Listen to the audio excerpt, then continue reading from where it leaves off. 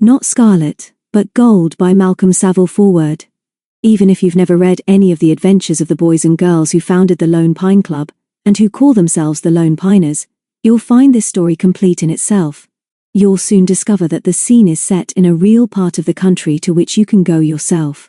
There really is a great hill. Actually, it is a long plateau 1,600 feet high, called the Long Mind, and not many miles to its west, rising out of the plain almost like a curiously shaped prehistoric monster, is the gaunt ridge called the Stiper Stones. I have known these hills for many years, and I can assure you that there is a strange atmosphere of foreboding about the latter. It is said that the outcrop of black quartzite rocks on the summit, known as the Devil's Chair, is one of the oldest parts of England, older even than the Ice Age, and it is little wonder that this desolate, neglected country is rich in folklore and legend. The Romans once mined for lead in these parts, and even today, below the western slopes of the Stiper Stones, you will see the ruins of deserted mine workings. The best places from which to explore the Long Min with its gliding station, the new state forests creeping down into its beautiful valleys, and its ancient portway along which some of the first men in these islands may have walked, is one of the Strettons. Church Stretton, Little Stretton or All Stretton.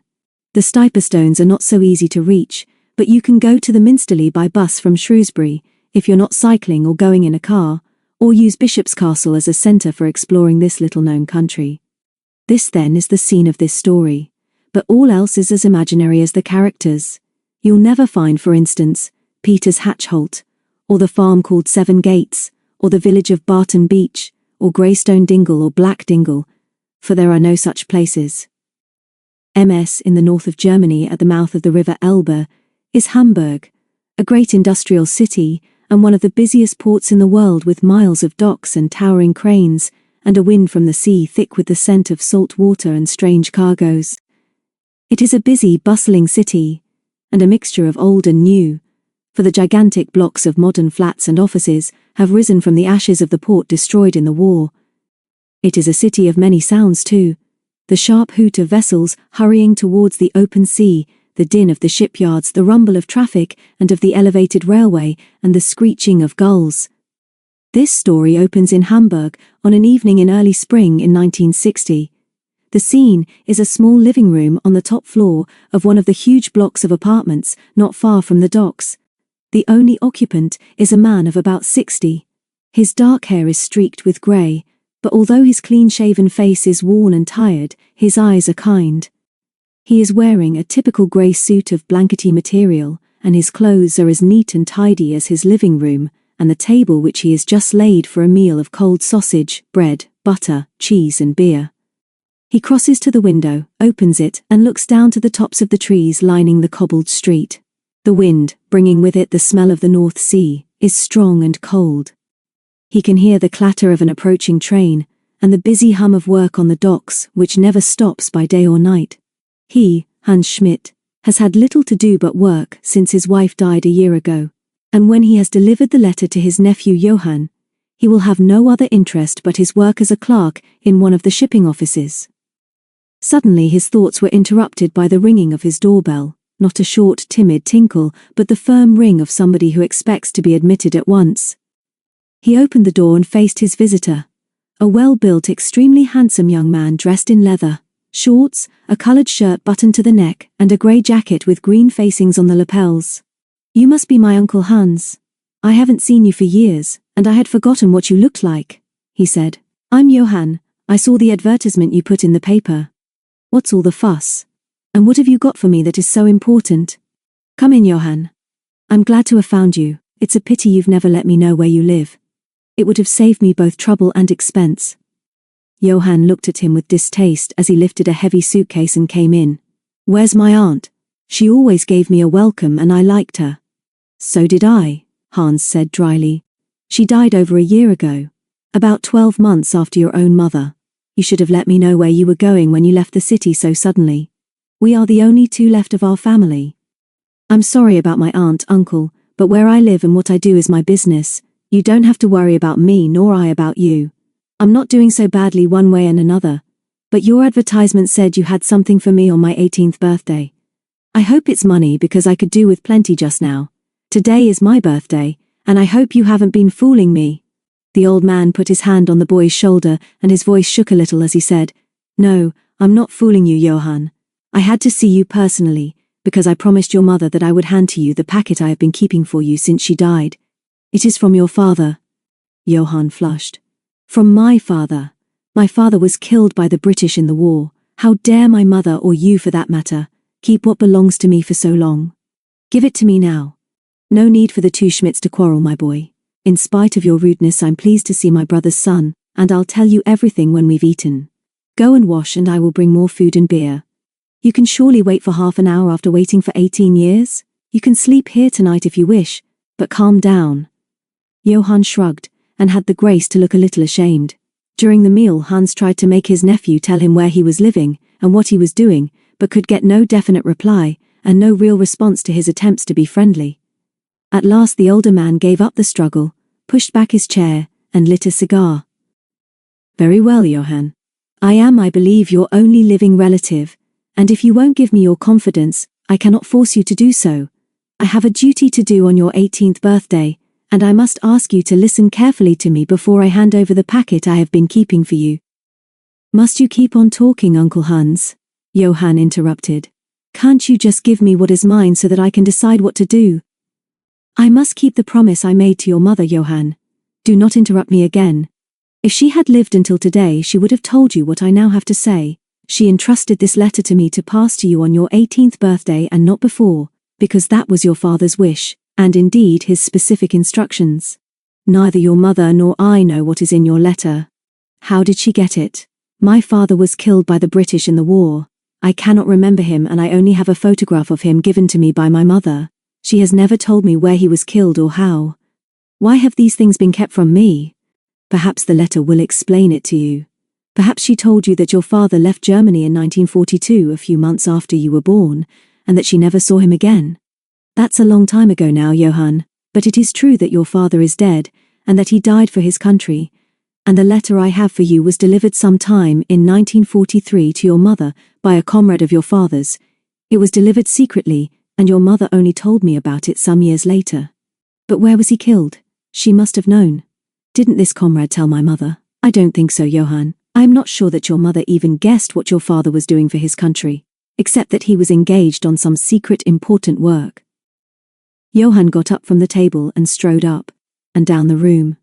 His handsome face was hard and set as he turned at the window and faced his uncle. "He was killed by the British!" he shouted furiously, as if Hans was responsible for his brother's death. "My mother told me that. Do you mean that my father was a spy? I have always thought he was sent to Britain on a secret mission. You knew, did you not, that he travelled to England on business a great deal before the war, and that he spoke English brilliantly?" Johann nodded. "So my mother told me. She told me that he particularly wanted me to learn English and to speak it as well as he could. So perhaps she had a letter from him too. I speak English well now, very well. I have been to London twice and I speak it like an Englishman. I am very good." Hans did not like the boy's arrogance. "I hope you are good, my boy. Your father, in a way, was fond of Britain and the British, and I believe that he was chosen to be one of those brave men who were dropped there by parachute, and shot as a spy by those devils," Johann shouted. "That's what happened. Give me the letter, uncle. Stop all this talk. Let me read it now." Hans sighed, went to his bedroom, and returned a few moments later with a grey envelope in his hand. "Here," he said. "You will see that your name and the message are written in English." Johann snatched the letter, walked over to the window and turned his back on his uncle. Hans sat down and closed his eyes. He felt strangely moved as he thought again of his only brother as he had last seen him 18 years ago. A clever, quiet and gentle man who had shown signs of a great future. The sort of man who had hated war and yet, because of his unusual gifts, had found himself caught up in it with special responsibilities. Johann's mother had told him that one of the reasons why the boy was not to have his letter until he was 18 was because he would not be ready for it until then. He glanced again at the boy, who had now turned so that the light from the window fell upon the letter he was reading. His handsome face was set and angry, but when he felt his uncle looking at him, he said, "Why didn't my mother tell me about this letter? Did she know what was in it? Do you know?" Why was I the only one not to know? I have said that your mother did not tell you about it, because I'm sure it was your father's wish that you should not read it before your 18th birthday, and you will remember that she died suddenly, when you were away 3 years ago.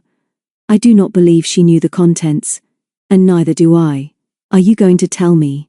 Your father was my only brother, and I am ready to help you if I can, for his sake. I wonder if you are, uncle. Let me read my letter first. This is my father speaking to me.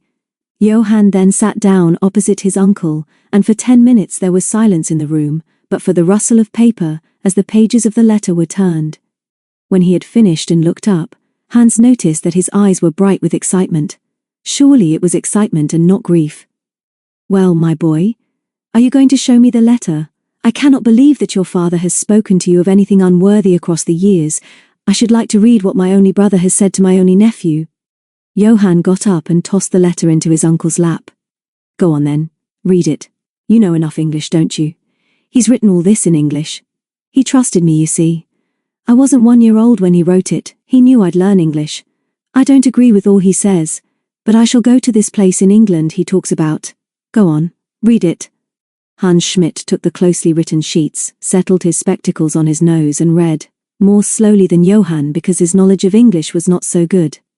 My dear son, you cannot remember me, and will only read these words because I am dead.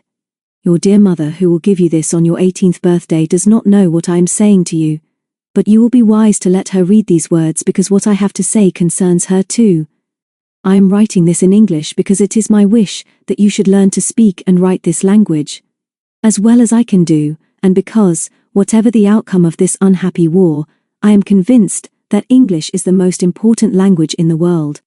I am writing this because I may never return from my next duty for my fatherland, and because I believe that Germany cannot win this war. I, like you, my son, am a German, and until recently I have been proud of our country and its struggles to be worthy of our great men, whose names enrich history. I hate this war but have never hated the British, but it is my duty to fight for my country. Better men than I are dying for it, and even death for us of this generation may be worthwhile if you, now only a baby, and your generation may live in peace without the threat of war. I write this a few hours before being dropped with some other comrades by parachute over Britain. If I am successful in my mission, and am lucky, I shall be picked up within 3 or 4 weeks and brought back to Germany, where I shall see you and your mother again. When I land in England I shall think, behave and speak like an Englishman, for on that my life depends. It is because I am qualified by experience and study to do this that I am being sent. As you read this letter you will know that I have failed, because if I do not return, this letter will be delivered by your mother by a comrade I can trust, because he thinks as I do. You, who never knew me however, can be sure that I shall do my duty if possible, although I detest what I have to do. I am a saboteur, and it is my job to get inside some of the big factories round Birmingham, in the English Midlands, to raise discontent, and to bribe the grumblers, and try to make them strike, and generally cause trouble. I shall be provided with forged papers, with certain tools and weapons, with food, English money in notes, and with radio. 4 of us with similar instructions are to be dropped in wild, lonely hill country in the county of Shropshire, which you will find easily enough on a map of England. We have studied maps and photographs of these hills, until I know them almost as well as I know our own Hamburg. These lonely hills are called the Long Mynd, and the Stiperstones, and I hope you will see them under very different conditions one day. When you go you will remember how your father was dropped there one black night, one of 4 others against millions of the enemy. Our job, and we shall work separately, will be to hide ourselves in those hills until we can find the best way of reaching the Midland cities. It is probable that some of us will fail, and even if we all succeed, I am still certain that Germany can never win this war because the world is against her. And when Hitler has lost it for us, it is likely that our fatherland will be impoverished for many years. As you read these words, it may be that your mother is in need. If she is dead, perhaps my brother Hans, your uncle, could do with help, and I am sure that if you find what may be hidden in these hills, you will help your mother or your uncle before yourself. Somewhere then in these enemy hills called Stiperstones or Long Mynd, in England it could be that you, my first son who I know only as a baby, may find considerable sums of British banknotes. Until we land, we shall not know where to hide what we bring for. We shall not be able to carry on our person all the money. We may find friendly agents living nearby, but we are told that this country is wild, lonely and haunted, so that the natives fear it. There are old mines there, and it will be our duty to establish hidden bases from which to work, but where these will be I cannot say. I write these words only an hour before leaving Germany, and because you read them now it is probable that I have failed my country. If you are able to go to England and search for the money, you must imagine yourself to be a spy in enemy country, but you must be as English in speech and appearance as the English. I cannot tell how you will be received 17 years after I write these words. You may have no need to go, you may not wish to go, but I believe there will be a good chance of you finding money that I risked my life to carry. But you will have to be as clever to find it as I was to hide it. Share this letter with your mother now that you have read it and may make a wise decision. God bless you, my son. Your affectionate father. Hans sat silent for a long minute as he put down the last sheet of this remarkable letter. He was remembering his brother, as he had last seen him when he was on leave a few days before this had been written. Those who were close to him had guessed that he was on some secret war work, but not his fears nor his obvious hatred of war against the British. Nobody now would ever know how or when or where he died. On active service was all that his wife had been told. How can you sit there and say nothing? Johann blazed suddenly at his uncle. You'll have to find enough money to get me to England. That's the least you can do. I'm going to find those hidden banknotes. I need the money badly. I'm in a bit of trouble, but if you help me over this I can soon fix everything. I know a way of getting a British passport if there's any trouble. You'll have to help me, Uncle Hans. The older man got up slowly and passed Johann the letter. Just remember that this letter was written in the stress and strain of war. Your father was a very brave man, Johann, but we know nothing of his death, nor if he was captured first, nor if he was successful in hiding this English money. And even if he did so, we do not know whether it was found by others, nor have we any clue as to where he hid it. Of course we haven't. I'm going to look for one. I'll explore every inch of that country. You've got to find the money for me to go. No, Johann, I'll have no hand in this. You say you're in trouble now. What have you done? Are the police looking for you? Why don't you tell me the truth? Where are you living and what are you doing? I'm going to live my own life my own way.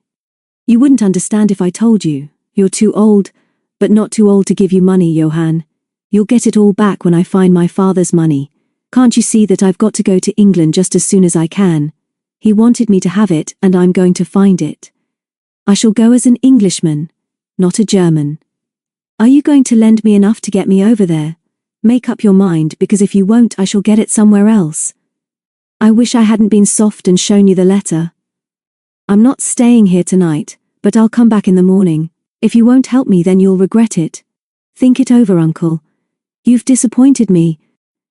Before Hans Schmidt could answer, Johann slammed the door of the flat behind him, and the old man was left alone with his thoughts. Chapter 2. The Handsome Hiker. On a blustery morning in the Easter holidays, a week or so after the events described in the last chapter, Petronella Sterling was riding alone on her Welsh pony Sally across the top of the Long Mynd. She loved this. Her own country more than any place she had ever known. She loved the solitude of the hills, the sound of the wind and the sight of the billowy clouds all throwing racing shadows across the stony slopes of the mountain called the Stiperstones, some 4 or 5 miles ahead. She watched a shadow almost like an enormous black curtain come sliding silently towards her, and suddenly the sun had gone, and the wind was cold enough for her to fasten the warm collar of her jacket. She turned Sally and looked back the way she had come and watched the shadow pass and the sun light up the Stretton Hills to the east.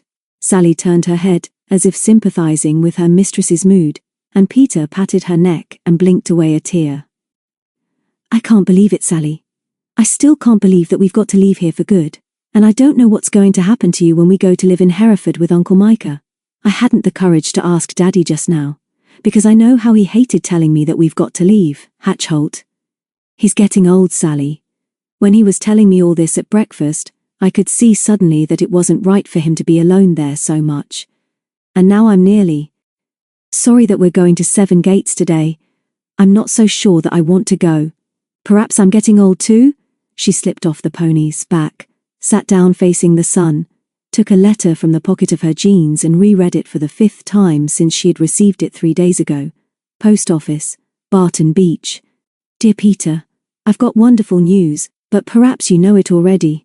I hope you do, but if you don't, this is it. And it's funny because Mary has written to me and asks me to tell you in case David hasn't written. But of course he writes to you regularly, so I expect you know. Everything is fixed up now for us to meet at 7 Gates on Monday. David and the twins are coming by train, and they are bringing this new girl called Harriet Sparrow because she's got to be made a member of the club now. I expect this girl is very nice, but I think we've got enough members of this club. Anyway, Peter, I've got lots of romantic things to tell you, and it's wonderful to think I won't be lonely anymore like I am in term time, so please come over to 7 Gates soon as you can on Monday. I expect I'll be there first because I'm nearest, but if you come really early, will you call for me at home? But perhaps I better be the first to be at 7 Gates so that I can help to get everything ready. Mary says in her letter that they're bringing some food as their share of the camp, but now I've written all this and not said a word about Tom. I hope he's coming too, but he's always so busy on the farm and he doesn't know how I absolutely pine for him. I think all men are very selfish. I've written to him too, but I don't suppose I'll get an answer. I've got so much to tell you, Peter, that I can hardly wait, so roll on Monday is what I say. Your loving friend Jenny. From the moment she had first befriended the lonely but romantic Jenny, Peter had laughed at the way she expressed herself. She was just as breathless when she spoke and hadn't much use for full stops, but she was certainly going to be thrilled when Peter gave her the letter from Tom Ingalls, which he had brought over to Hatchholt after breakfast. Peter hugged her knees as she looked across to the outline of the rock-crowned hill called Caer Caradoc, on the other side of Stretton Vale. There was plenty of time, for she wasn't yet sure when she wanted to arrive at her cousin's farm called 7 Gates, and she wanted to sort things out for herself. She was indeed feeling more unhappy and hurt than at any other time since she first went away to school. Peter could not remember her mother, who had died when she was a baby, and her companionship with her father was rare. She had known for some years how wise he had been to send her away to school, and how much he had wanted her to find friends of her own age. And it had turned out that one of the most important days of her life had been when David Morton and the twins, Dickie and Mary, had come for the first time to the old farmhouse called Witchend, and became their nearest neighbours. And then Tom Ingalls had arrived from London to work on his uncle's farm close to Witchend. Apart from a few girls at school, the Mortons, Jenny and Tom, and the cousins John and Penny Warrender, who lived far to the south in Sussex, became her only friends through the Lone Pine Club that David and she had founded soon after their first meeting. Most holidays the Mortons came to stay for a while in the old farmhouse.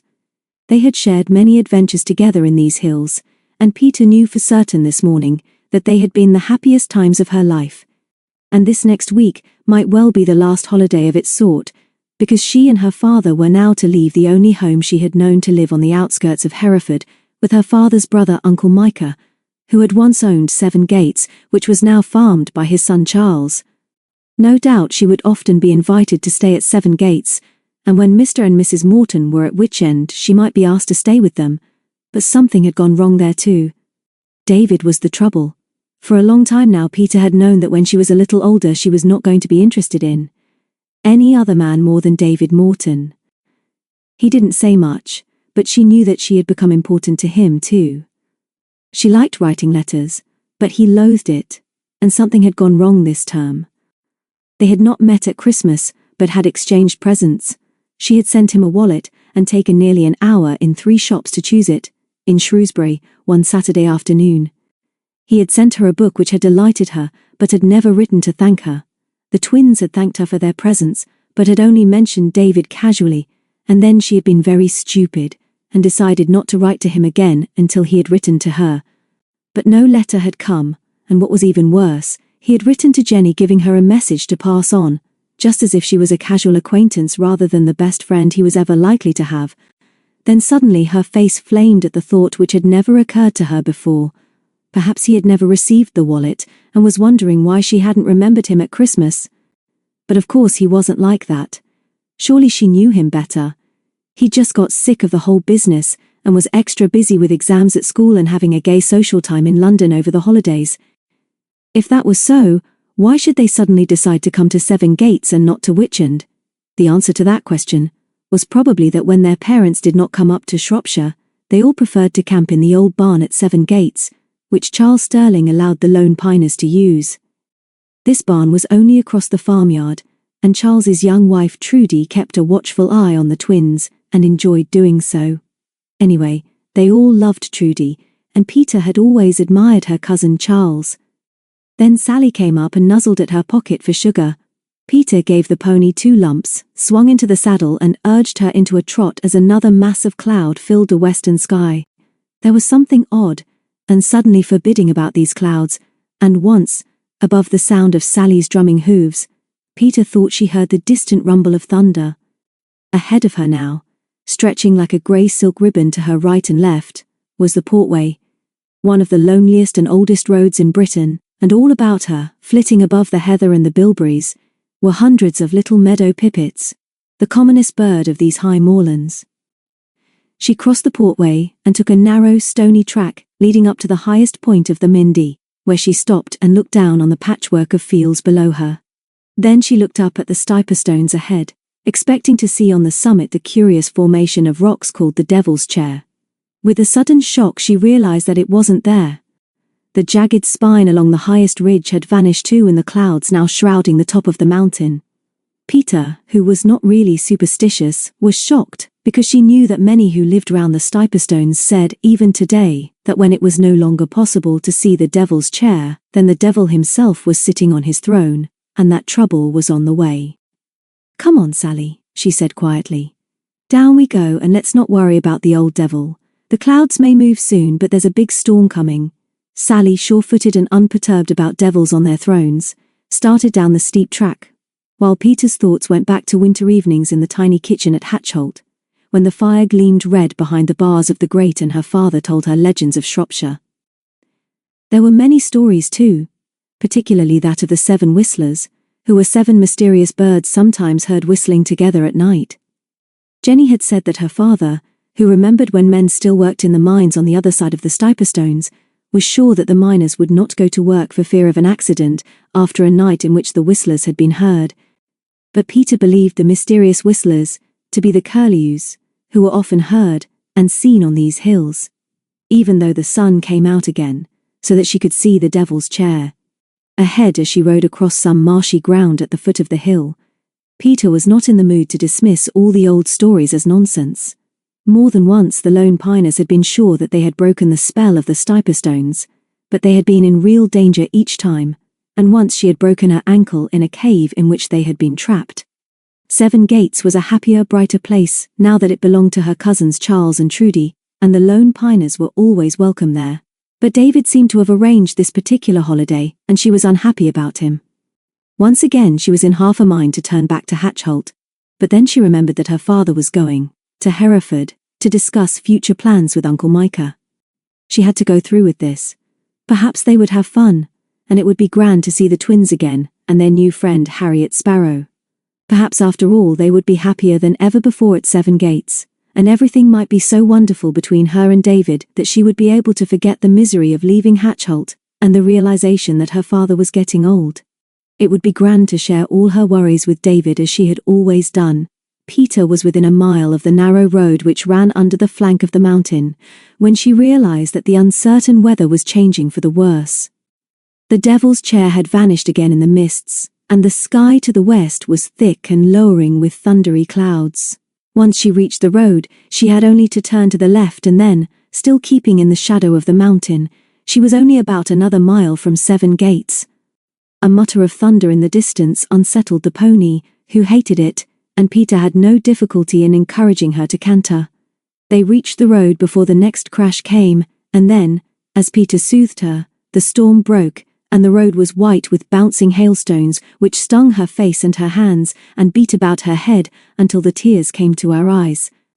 Suddenly she remembered that just off the road near here was a ruined cottage. Jenny had been with her when she had last seen it, and had told her that once a witch had lived there, and that it was now so haunted that nobody dared go inside. This remark was typical of Jenny, who had a very vivid imagination and gloated over horrors. Although Peter had never liked the Stiperstones and never would, she had always been rather sorry for witches and, anyway, was sure that her friend was talking nonsense about this particular place. As her jeans were now wet through, and her hair limp and draggled, she felt that she would have faced a coven of witches if she could only shelter until the storm passed over. And so she urged Sally forward, trying, as she did so, to shield her face from the stinging hail. Then the hail turned to rain, and through the grey curtain, Peter saw on her right the shape of the cottage, and an outbuilding standing back from the road. There was no gate now, but Peter forced Sally through a gap in the wall and across the wilderness of waist-high weeds which once had been a garden, towards a ruined stable. Thankfully she slipped from Sally's back and led her into shelter. There was not much roof left, but the far comer under the manger was reasonably dry, and there Peter made a fuss of the pony and quietened her down. Then she realized that there was not enough dry room for both of them in the stable. The rain was still heavy, and she could see the water gushing from the broken gutters of the cottage and pouring down its stone walls. There was no glass in the windows, and the place looked grim and forbidding. Only at the back had the slate slipped from the rotting rafters, so she decided to shelter just inside the front of the cottage. With a reassuring word to Sally, she dashed out of the stable, through the forest of weeds and into the doorway, which led straight into a stone-flagged room. Although dry, this was a horrid room. Tatters of discoloured paper hung from the walls, the old fireplace was rusty and full of rubbish, while in one corner the ceiling had collapsed, leaving a pile of messy plaster on the floor. In the other corner, a door, hanging on one hinge, led into a back room. Peter sniffed fastidiously, and then shrugged out of her heavy knapsack. Her mac was rolled on the top, but she had not had time to put it on, and was in a sorry mess. She took off her leather jacket and shook it, and then looked ruefully at her soaked jeans. They were very uncomfortable, but she had just decided that they might as well dry on her when she heard, above the roar of the rain, the crunch of a step behind her. For a moment, remembering Jenny's fears and certainty that this place was haunted, she stood stock still, staring at the rain slanting down outside the window. She stifled a scream which rose in her throat, and then, with a hand to her mouth, she found the courage to turn round. In the doorway was standing the most handsome young man she had ever seen. He was wearing a windcheater over a checked shirt. His socks were rolled down over his ankles and his legs below his leather shorts were lean and brown.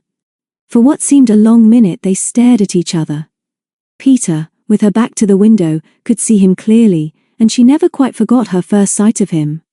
His face was tanned, his dark hair was wet and untidy like her own, and his eyes grey and strangely compelling. This was no ghost, and her heart thumped as he smiled, showing very white and even teeth. "I'm sorry," he said. "I scared you. I came in here to shelter." "Same as you, I suppose, but you're wetter than I am. Got far to go?" His voice was as attractive as his looks, and Peter, to her annoyance, found herself blushing. She felt suddenly shy and ran her fingers through her hair, thinking what a sight she must look. Then, just because his approving look made her shyer still, she began to chatter in a way unnatural to her.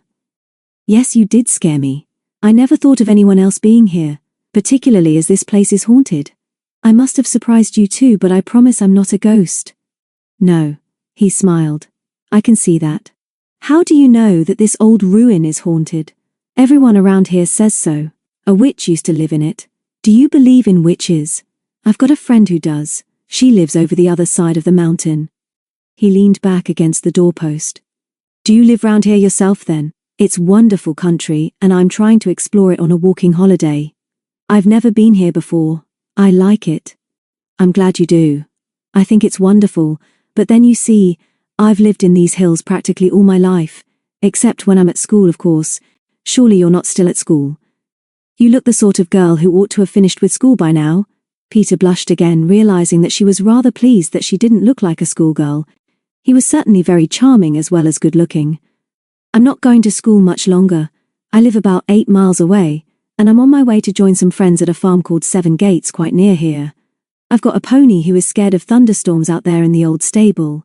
And that reminds me, if it's stopped raining I must be on my way." "Don't go yet," he said. "Tell me who you are. You're much too nice to run away as soon as we're beginning to know each other." Peter looked at him in surprise as he moved away from the doorway towards her. She wasn't used to this sort of remark, and although she felt that she ought to protest, she was secretly rather flattered, because he wasn't treating her like a child. She fidgeted with her hair again and turned towards the door. "Please don't be silly," she begged. "Of course I must go. My cousins at 7 Gates are expecting me." He followed her out into the wilderness of a garden. It had stopped raining and the sun was shining again, although water was still tinkling in the gutters. She looked up at the mountain and saw the Devil's Chair clear against the skyline. Suddenly everything seemed brighter, and she turned and smiled at him. It was nice to be admired, and she could see the appraisal in his eyes. "You needn't hurry for a few minutes. I've had a long wait and I was feeling lonely when you turned up. What's your name?" "Rose. If your parents called you Rose, they chose well. You really are absurd." "My name is Petronella Sterling, and I live with my father in a cottage on the other side of the Long Mynd. My friends call me Peter, which is rather silly really. What's your name and where do you come from?" "I'd like to call you Peter, but I must say that to call a girl like you by a boy's name doesn't make much sense. Are you going to this farm for a holiday? I'd like to meet you again and ask you to help me explore this country. I'm interested in it. But why? What do you want to know? And who are you and why do you keep asking these questions?" He looked at her so meaningly that her heart began to thump again, and she ran over to the old stable before he could answer. He followed her, and as she led Sally out into the watery sunshine, he put a hand on the horse's bridle. "Nice pony," he said. "Are you going to meet me again, Peter? I want a friendly guide to show me the Long Mynd and the Stiperstones. And if you've lived here all your life, you're just the girl for me. Shall we meet tomorrow?" Peter struggled into her rucksack and swung herself onto Sally's back. "You're talking nonsense," she said. "Of course I'm not going to meet you tomorrow or any other day. And anyway, you haven't told me who you are or why you're so anxious to explore these hills. Please take your hand off Sally's bridle." He smiled again but did not move his hand. "My name," he said, "is John Smith. Just that. Plain John Smith. I live in Birmingham and am at the university. I'm reading geography and I'm writing a history of this district. I've read a lot about it, and now I'm trying to explore it, but even with a map it's not very easy. I want someone like you to show me round. Someone who has always lived here and knows everybody who lives in these hills. Why don't you help me, Peter? We'd have a lot of fun, I promise you." She looked down into his bold eyes and was inclined to believe him. Then she pulled herself together. Somehow he didn't look like a Midlander, and neither did he speak like one. "You're being absurd," she said. "Let me go, please. I must go and meet my friends." He stepped back. "Very well, Peter. I shall come and see you at this farm called 7 Gates. We shall meet again, you can be sure." As she rode Sally out into the road, she saw a rainbow over the Stiperstones. She was tempted to look back once, and was not surprised to see John Smith smiling at her and raising his hand in salutation. Chapter 3. 7 Gates.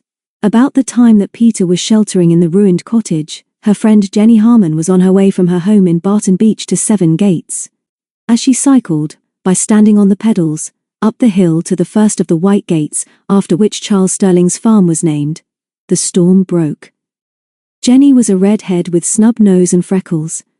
She hated cycling and hated thunderstorms, and although she was excited at the prospect of meeting her friends and camping out in the old barn, she felt a particular grudge against the weather. The hail stung her face, the back wheel skidded, and the knapsack on her back suddenly seemed to weigh a ton. As she reached the gate, she thankfully jumped off her bike, left it where it fell, and crawled for shelter under the wooden platform on which the farmer left his milk churns for collection. It was uncomfortable, but better than getting wet through. The road was white with hailstones, thunder was rumbling round the Stiperstones, and this seemed to Jenny a very poor beginning to a holiday. She had the sudden feeling that something unpleasant was going to happen, and wished that they were all going to Witchend, where she would certainly have a chance of seeing Tom.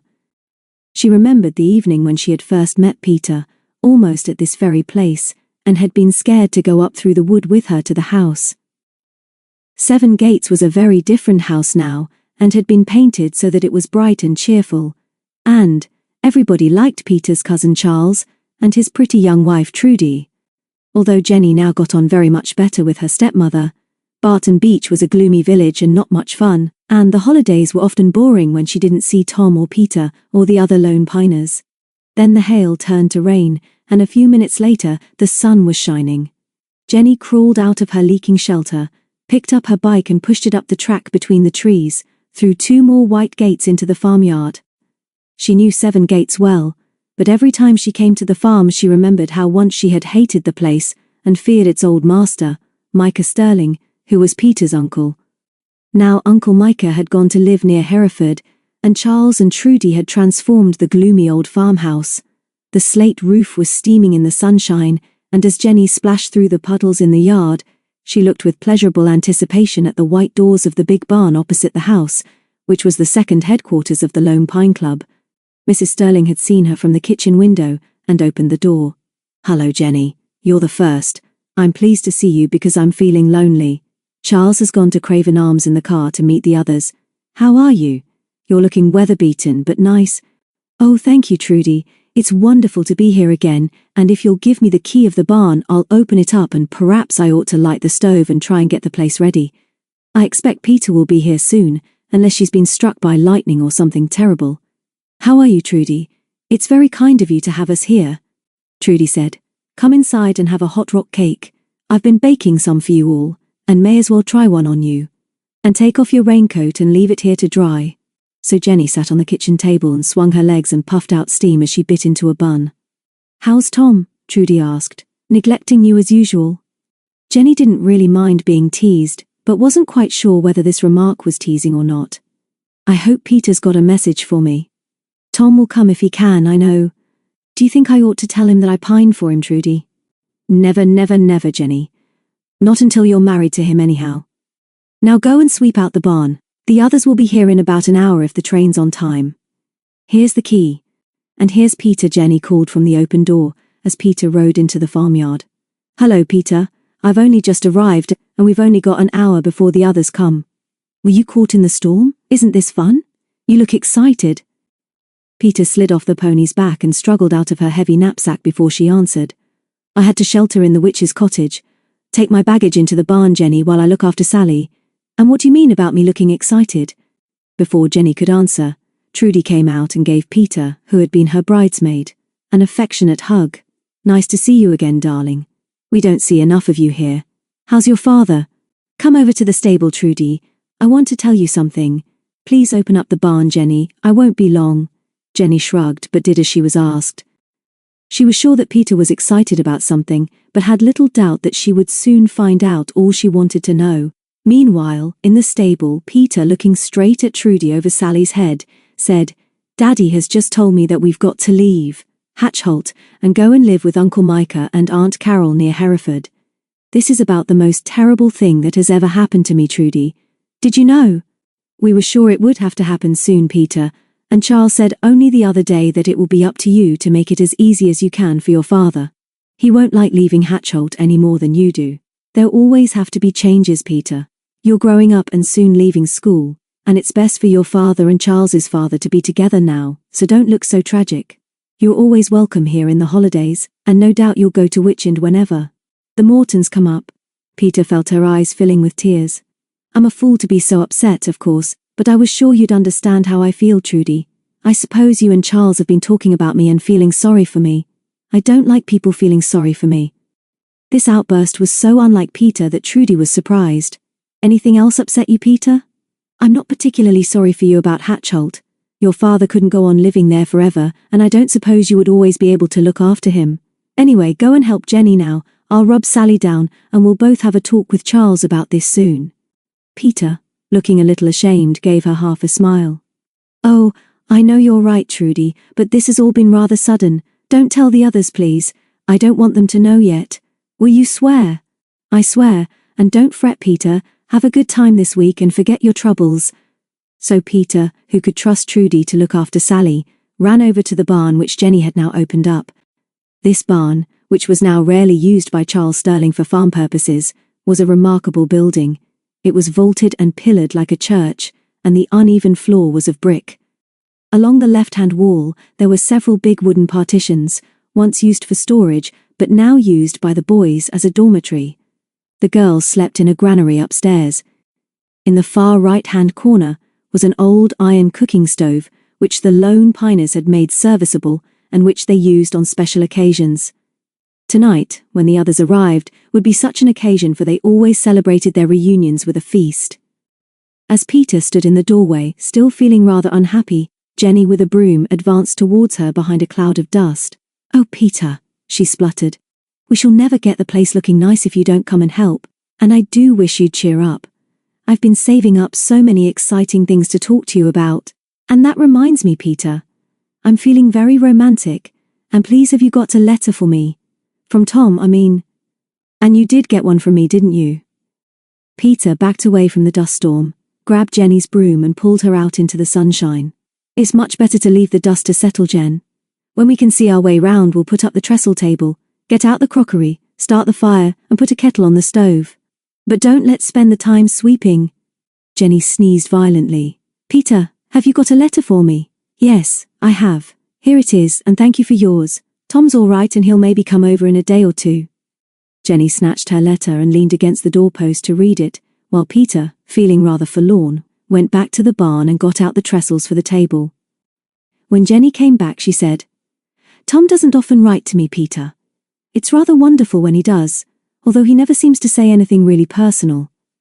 Let's get on with the jobs and tell each other some secrets while we work. Tom says he'll come when he can, but Uncle Alf Ingalls is rather keen on work just at present. You know something, Peter? Really and truly, Tom thinks the club is kid stuff. I don't care what people say because it's so wonderful for me to have a chance to see you all. What do you think, Peter?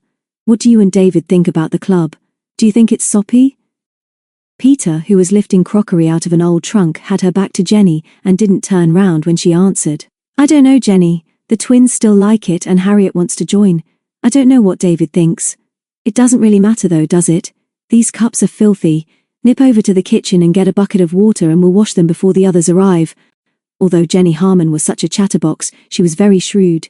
She was very fond of Peter and was aware that something had happened to upset her. Other people's happiness meant a lot to the romantic Jenny. She hated the idea of quarrelling between her friends and determined to find out what was wrong. It would be disastrous for them all if Peter and David were unhappy and showed it at the beginning of their holiday. Jenny couldn't be subtle however hard she tried, and so, as they worked together cleaning and tidying and putting up the table and finding the two shiny forms on which they sat for meals, she spoke out just exactly what was in her mind. "I suppose you know that David wrote to me and asked me to cycle over to Witchend and get the old tin with our oath in it from under the pine tree. He wants it so that this new girl, Harriet, can sign her name in blood, just like we all did when we were made members.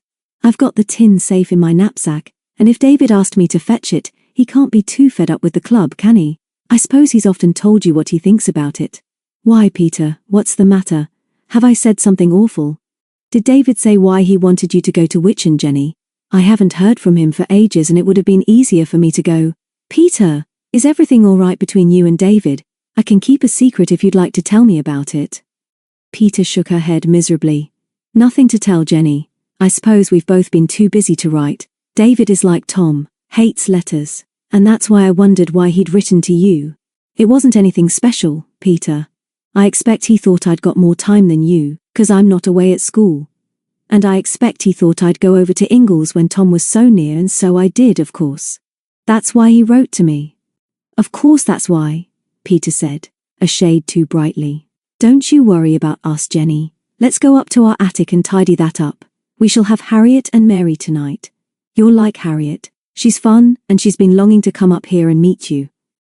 Peter had always loved this granary, with its sharply sloping roof and its view, through the narrow cobwebbed window, down into the farmyard, across the pine trees of the wood, to the roofs of Barton Beach over a mile away. The girls always stuffed hay into sacks, and used these as mattresses under their sleeping bags, and Charles had thoughtfully left 4 bales up in the granary for them. Jenny, chattering away 19 to the dozen, suddenly said, "Peter, would you like to tell me what's wrong? Is it just David?" Peter knew then how lucky she was to have such good friends. Jenny really was splendid, and as she looked at her eager little freckled face, she was sure that she could tell her about her father, and moving from Hatchholt, and that she had the feeling that their meetings were never going to be the same again. Jenny would understand. But even as she opened her mouth to speak, the chance had gone, for through the window she saw Charles's Land Rover drive into the farmyard. "They're here!" Jenny shouted. "Come on down and meet them, Peter." But Peter, suddenly scared of meeting David, stayed where she was, kneeling on her sleeping bag and watching through the window. The rover was laden with luggage. Charles got out first and kissed his wife, who was there to greet them, and then let down the tailboard. Out tumbled the twins and their Scotty dog Macbeth, followed by Harriet Sparrow looking shy and bewildered. As the granary window had not been made to open, Peter could not hear what anybody was saying, but the twins seemed to be shouting or singing as they danced round Trudy, and Mackie was certainly barking with excitement. Then David got out, and after greeting Trudy, turned around quickly as Jenny ran across the farmyard. Peter's heart thumped as she watched him. Was it imagination, or did he really look older? He smiled at Jenny, and Peter realized that she would make a fool of herself if she didn't go down at once. It would never do for David to get the idea that she was afraid to meet him. The meeting wasn't so difficult after all, because the twins rushed at her as she ran across the floor of the barn. "Petter, you beast," Mary said, as she hugged her. "You weren't here to meet us. Ever since London we've been talking about you and hoping you'd come to the station." "I didn't hope that," Dickie grinned. "I'm hungry.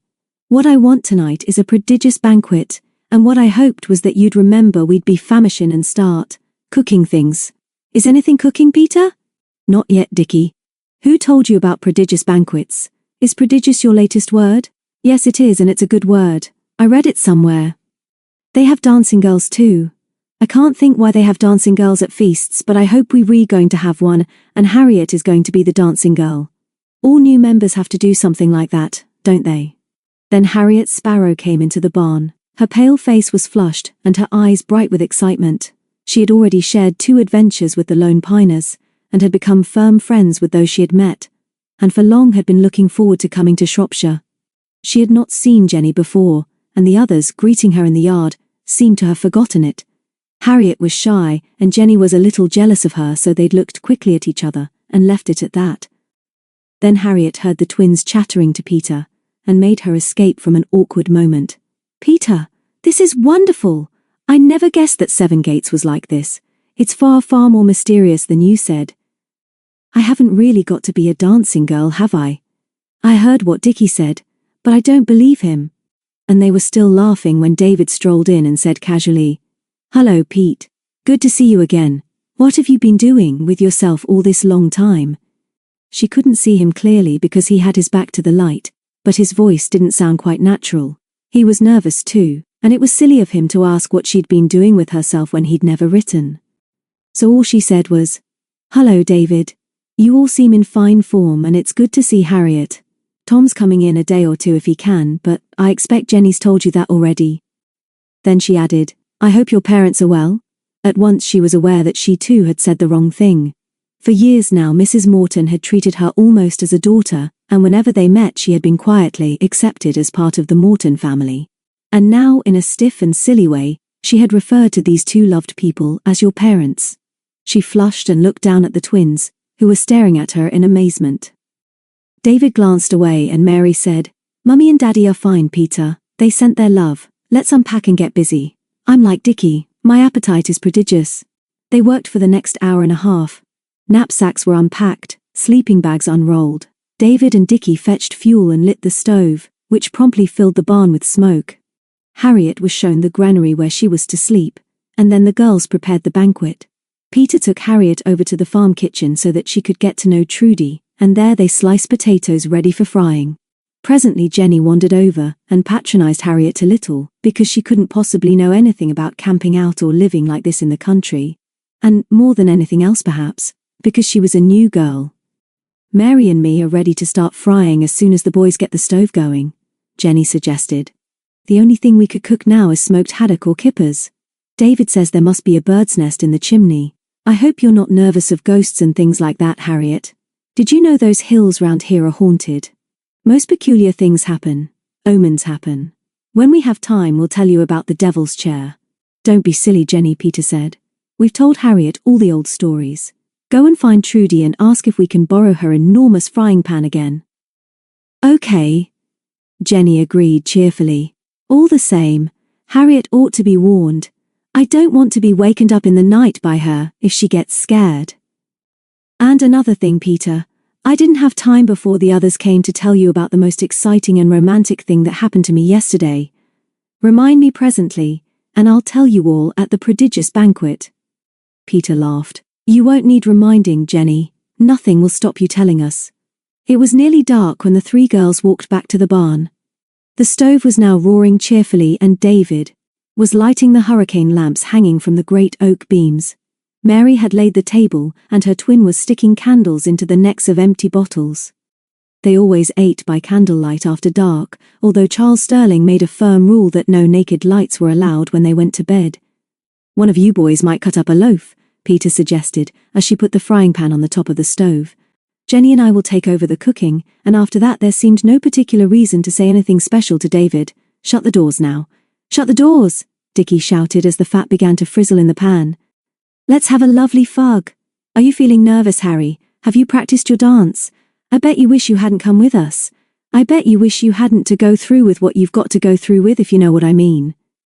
So Mary led Harriet out into the farmyard and closed the great white doors behind them. "Do you see what we mean about 7 gates now, Harry? Isn't it wonderful? I'm sure there's not another place like this in all the world.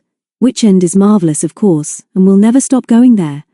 Wych End is sort of romantic, but 7 gates is thrilling and exciting and mysterious." It was dark now, and the stars seemed to be moving as the clouds scurried across the night sky. Harriet could just see the last of the white gates at the other side of the farmyard. 2 of the windows in the house were aglow, and they looked like the lights of a happy home. Below them, the wind stirred the treetops of the whispering wood, and away to their right behind the barn loomed the great shape of the mountain. "So that's the Stiperstones up there, Mary. When will you take me to see it? Shall we dare to sit in the devil's chair? Can we climb to the top?" "Of course we can. It's not so bad in daylight, but it's true, Harry, that the sun doesn't often shine up there. Often there's a mist and it rains a lot. Jenny said there was a terrible thunderstorm this afternoon, and Peter got wet through riding over on Sally. I pretend I'm not really afraid, but it's a ghosty place all the same. Peculiar things do happen round here. Mary, I haven't really got to be a dancing girl, have I? You wouldn't make me do anything like that. Really and truly I'm a member of the club already, and this is only the ceremony, isn't it?" Mary laughed. "That's all. You have to sign what Dickie calls the document in your own blood, but that isn't too bad. I'll help you. Come on. Let's go back now." They flung back the doors of the barn, and were met by a blast of hot air and the blue smoke of frying. The table was laid, and the candles in the bottles were alight. Jenny and Peter with damp scarlet faces were still busy over the stove, and Dickie was getting in the way.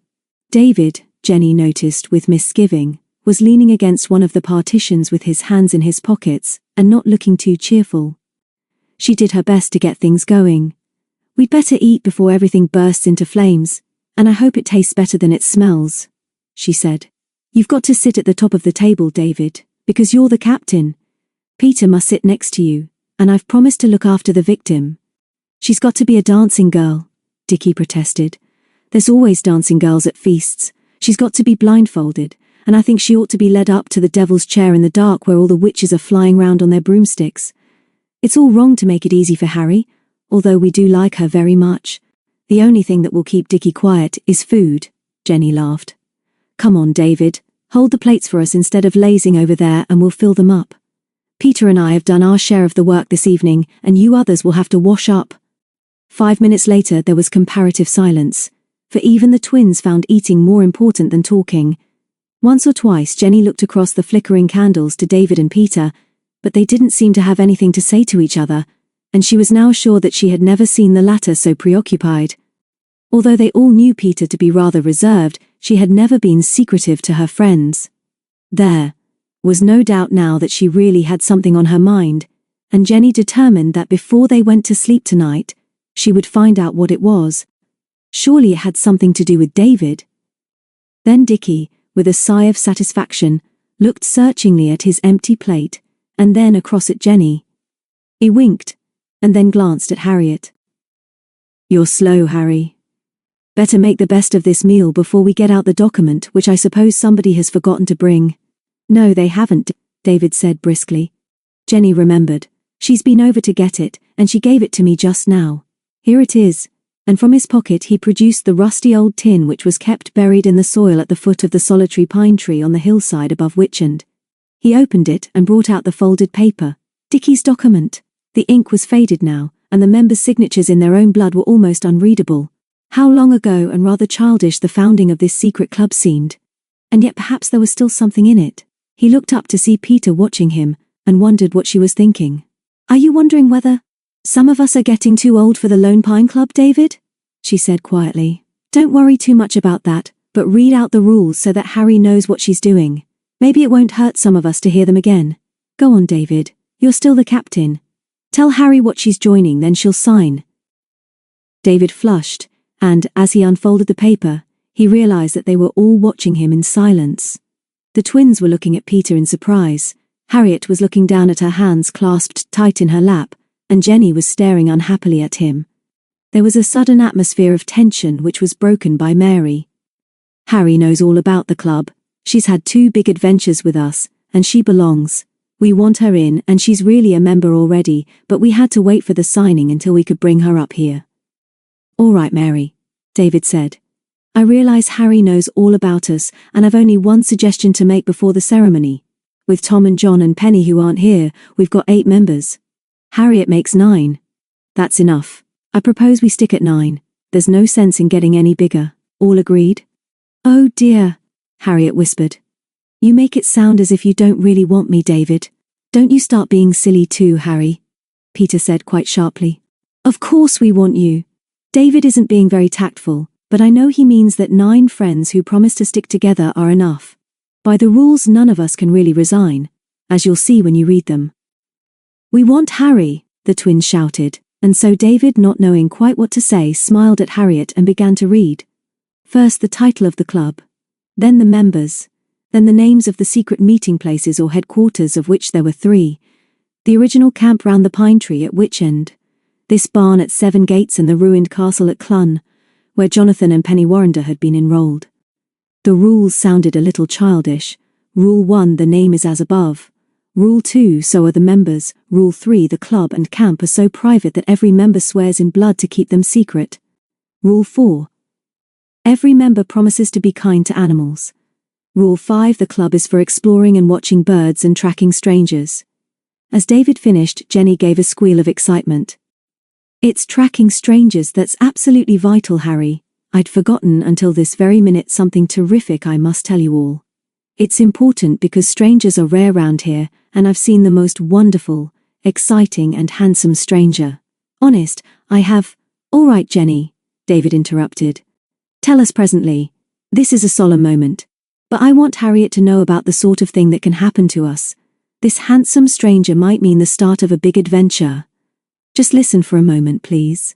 You want to hear about him, don't you, Peter?" Peter looked startled and shook her head. "Don't be silly, Jenny. Tell us presently.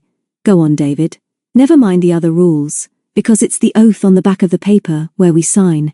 That is really important, isn't it? Read the oath now and let Harry sign it if she agrees."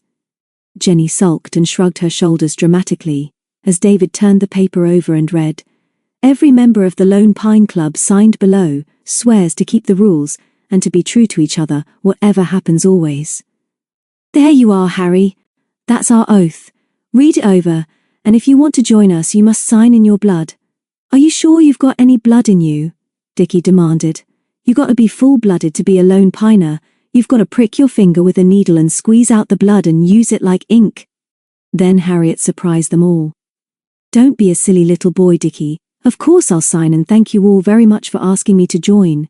You and Mary seem to have forgotten that you made me an unofficial lone finer when we had that adventure in Yorkshire. You signed in blood too. Anyway, I'm the last lone piner and I'm glad, but I wish I'd been the first." And then she added, "Are you sure you want me, Jenny? I've got to know now." For a moment Jenny looked ashamed. "Yes, I do, Harry. I didn't want you before I met you, but hurry up now and do it, and then I can tell you all about my romantic stranger." So Harriet read the rules and the oath, and then took the needle that Mary had borrowed from Trudy and without hesitation pricked the top of the middle finger of her left hand. She squeezed out a drop of blood, and Dickie then passed her a sharpened matchstick. Harriet dipped the point in her blood several times before she was able to mark the paper. H. Sparrow. Now I'm in at last. She laughed and then sucked her finger. What happens now? Don't you tell me any of your most innermost secrets. Only mine, Jenny said. Listen, all of you, this morning on the first bus, there came into our village the most handsome and romantic young man anybody in Barton has ever seen. He was a sort of hiker, and he wants to explore the Stiperstones and the Mind, and he came into our shop and I was there, and he said, "Hello, young lady," which was rather peculiar, but of course I said good morning very politely. But he was so handsome that my heart bumped and my voice got all squeaky, which was awful. What did he want and what did he do to you, Jenny? Peter asked in a strained sort of voice. He wanted some postcards first, and then he asked some most peculiar questions like, how long had I lived in Barton? And were my parents here in the war? And was there anywhere he could stay while he was exploring? And could Mum put him up? Which I knew she wouldn't. But all the same he was so terrific and handsome and brown with very white teeth. She paused for breath and Dickie said, "We're ashamed of you, Jenny. What will Tom say when we tell him?" "I'll know what to say to Tom," Jenny laughed. "Anyway, my handsome stranger said he'd like to talk to some other people in the village, but he'd see me again sometime. And when he got to the door, what do you think he said? That he was from outer space, and would you go back with him to the moon in a Sputnik?" David suggested. "Oh no, he wasn't a bit like a spaceman," Jenny replied. "He was too human. He said he liked girls with red hair." Peter got up suddenly. "You're absurd, Jenny. Really you are. It's getting too hot in here, and I'm going to get some air."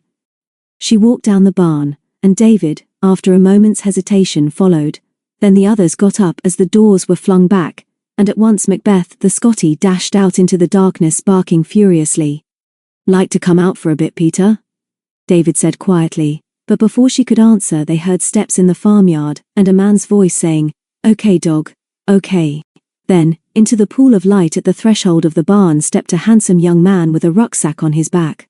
"Good evening," he said. "This looks like a party, but I hope some of you can help me. I've come a long way today and I'm looking for a bed." Then with a sudden smile of recognition, "Hello, Peter, I told you we'd meet again soon. Fire." The silence, which followed the young man's reference to Peter, was broken by the barking of Macbeth, who pranced menacingly round the stranger's ankles as he slipped the rucksack from his shoulders. Then, still looking at Peter, he said, "See to that dog, please. Call him off. He annoys me."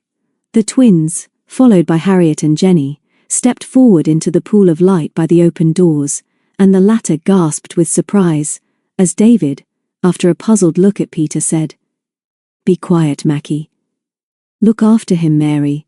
Then to the newcomer, "Who are you and what are you doing here? Do you know him, Peter?" Peter, angry because she was blushing, tried to explain. "Not really. I met him this afternoon when I was sheltering from the storm at the ruined cottage under the mountain. Jenny knows the place, don't you?" Jenny nodded.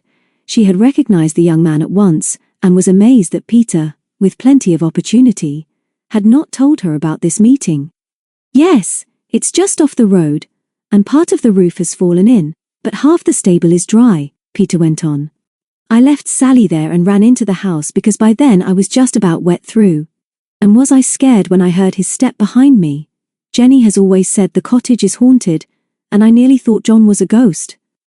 Her voice broke as she met David's glance.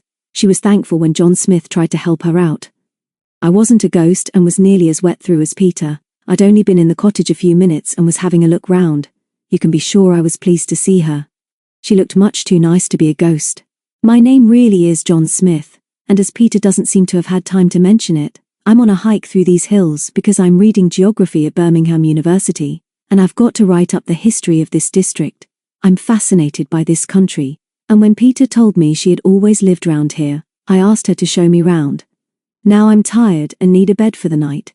Didn't you say you'd got relations here, Peter? I hoped that they would be able to help me. Do you think I could rent a room here for a few nights?" This speech was greeted with horrified silence, for not only were Charles and Trudy the last people to rent a room to anybody, but there seemed something odd about the way John Smith suggested it. Then Macbeth began to bark again, and Mary had to drag on his collar to hold him back. "Can't any of you say anything?" Smith went on. "I'm quite harmless, but I'm very tired and hungry. Why don't you break up this kid's party and make room for me here? Then he noticed Jenny. Hello, redhead. Haven't I seen you somewhere before? Yes, you have. You came into my dad's shop in the village and asked a lot of questions, and you told me that redheads were your favorite girls. And from what I hear, you ask a lot of questions wherever you go. You're the romantic stranger everybody is talking about. But what a pity your name is John Smith. I think it ought to be Sebastian or Marmaduke or something out of a film like Carlo or Mario. Shall we ask him in David, and give him some cocoa and make him do some answering instead of asking?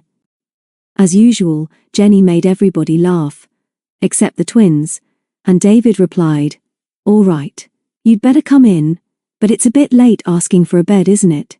Do you know where you are? And how did you get here? Not many strangers find their way up from the road to Seven Gates.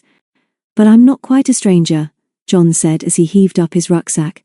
I'd already met Peter, and she told me she was staying here. I'm serious about wanting information about this district, and I particularly want to hear stories and history of these hills. I hope some of you older ones can help me. This is a very unusual place. Do you all sleep here? And why are you having some sort of a kids' party? As he strolled into the barn, David suddenly hated his arrogance and slightly peculiar way of talking. He hated too the way in which he spoke of Peter with an easy familiarity. There was something altogether odd about his sudden appearance at this time of night. Then he noticed that Peter was already pouring cocoa into a mug, and Harriet brought it over to Smith, who was now leaning against the table as if he owned the place. As he nodded his thanks, Mackie began to growl again, and Mary released his collar. The little dog came forward, crouched and lowered his head on his front paws and went on growling. Peter, standing by the stove, said sharply, Better tie him up, Mary. He's a nuisance tonight. No, he isn't, Mary said. I'm sorry if that sounds rude, Peter, but he's a very good dog and it's not our fault if he doesn't like this new man. And which reminds us, she went on, speaking directly to John Smith, I may as well tell you now that this isn't what you called a kids' party. And if it was, Dickie interrupted, what we'd like to know is what is it to do with you, if you know what I mean. He knows what you mean, twin, and if he doesn't, I'll tell him again. Actually, Mr. Smith, if this is a party, it's quite private. And another thing, if you mean what we think you mean about older ones, then you'd better go away, even if you are a friend of Peter's, which we doubt, Dickie added triumphantly. For the first time John Smith looked annoyed, and David, watching him carefully, saw his grey eyes harden with dislike of the twins as they stood before him. Then he put his mug on the table and shrugged his shoulders.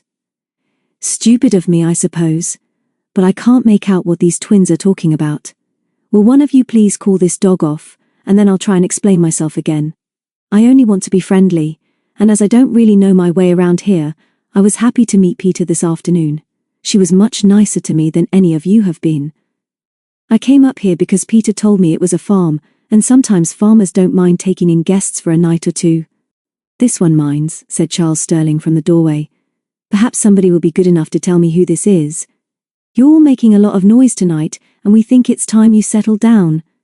Peter was the first to realize that Charles was really angry. We're sorry, Charles. We didn't realize that we were making a noise. This is John Smith. I met him this afternoon on my way here. He's hiking and he's looking for somewhere to sleep. John, this is my cousin, Charles Sterling. John stepped forward. Good evening, sir. I hoped you might be able to put me up, but if it's inconvenient, I'm sorry. We don't let rooms here. Try the village. Jenny lives in Barton and may know somebody who does bed and breakfast. Now will you all settle down and be quiet? I've had enough trouble today one way and another, and I'd be glad if the young man will leave at once. Good night. They looked at each other in silence as he stalked across the farmyard. John said, I don't seem to be very popular, do I? What about you, Jenny Redhead? Do you know anybody who would have me in your village? You're not mad with me, are you? Not really, Jenny admitted. You're a mystery man, though, and I wish I knew why you came all this way through the Whispering Wood tonight. Peter walked down the barn and closed the double doors. I don't know what's come over us all, and I can't understand Charles either, she said as she came back to the stove. It's just ridiculous to expect John to walk down to Barton at this time of night. Why can't he sleep down here with David and Dickie, and we can talk it over in the morning? I can't understand why you wanted a room, John. You've got a sleeping bag rolled up in your rucksack, and the boys will show you where to get some hay for a mattress. Stay the night here, And at breakfast we'll tell you enough stories about these hills to make your hair curl. You agree, don't you, David? We can't turn him out tonight." The others stared at her in surprise, but Harriet and Jenny were relieved at David's reply. The twins were not. They had already made up their minds about John Smith. "Okay then," David agreed. "There's plenty of room down here. But I don't think Charles is going to be very pleased if he finds out you've stayed here with us. Do you want to stop for one night, John? We're all tired and don't want to be gossiping here for hours." "Thanks, David," John said.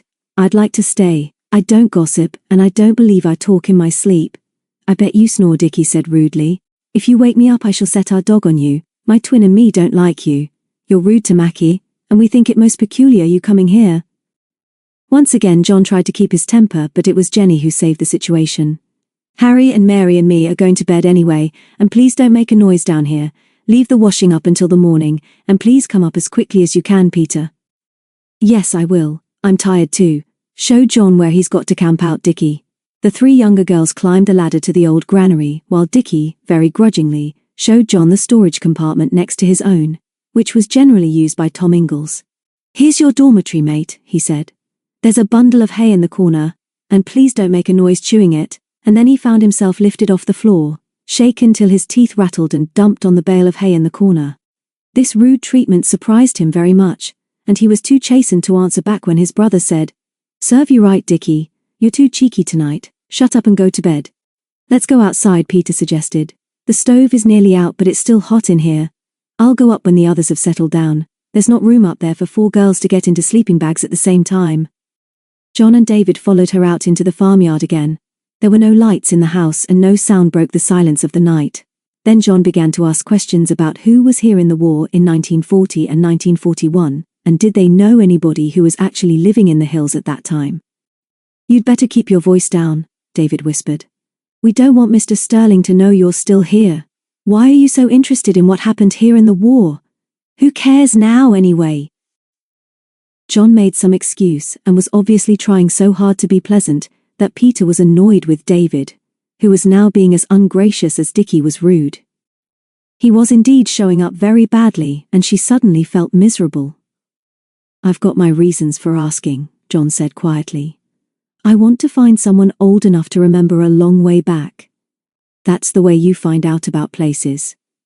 Would you like to walk down through the wood with me, Peter? I don't think David likes me much more than those twins." Peter heard David draw in his breath sharply. "Oh, don't be silly, John," she whispered. "It's much too late for a walk. And anyway, I'm tired and going to bed now. Good night both. See you in the morning." The farmyard was moonlit now, and when she looked back, John and David were glaring at each other. Neither of them glanced back at her. There was no sound from Dickie as she lifted her torch from the hook just inside the door and tiptoed across to the ladder leading to the granary. She was too unhappy to talk to anybody and hoped the others were asleep by now. The window was outlined by the pale moonlight as she stepped over Harriet and Mary in their sleeping bags.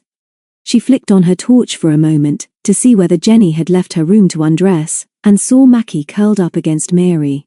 Neither of the 2 younger girls stirred, but Jenny, who always slept as close to Peter as she could because she enjoyed a gossip, was awake. "Get into your bag soon as you can, Peter," she whispered. The others were asleep in a tick. "I want to talk to you. Please don't wake the others, Jenny. I'm too tired to talk." Jenny sniffed and fidgeted while Peter undressed in the dark and struggled into her pajamas. The hay in her mattress rustled but smelled very sweet as she zipped herself into her sleeping bag and snuggled into its warmth. "Peter," Jenny whispered a few inches away. "Peter, don't be mad with me, but why don't you tell me what's wrong? You can trust me. I've always been your friend, and you were really the first friend I ever had. Do you remember? You're unhappy, aren't you?" "I know I'm being horrid to you, Jenny, but please go to sleep. I don't want to talk now, but I will. Tomorrow. Honest, I will, and I know you're a good friend. I've had a beastly day, but perhaps everything will be better tomorrow." Jenny murmured, "Good night. God bless then. Sleep well." But Peter couldn't sleep. First she heard the sound of cinders falling in the stove below, and then footsteps and the mutter of voices as David and John came in. They were quiet enough after that, but all the memories of this unhappy day came crowding back. She turned over so that she could see out of the window but could get no peace. She thought of her father, and the way he had broken the news of their move. Of her unhappiness over David, and the odd way in which he was behaving.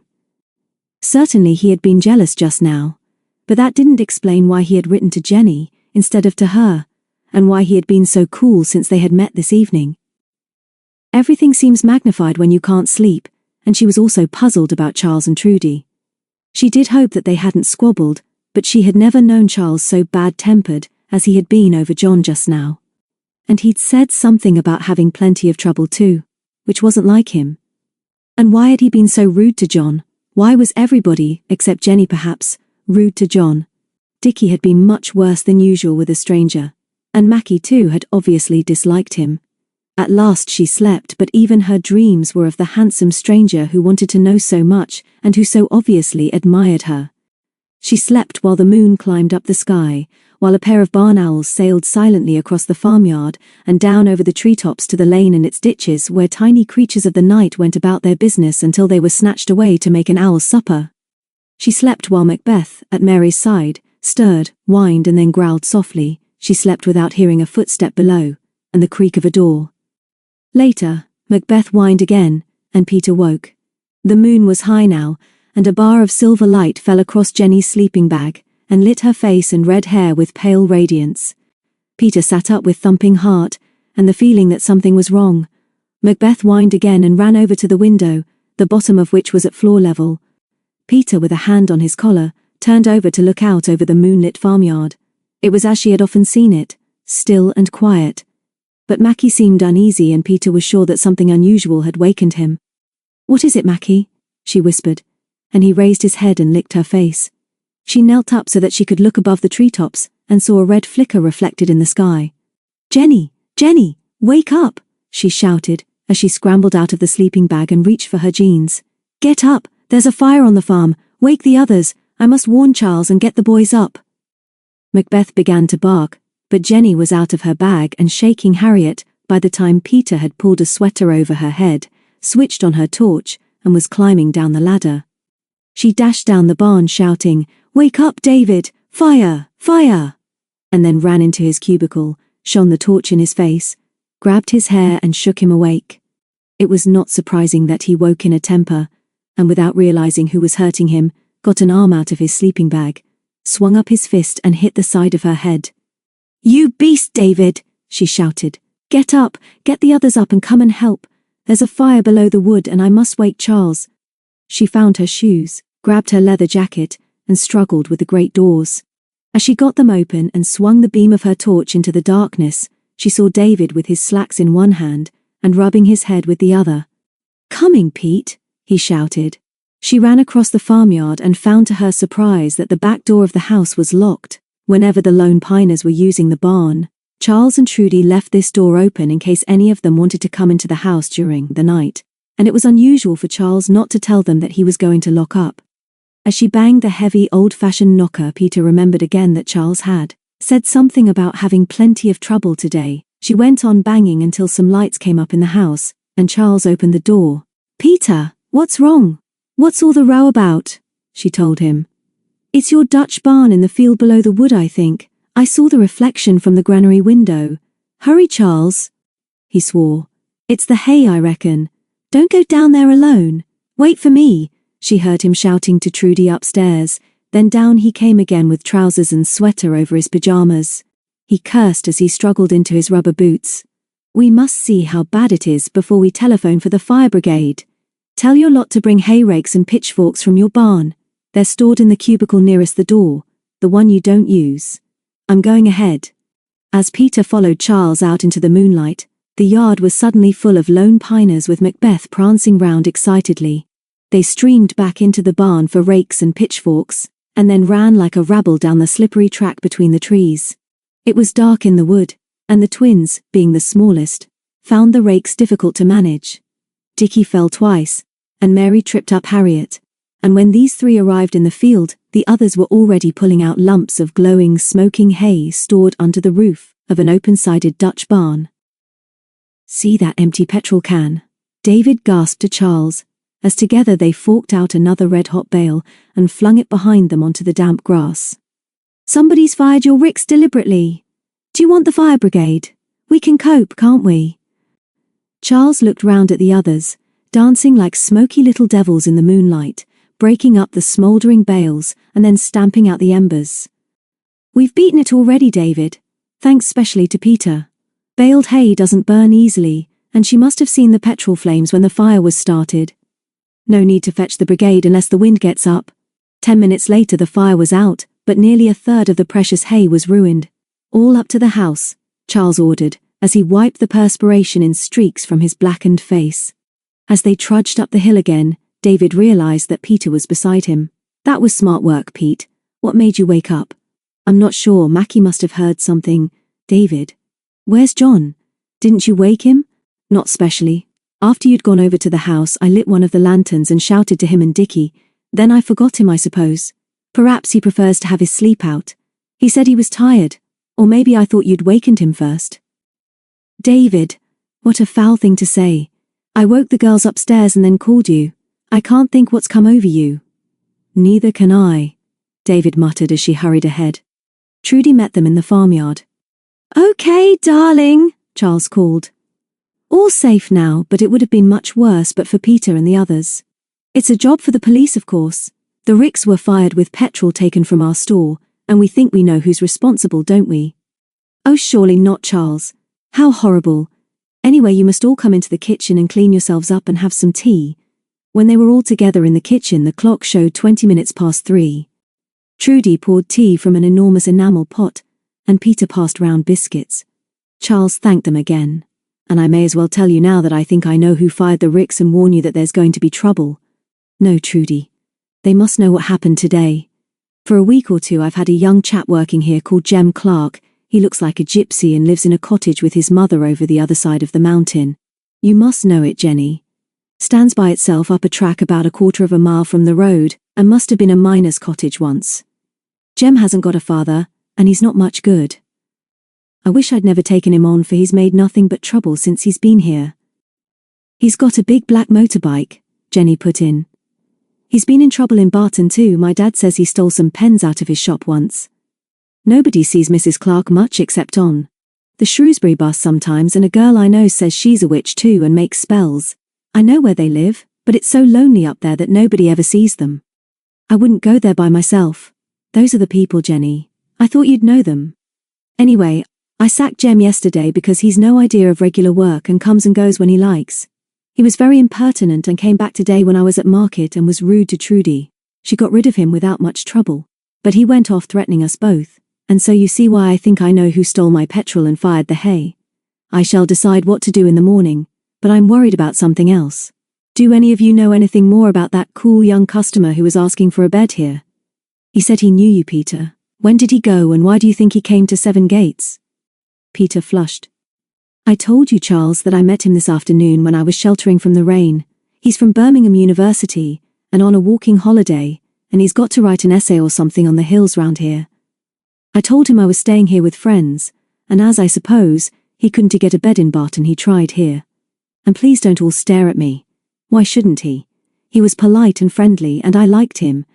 Nobody is staring at you, darling, Trudy said. Charles told me about him, but you didn't. When did he go? I don't know, Peter said defiantly. I asked him to stay and the others agreed. He slept down with the boys, next to Dickie, I suppose. I didn't wake him specially when I saw the fire. I called David and ran over here, but I don't think any of us have seen him since.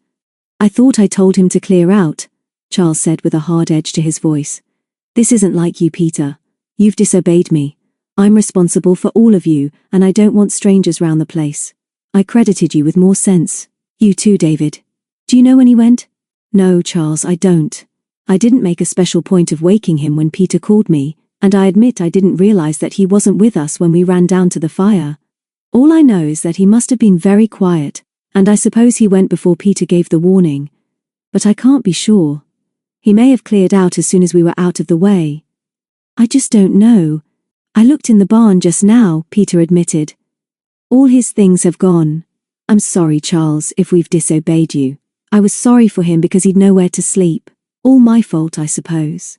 Mackie was very restless and he may have heard him moving about downstairs. Anyway, I'm sure John didn't have anything to do with the fire. How can you be sure? Charles snapped. You know nothing about him except that he can't seem to mind his own business. Why, after asking for and getting hospitality, should he clear out suddenly and secretly, without a word of thanks? I expect he went because he was sure that he wasn't welcome, Peter replied, and, with her head held high, walked out of the kitchen. Chapter 5. The Patchwork Quilt.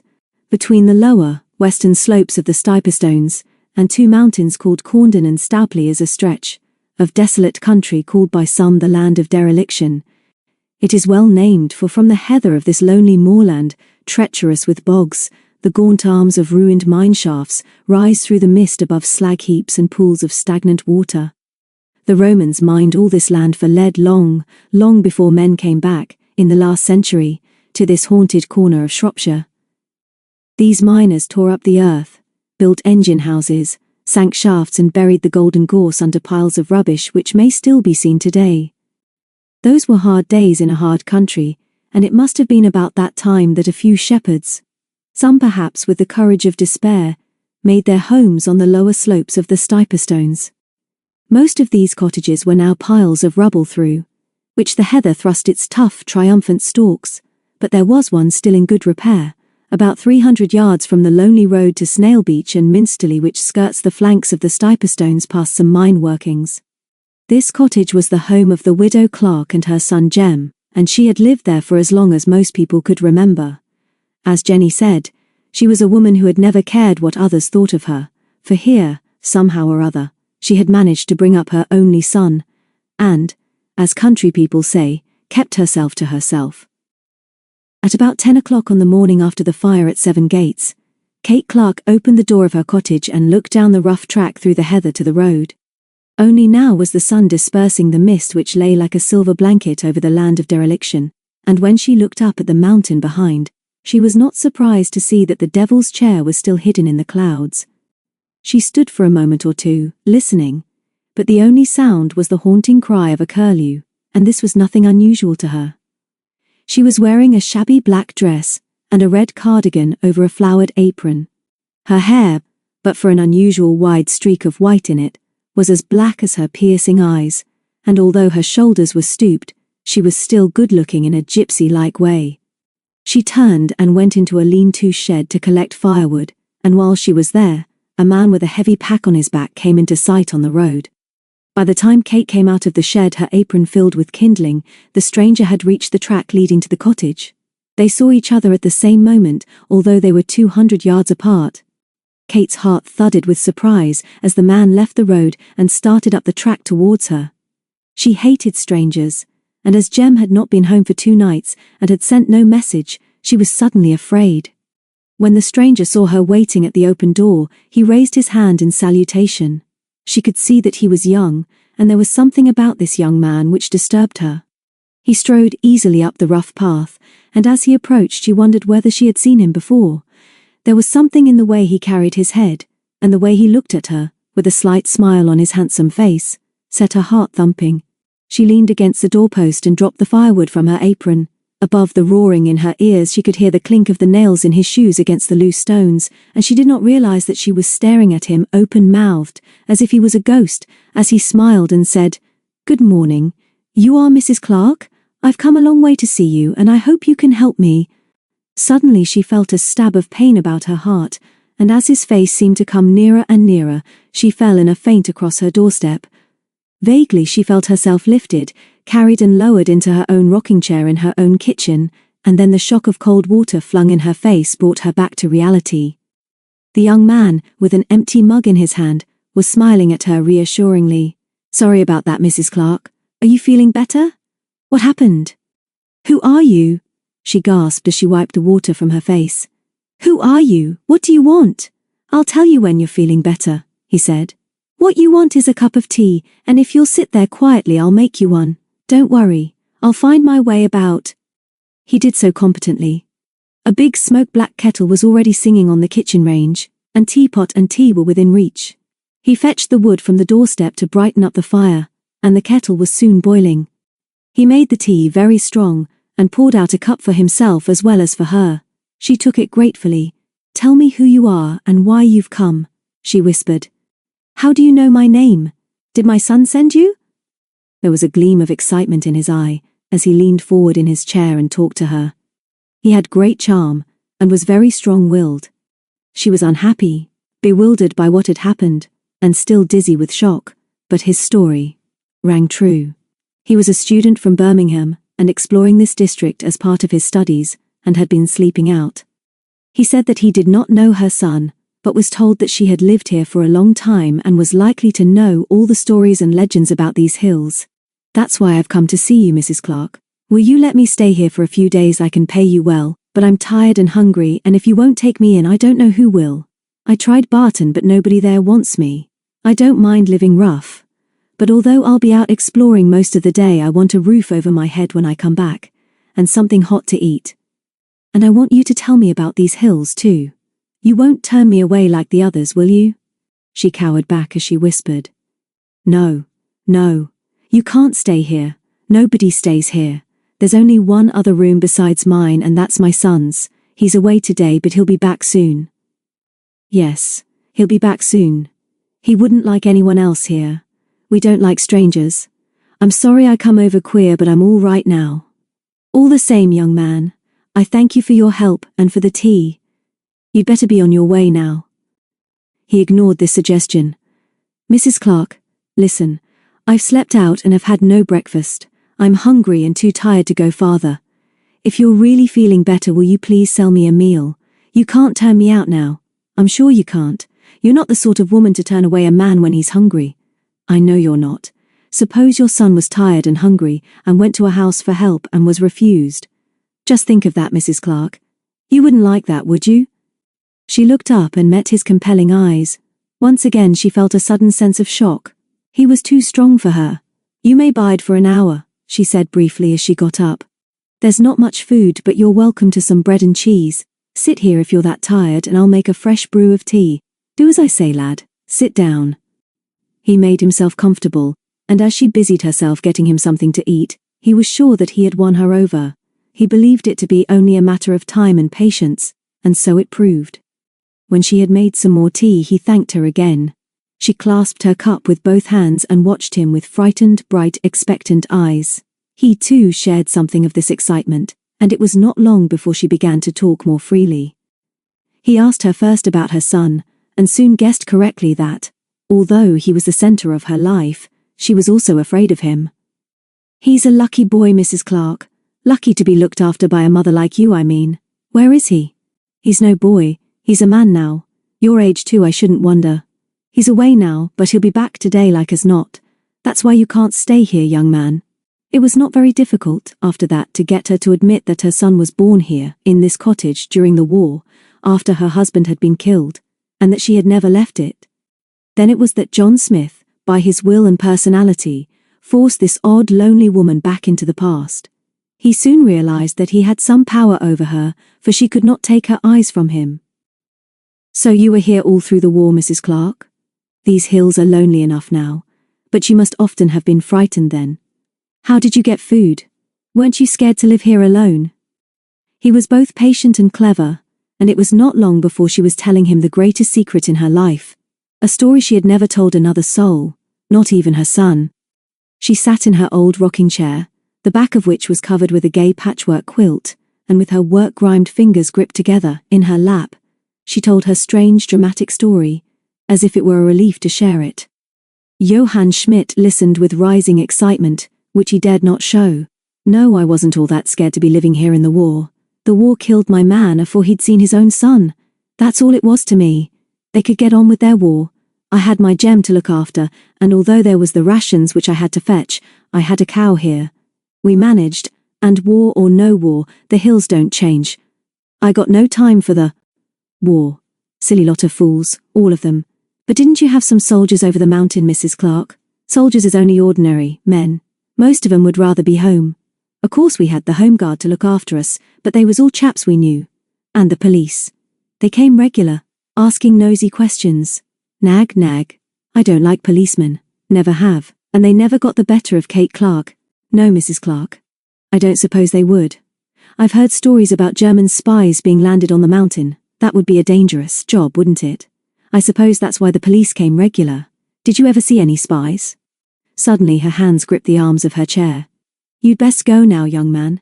I won't have you here when my son comes home and you're asking too many questions. I'm not myself this morning, for I'm talking too much. What would I know or care about spies? I'll not be charging you anything for the bread and cheese, but I'll be glad if you'll go now. John got up.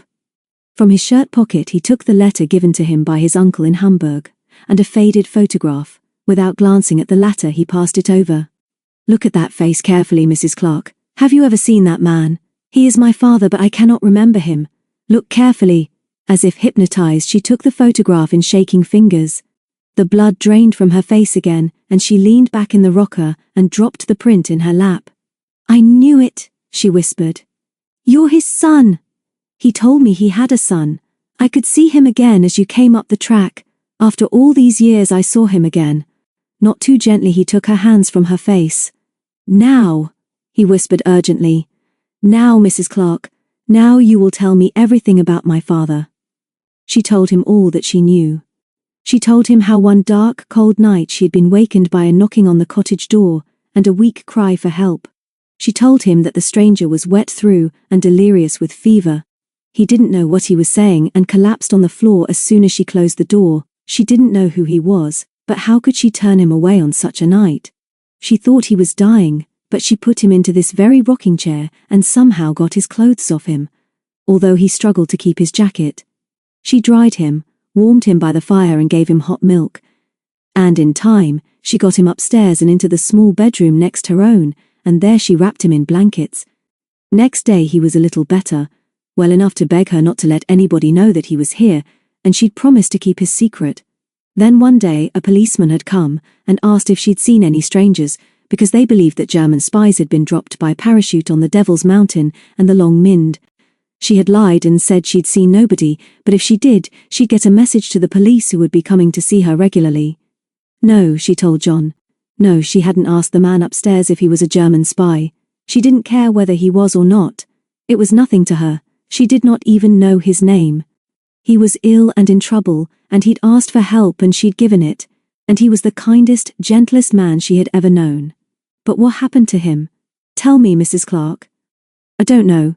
Soon after the policeman had been the first time, he just went and took all his things with him. I'd been to the village with the baby. I had to go sometimes and leave him. When I got back he'd gone, and what could I do? Wasn't there a message? No message for you? No message for anybody? She shook her head. Nothing.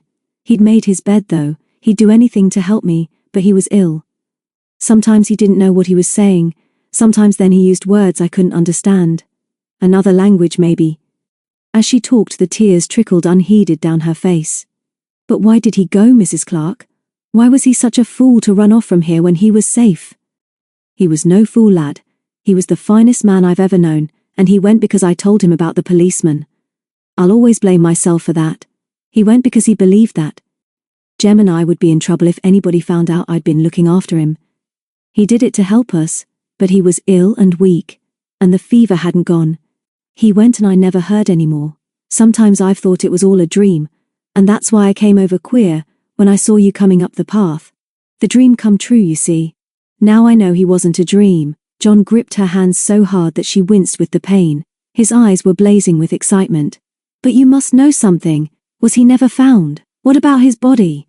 The tears were still on her face as she struggled. I don't know any more. I think he went on the mountain to die. There's plenty of caves, many secret places, but he must have left some message. Didn't he give you anything for my mother? Didn't he leave a paper?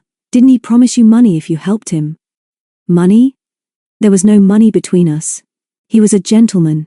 Think, woman. For God's sake, try and remember. Wasn't there anything that he said that puzzled you? Did you search his room? She begged him to go then, and he changed his tactics.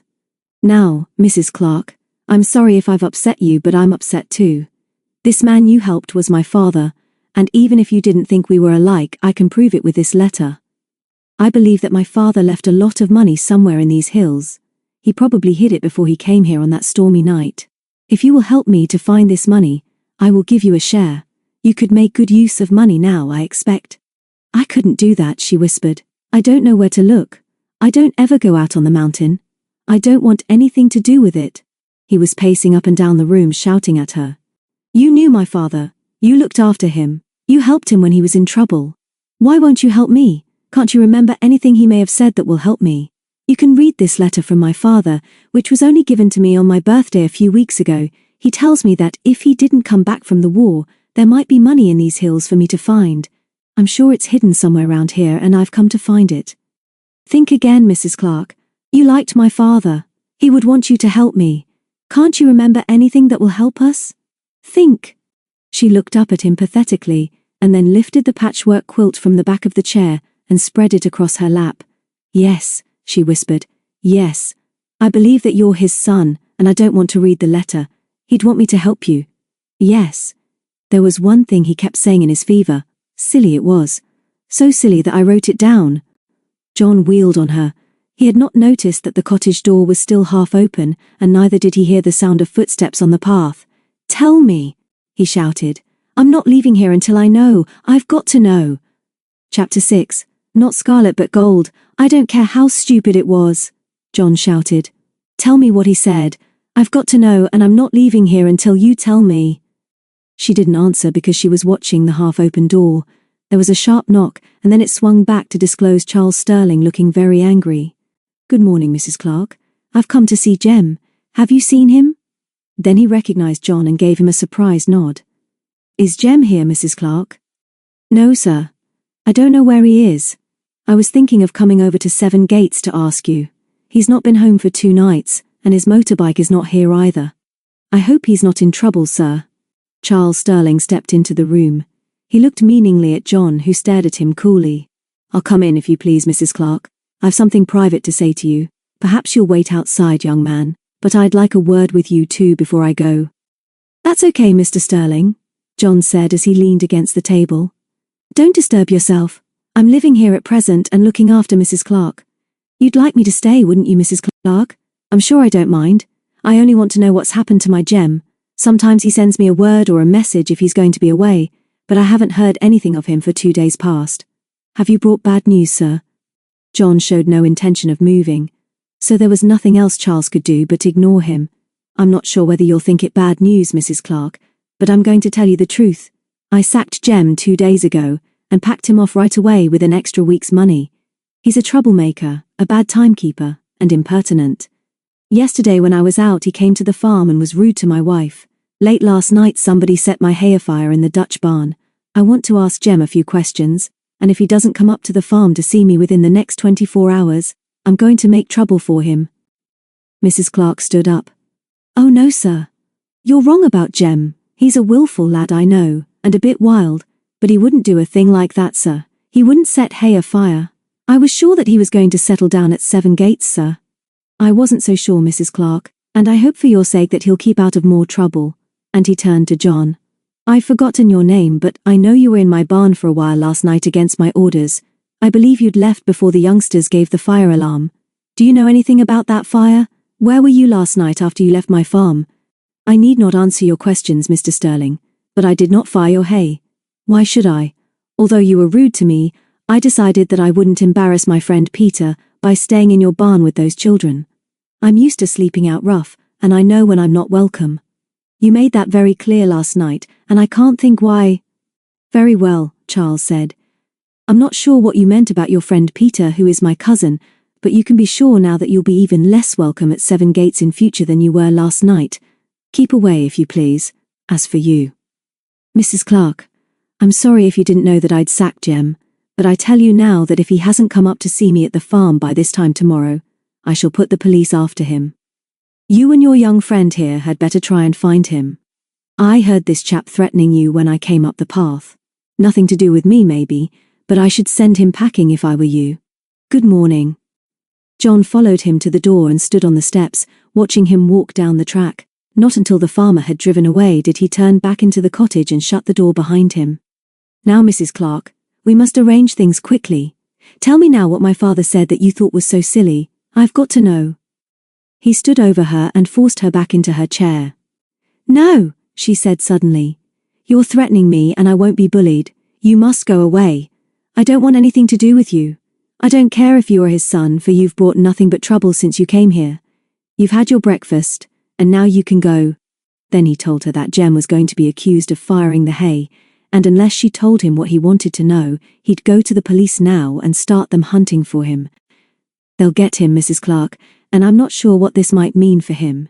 You must be sensible and tell me what my father said. The silly thing you wrote down because you wanted to remember it. Just tell me and I'll leave you alone. I'll go away if you like, and I won't tell them about Jem, but I've got to know what my father said." She gave in. She was tired, miserable, and upset by the memories which this young man had brought back to her. "Very well," she said. "Just listen to what I say and then go. I told you that your father had a fever. He was very ill, and as he turned and struggled on the bed upstairs he talked much nonsense, words in his own language, that meant naught to me, and words in English which didn't mean much more. I remember as if it was yesterday, though, that he whispered again and again, 'Not scarlet but gold.' That's the way to remember it. 'Not scarlet but gold.' That's what he said." He gripped her shoulders so that she cried out. "You're making it all up," he stormed. "I've never heard such silliness. What you call nonsense, that is it. Nonsense it is, you say. You are making it up." She twisted her shoulders away from his cruel hands, and even in her pain and misery she realized that his words and phrases suggested that he was not English. "I am not making it up," she said quietly, "and I can prove it. Those words are what your father said many, many times. Not scarlet but gold." "But what did he mean?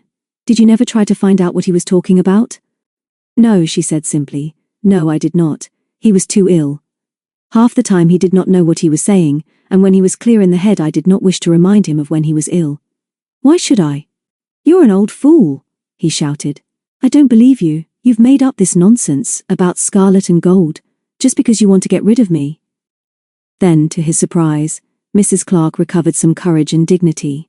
She stood up and faced him. "Now look here, young man, I believe you to be the son of the man I sheltered here near 20 years ago. He was a fine man, brave he was and kind to me. You look like him in the face, and there's something in your voice which reminds me of him. And that's about all you've got of him. You've got no manners, and you're trying to bully an old woman.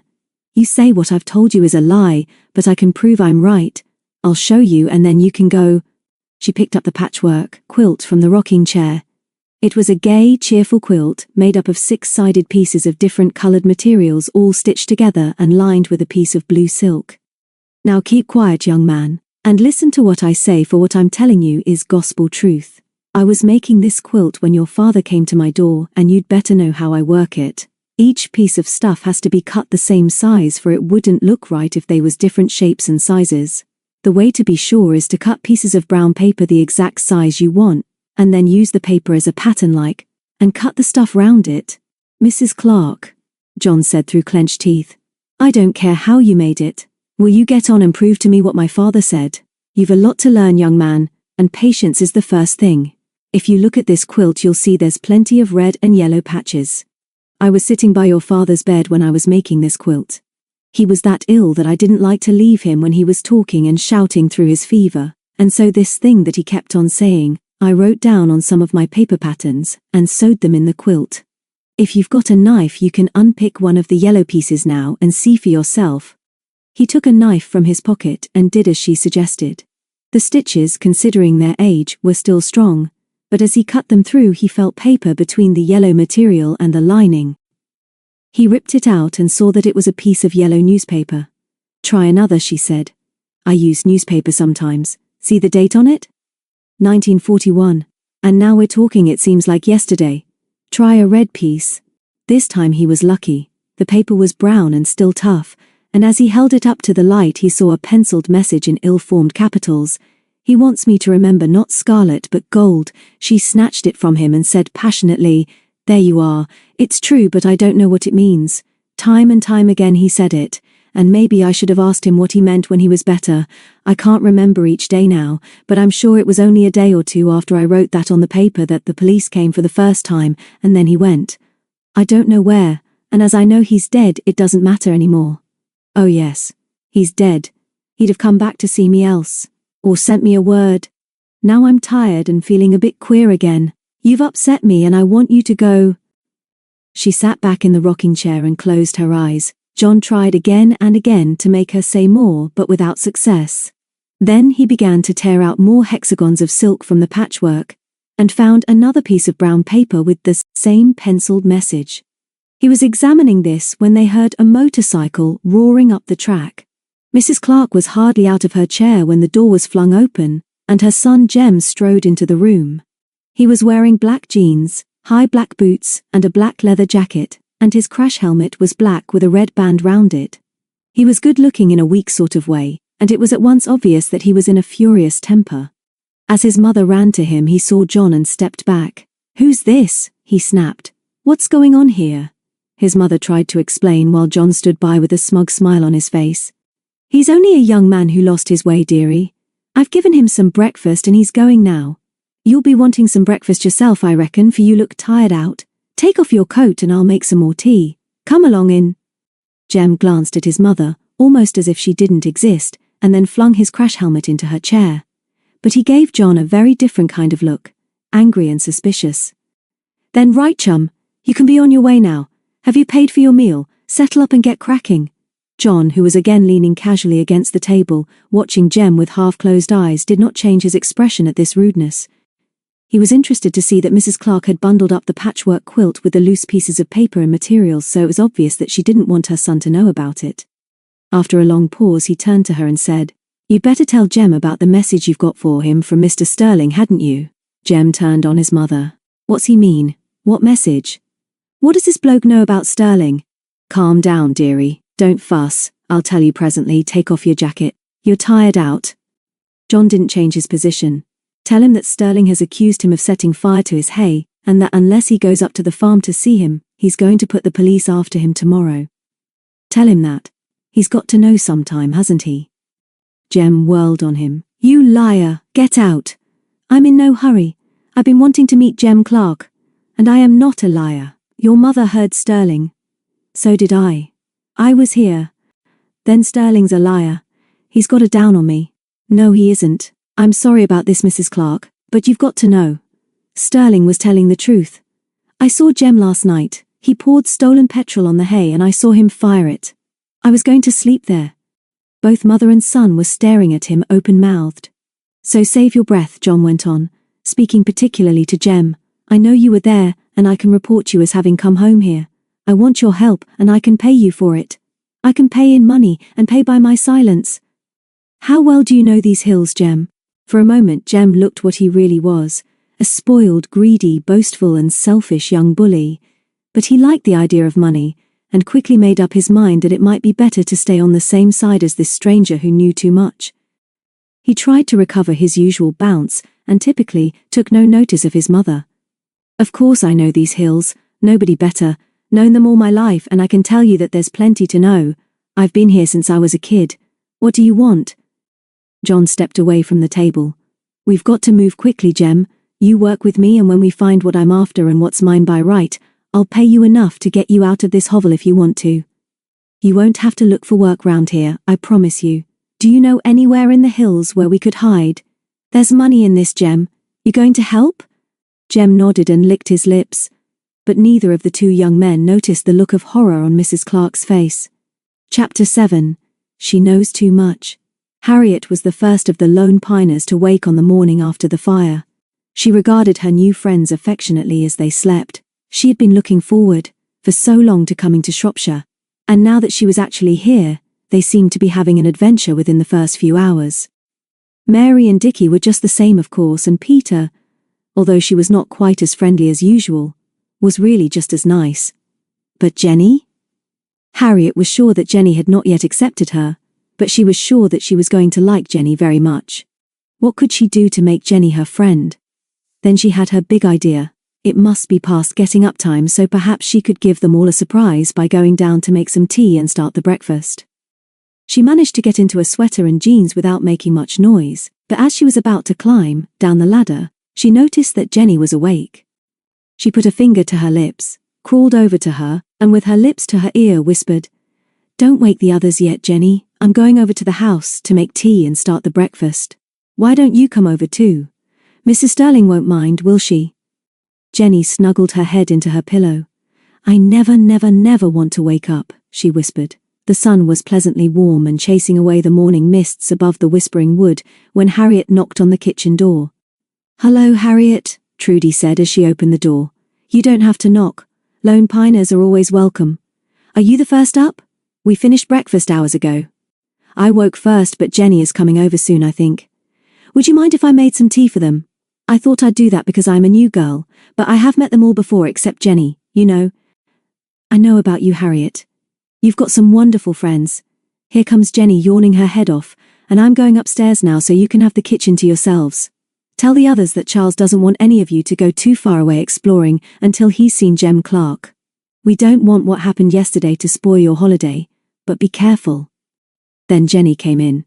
"Why did you get up early to do all this, Harry? I wanted to give you all a surprise.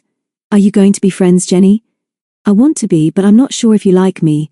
Jenny flushed under her freckles. "I wasn't sure either, but I believe I'm going to.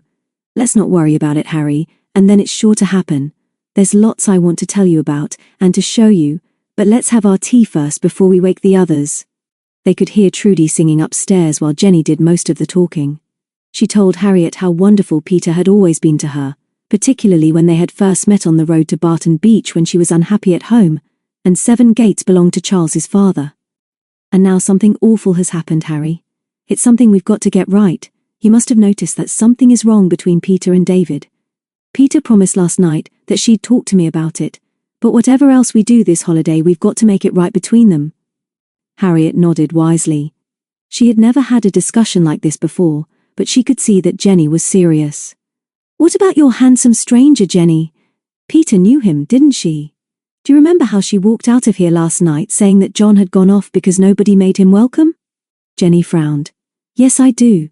When we all went up to bed, you remember she wouldn't speak to any of us. I know she was only pretending to be asleep. We must all be specially nice to her, Harry. Will you help? If it's David's fault, Tom will have something to say to him. Now put those eggs on to boil and I'll go over and wake them up." "That was fun, Harry. Thank you for asking me." Breakfast in the big barn was not particularly cheerful because the twins wanted to discuss their heroism at last night's fire, and Dickie, in spite of some frightening glares from Jenny, kept on introducing the subject of John and being rude about him. Harriet noticed, however, that Peter was always trying to change the subject. She was also glad to see that David and Peter had more to say to each other and were not as awkward together as they had been last evening. When they were washing up and trying to decide how to spend the rest of the morning, Harriet gave them Charles's message. After some argument, the twins persuaded Jenny to take them up the dingle so that Harriet could be introduced to the Devil's Chair. When Jenny realized that this would mean leaving Peter and David together, she supported the idea enthusiastically, pointing out that if 4 of them and Mackie went together, they would come to no harm. 10 minutes later they went off, and David and Peter found themselves alone in the farmyard. "I'm going to see Sally now. You can come if you like," said Peter. He turned to follow her, but before they reached the stable, Charles Sterling drove into the yard. "Hello, you two. Where are the others? We got your message about not going too far away," David explained. "We didn't quite understand why, but they've only gone up Black Dingle. They've got Mackie and they'll be all right together." "Did you find Jem Clark?" Charles got out of the car. "No, I didn't. I've been to the cottage, but he's not there. His mother says he hasn't been back for 2 nights, and I'm sure that she didn't know I'd sacked him, but I'm just as sure that she'd say anything to protect him. I'm worried about this business because there's something very odd going on. I may as well tell you, Peter, that chap John Smith, or whatever he calls himself, was there when I arrived, and what's more, he was threatening old Mrs. Clark. I wish we knew more about this young man than you can tell us, Peter. I'm sure he's not straight, and what I don't like is that he was more than a match for me. He's a cool customer and said he was now living in the cottage. He also denied firing the hay, by the way, but he could have done it. Nobody knows where he spent the night after he left here, do they?" "It's no good looking at me like that, Charles," Peter said indignantly. "Of course I don't know where he was or why he's gone to Mrs. Clark's. I only met him yesterday, and I still believe he told me the truth. You've all been very rude and unkind to him, and after all, it is possible that he's at the cottage, just because he's got nowhere else to stay. Jenny told us that he'd been asking for a room in Barton without any luck, and somebody might have sent him to Mrs. Clark's. I think I shall ride over on Sally and ask him. He'll tell me." "You'll do nothing of the sort," Charles said. I don't like what's going on round here, but I've given young Jem 24 hours to report here before I put the police after him. If he's got any sense, he'll come. But whether he started that fire or not, he's no good, and I don't think John Smith is much better either. Try and forget the whole wretched business, and don't let the others go too far away from here. I'm going in to see Trudy now." "That's good advice, Peter," David said as the farmer went indoors. "Let's forget the whole business. I'd like to forget practically everything that has happened since we got here. 7 Gates isn't proving lucky for us this time, is it?" "Then why did you come?" Peter asked angrily. "Why did you fix it without asking me? You wrote to Jenny but not to me, so it's not altogether surprising that this isn't turning out to be lucky for either of us." "No, David. Please don't say any more now. Haven't you enough sense to see that I'm upset and unhappy? I'm going to ride over on Sally to Mrs. Clark's cottage and see what's going on." "You can't do that after what Charles said." "Can't I? Who's going to stop me? You just want to see that chap John." "Maybe I do. Maybe I've got several questions to ask him. Perhaps I want to see Mrs. Clark too, because I think Charles is in a temper and behaving very badly. He's just not being fair, and anyway, if there's a mystery to clear up, I don't see why we shouldn't help. It's not so very long ago that you would have been the person to suggest that the Lone Piners took a hand instead of trying to forget all about it." She turned her back on him so that he shouldn't see the tears in her eyes, and ran over to the stable. David, looking as hurt as if she had struck him, followed slowly. "I'm sorry, Peter. Let's go over to the Clark's cottage together. You could use Jenny's bike and I'll borrow one from one of the farm chaps. Let's go together and we'll talk this out. I'm sorry I said that about John. It's just that I don't understand what he's after, and anyway, after what Charles said, I don't think you ought to go over there alone."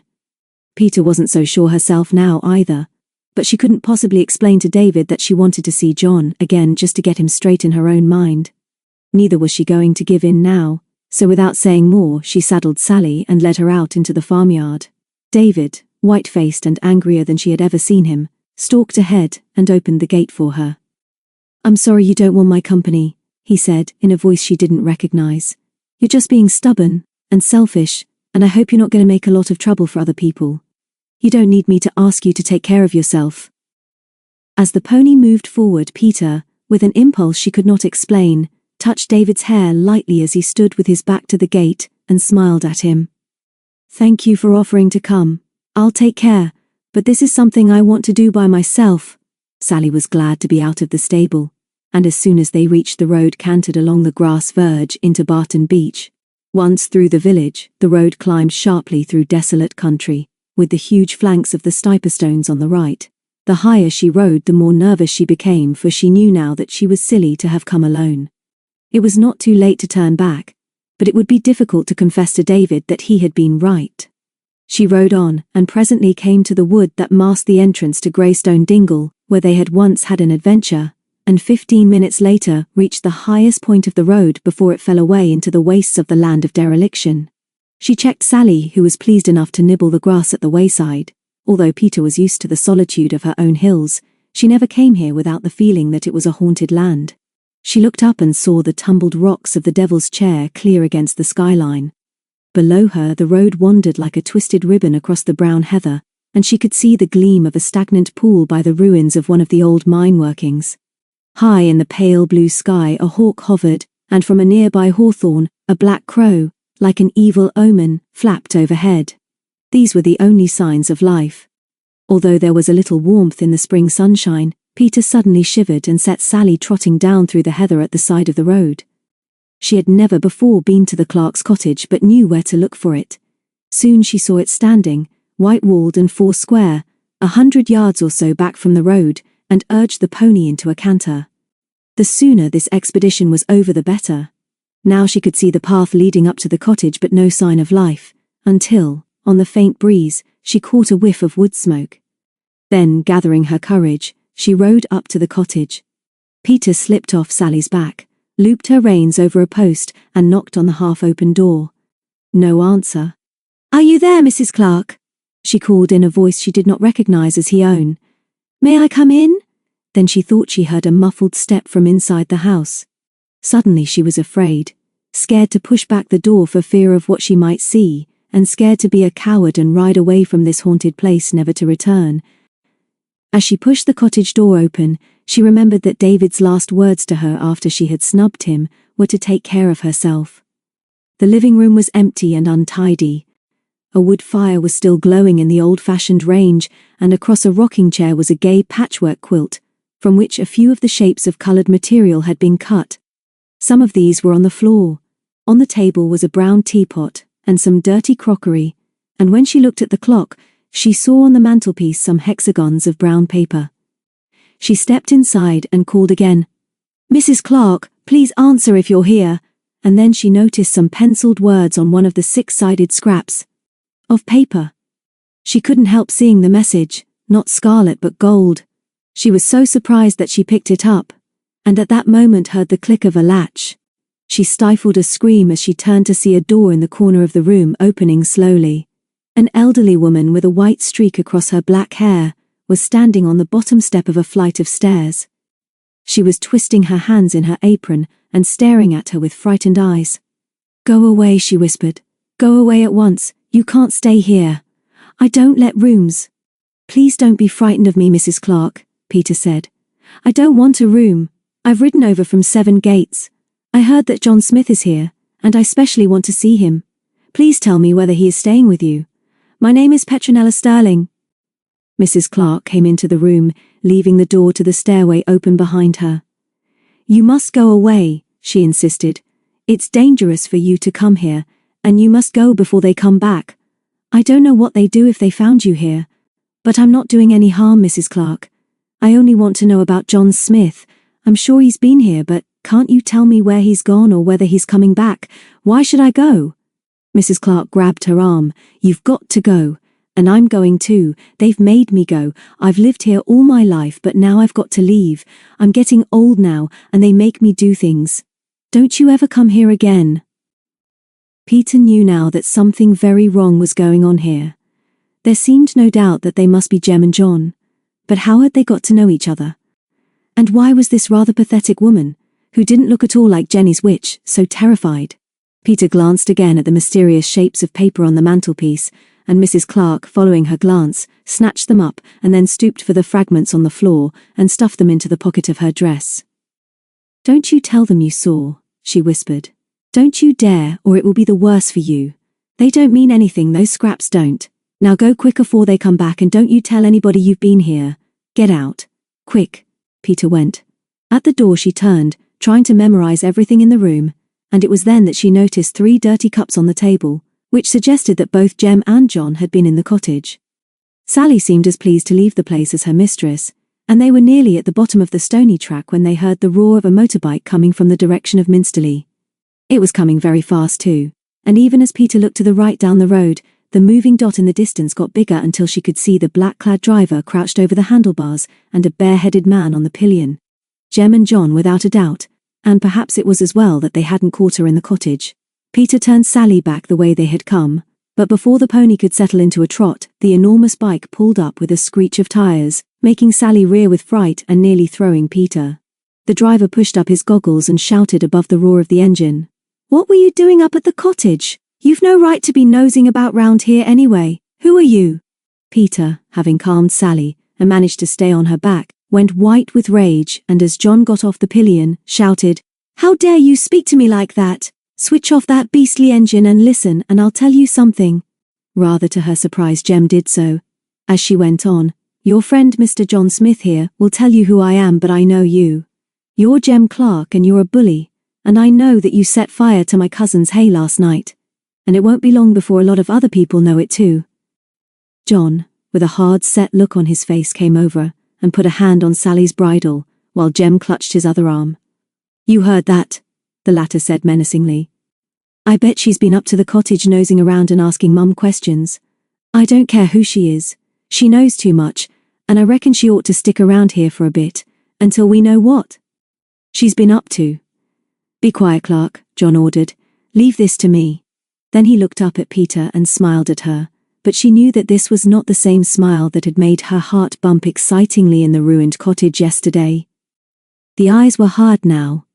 "Now, Peter," he said quietly, "tell me why you have come here. Was it to see me? I hope so. I didn't leave a message for you when I left the barn last night, because I didn't know where I was going. You can still help me, Peter, as I asked you yesterday. Why have you come here, Peter? Have you been up to the cottage and seen the old woman? While he was speaking, she watched him with astonishment and disgust. Now she knew that David's suspicions were justified. She remembered the frightened woman in the cottage, the old lady who had been told to leave the home she had lived in for most of her life. This young man calling himself John Smith could not possibly be who he was pretending to be, and she was suddenly sure that whatever was happening was too big for her on her own.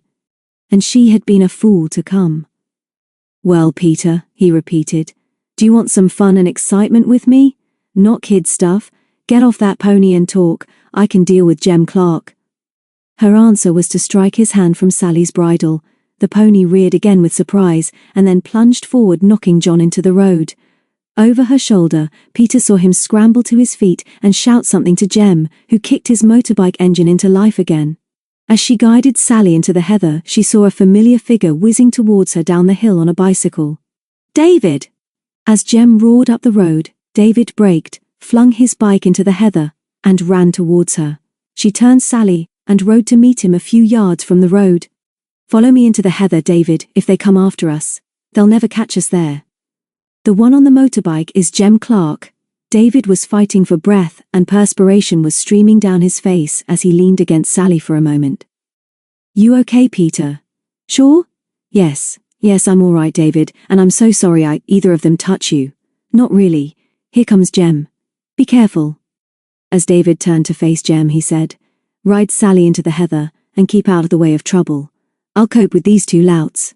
Jem stood his ground. David came up to him, noting that John was watching them from the road. So you're Jem Clark, David said, looking him up and down. Mr. Sterling has been looking for you, and he'll be interested to know I've seen you. Staying here long?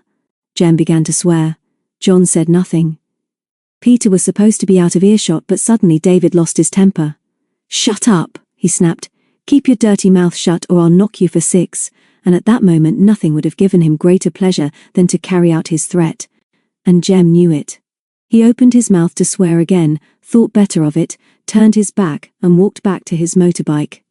David smiled grimly and then strolled over to Peter, who was waiting for him. She was flushed and looking very pretty. She held out her hand and he took it in his. I'm sorry, David. I'm sure now that you were right about John. I've been a fool. Thank you for coming to my rescue. Or were you just going for a bike ride? Just for a ride, he said grimly. That's the sort of fool I am. And you're crackers too. Sure neither of them touched you. The motorbike had started again, but neither of them looked back at the road. Peter shook her head. No, David, but I was scared. There's something nasty happening, and I've got a clue to the mystery. It's not scarlet but gold. My poor girl, said David. You are crackers. Chapter 8. The Cave. When the twins with Harriet and Jenny got back to Seven Gates, after their expedition to the Devil's Chair, they were tired and rather bad-tempered.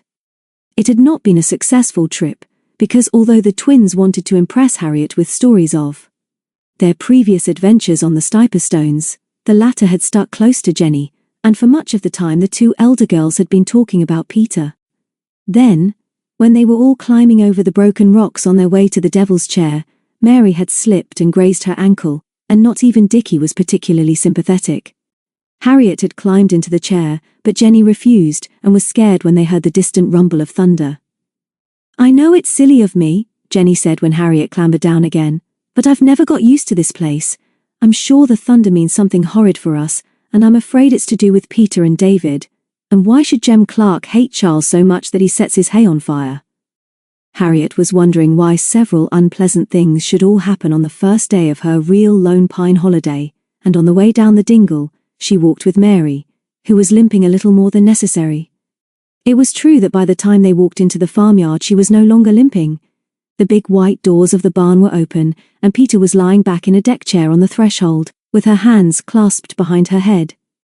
She was laughing, actually laughing, at David, who was sitting close to her on an old box. Something's happened, Jenny whispered to the others. I believe they're okay with each other again. Then she called to them. Hello, have you two been there all morning? Have you got the dinner? Peter got up. It can't be dinner time yet. We've only just got back. We've had an adventure, and David is crippled forever. He rode somebody's ghastly old bike which was too big for him over to Mrs. Clark's cottage and rescued me. We'll tell you all about it presently. Better have corned beef and bread and cheese?" "Ho! Ho!" Dickie said. "So you've both been slinking off and having an adventure while we've been looking after our new Lone Pine guest?" Peter laughed again. "Come on, Harry. We'll start on the dinner. You'd better find Charles, David, and tell him we've seen Jem and John Smith. And say I'm sorry I was so silly about John." David got up with difficulty and limped across the farmyard, holding his behind. "What have you been doing to David?" Jenny asked Peter. "Except for his wounds, he seems quite cheerful, which is more than either of you have looked since you got here." "I think I've been a fool, Jenny," she said quietly. "Come and help get the meal and we'll tell you everything." Another thunderstorm broke while they were eating, and so they sat on round the table while Peter told them what had happened at the Clark's cottage before David arrived on the borrowed bicycle. She didn't explain exactly why she had started off on Sally by herself, and the others had the sense not to ask. "I was quite wrong about John Smith," she said. "And if you, Jenny, believe that redheads are his favourite girls, I bet you're wrong too. His only favourites are those who do what he wants. What makes me so mad about the whole business is the way old Mrs. Clark is being treated. She's terrified of that brute Jem and told me that she's got to leave the cottage. David believes, and so do I now, that John Smith is sure that the Clarks have got something he wants. We think that all his talk about hiking holidays, and the paper he's going to write about the Shropshire hills, is probably a bluff." The thunder rolled, and the rain poured down as they listened quietly to her story of the patchwork quilt, from which some hexagons had been cut, and of the pieces of paper she had seen on the mantelpiece, and of Mrs. Clark's panic when she realized that she'd left them about. "I've told David about all this, and I've shown him what I think may be a clue. You can all see it now. It's one of the scraps of paper which I'm sure were sewn into the quilt under the bits of silk, and used as a sort of pattern. Maybe I was wrong, but I took one, and Mrs. Clark didn't see me. Here it is. The lettering is faint but clear enough." Harriet, sitting next to her, took the scrap of yellow paper. "But it's very old," she whispered. "And what does it mean? Not scarlet but gold." She passed the paper round to the others. "It sounds royal," Mary suggested. "It sounds silly," Dickie said. "Just a joke, perhaps it's part of a love letter," came from Jenny, and David asked sensibly, "Are you sure that all the other pieces had the same message, Peter? Do you think Not Scarlet But Gold is only part of a message?" "I'm not sure. I think there were only 3 papers on the mantelpiece, and this I picked up from the floor when Mrs. Clark grabbed the others. I believe the same words were on each, but for all I know, every piece of the patchwork may have a message under it. Only a few of the patches had been cut, and Mrs. Clark was obviously terrified because I'd seen them." "Maybe," David broke in. "But from what you told me before, she was scared of Jem and John coming back while you were there, and realizing that you'd seen the quilt. My guess is that they're leaving the cottage because Jem started the fire, and knows the police will be after him. And they dare not leave Mrs. Clark behind, for fear of what she'll give away. By what Peter and I saw of those 2 louts, we think Jem has got something that John wants, and John is the chap who will give the orders. He's dangerous." Then Harriet, flushed and excited, got up from the bench and said, "This is just about the most wonderful and exciting thing that has ever happened to me, and although I'm new, do you all mind if I say something? We'll never see the quilt again if Mrs. Clark takes it wherever she goes, shall we? Unless we send out Mackie to trail her down relentless," Dickie suggested. "What I'm trying to say," Harriet persisted, "is that if the whole of the quilt wasn't ripped to pieces, perhaps the 3 of them know that Not Scarlet But Gold is the only message there, and if that's the truth then we know as much as the enemy, don't we?" Peter shook her head. "Sorry, Harry, but we don't. We don't know what John is looking for. We can't even be sure that we've got the same clue, although I think we have. What did Charles say when you told him we'd seen the 2 together on the motorbike, David?" "You'd better keep out of Charles's way for a bit, Peter. You're not his favourite girl, although I didn't tell him anything that happened. He said I told you so about John Smith, but whether he really will tell the police about Jem tomorrow, I don't know. I didn't want to say too much because we'd disobeyed him, but it's fairly obvious that Jem isn't going to come back here and own up like a naughty boy. I rather wish he would. I don't like him." "My brave hero," Peter murmured. "I must explain to the others that you wanted to be really rough with him. I don't like him either, because I'm sure he bullies his old mother, and I'm sorry for her. I suppose Charles said none of us was to go near the cottage again. He did, but perhaps that doesn't matter so much now if the three of them are leaving it. I want to find out about Not Scarlet But Gold. Anybody got any ideas? It's still raining and there's not much fun in going out in it, so we might as well solve the mystery now. Ha ha, said Dickie. Then Peter made a sensible suggestion. I've been wondering whether John Smith has ganged up with Jem, because he's seen the message too. There were 3 dirty cups on the table, and Mrs. Clark said that she didn't know what they would say if they found out that I'd seen those bits of paper. Now it seems to me that John wanted to meet people who have known the hills round here for a long time. It's something that happened years ago that is important to him. Perhaps Not Scarlet But Gold will only mean something to the older people. I could ask Daddy or Uncle Micah, because both of them have always lived here. And there's Uncle Alf Ingalls too, although he's not as old. Perhaps we ought to ask all the grown-ups we know round here whether the clue means anything to them.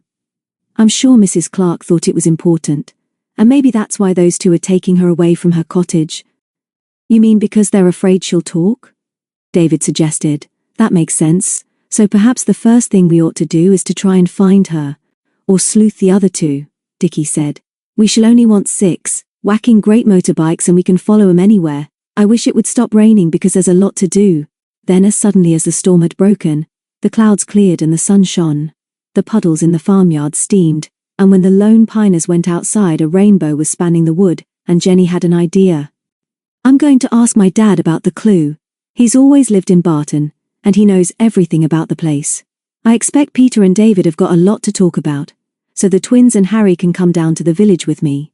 We'll go now and take Mackie, and you 2 can have a nice cozy talk and be thinking about the clue. If you go out somewhere, please leave a message with Trudy. It was raining again by the time Jenny led them proudly into Barton's only general store. The bell above the door jangled, and Mr. Harmon, in a bright blue pullover, appeared almost as if by magic in the gloom at the back of the shop. He smiled affectionately at his daughter and shook hands with the twins. Harriet shook hands too, and Mr. Harmon said he was pleased to meet her and asked them all to stay to tea if Mrs. Harmon didn't mind. During the meal, Jenny tried the clue on her father and stepmother, but the words meant nothing to them. Sounds like one of those mushy tales you're always reading in one of the women's magazines, Mr. Harmon said. Or it's a bit like the name of a pub, but not quite. You're not trying to play a trick on us, are you? Not Scarlet But Gold sounds daft to me, and I've never heard it before. It was when they were downstairs in the shop again, and Jenny was showing them all sorts of treasures, that Dickie asked Mr. Harmon the question to which they got such an important reply. And have you been selling anything extra special and exciting today, sir? It's strange that you should ask that, my boy, because I've had an unusual customer this very morning around dinner time, and some very odd things he bought too. Lucky for him and for me that I had everything he wanted.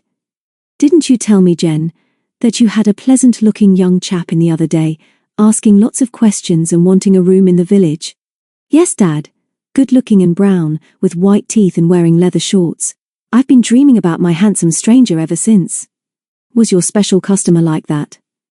Mr. Harmon didn't realize that they were all hanging on his words. That's right, Jen. Might well be the same chap. Rather a peculiar way of speaking, but he knew what he wanted. What did he want? Jenny asked, almost too casually. Might have been setting up house, her father went on. He bought about £3 worth of tinned stuff, all the candles we've got. And that reminds me, I must order some more. Doesn't do to be out of candles. Just remind me, Jen. Yes, Dad. I'll remind you. What else did he buy? You remember that electric lantern, Jen? The one with a spot of rust on it? He bought that and never said a word about the rust, and bought 3 spare batteries. You'll never guess what he asked for next, Jen. No, Dad. I couldn't guess. What else did he buy? Rope, Jen. All I'd got. Clotheslines really, but I sold him 2 hanks. Over £5 he spent, easy as kiss your hand. Jolly good, Dad. Today's your lucky day. But we must be going now. Thank Mum again for the tea. Don't worry about us. We're having a grand time at Seven Gates, and all we want is fine weather. Tom's coming over soon, I hope. As soon as they had said goodbye and were all outside, Jenny looked carefully up and down the street. Our lucky day too, she whispered. That must have been John Smith. And do you know why he was buying candles, torches and rope and all that food, Harry? I don't suppose she could know, Mary broke in. But we do. John Smith has bought all those things 'cause he's going to one of the caves or old mines like the one we know between Greystone and Black Dingles. I suppose Jem has told him about them, and that's where he's going to hide in case Charles sends the police after him. What are we going to do? Jenny looked up at the sky. The clouds were rolling up again from the west, and the daylight was fading. She knew that they ought to go back to Seven Gates, but here was a wonderful opportunity for her to impress Harriet and to lead an expedition in the absence of David or Peter. I'll tell you, she said breathlessly.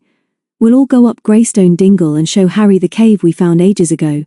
We've got Mackie with us, and we shall have to be very careful, but that cave is the sort of place that Jem might know. Suppose that's where he's taken John Smith. Suppose we could spy on them and go back and tell Peter and David what we've discovered. You'll come, won't you, Harry? Of course I will, but what will we do if they are there and catch us?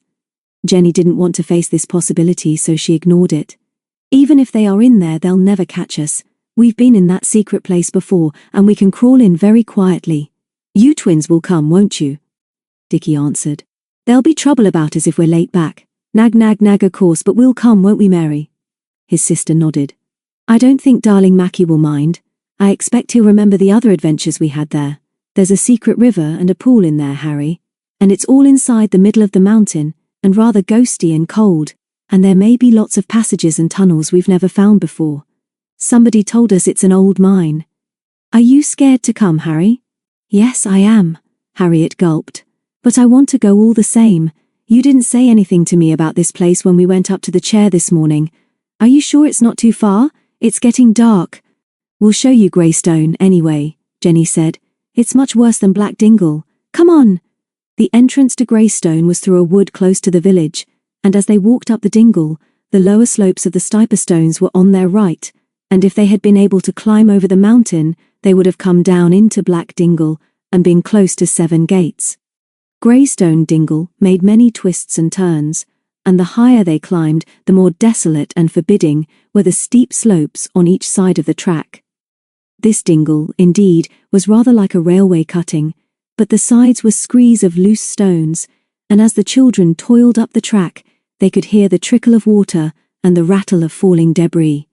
Harriet had never seen such a desolate, eerie place, for there was no grass on the screes, and all that seemed to grow in this grim valley were a few hawthorns and hollies on the upper slopes. The twins walked ahead with Mackie trotting disconsolately at their heels. Even they seemed to be affected by the gloom of the place, and had little to say to each other. Jenny, to keep her courage up, chattered vaguely about their previous adventures, but it was Harriet, the new girl, who was the first to see the deep imprint of a motorbike's tires in a muddy patch on the track. This was a real clue, and as they all stood round looking at it, Jenny wondered, although she didn't say so, whether they should not go back to Seven Gates and tell the others of their discovery. It was unlikely that anyone other than Jem would ride a motorbike up this slippery and dangerous track on such a day. And he wouldn't have come up here unless he was going to hide in the old mine, because this path led only up to the Devil's Chair.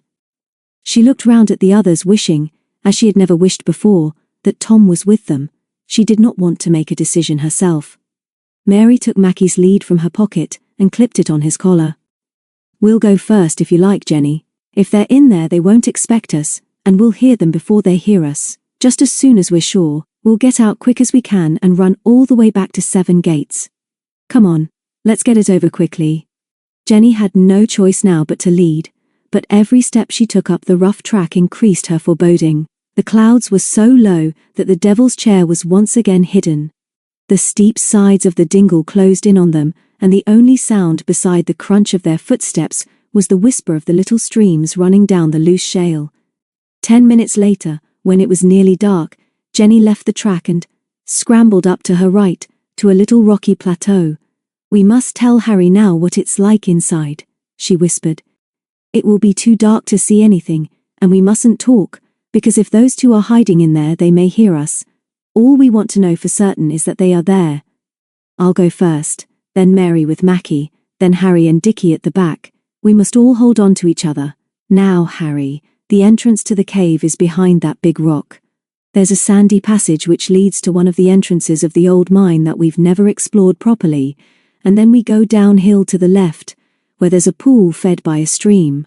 I expect we'll hear the waterfall because there's been a lot of rain.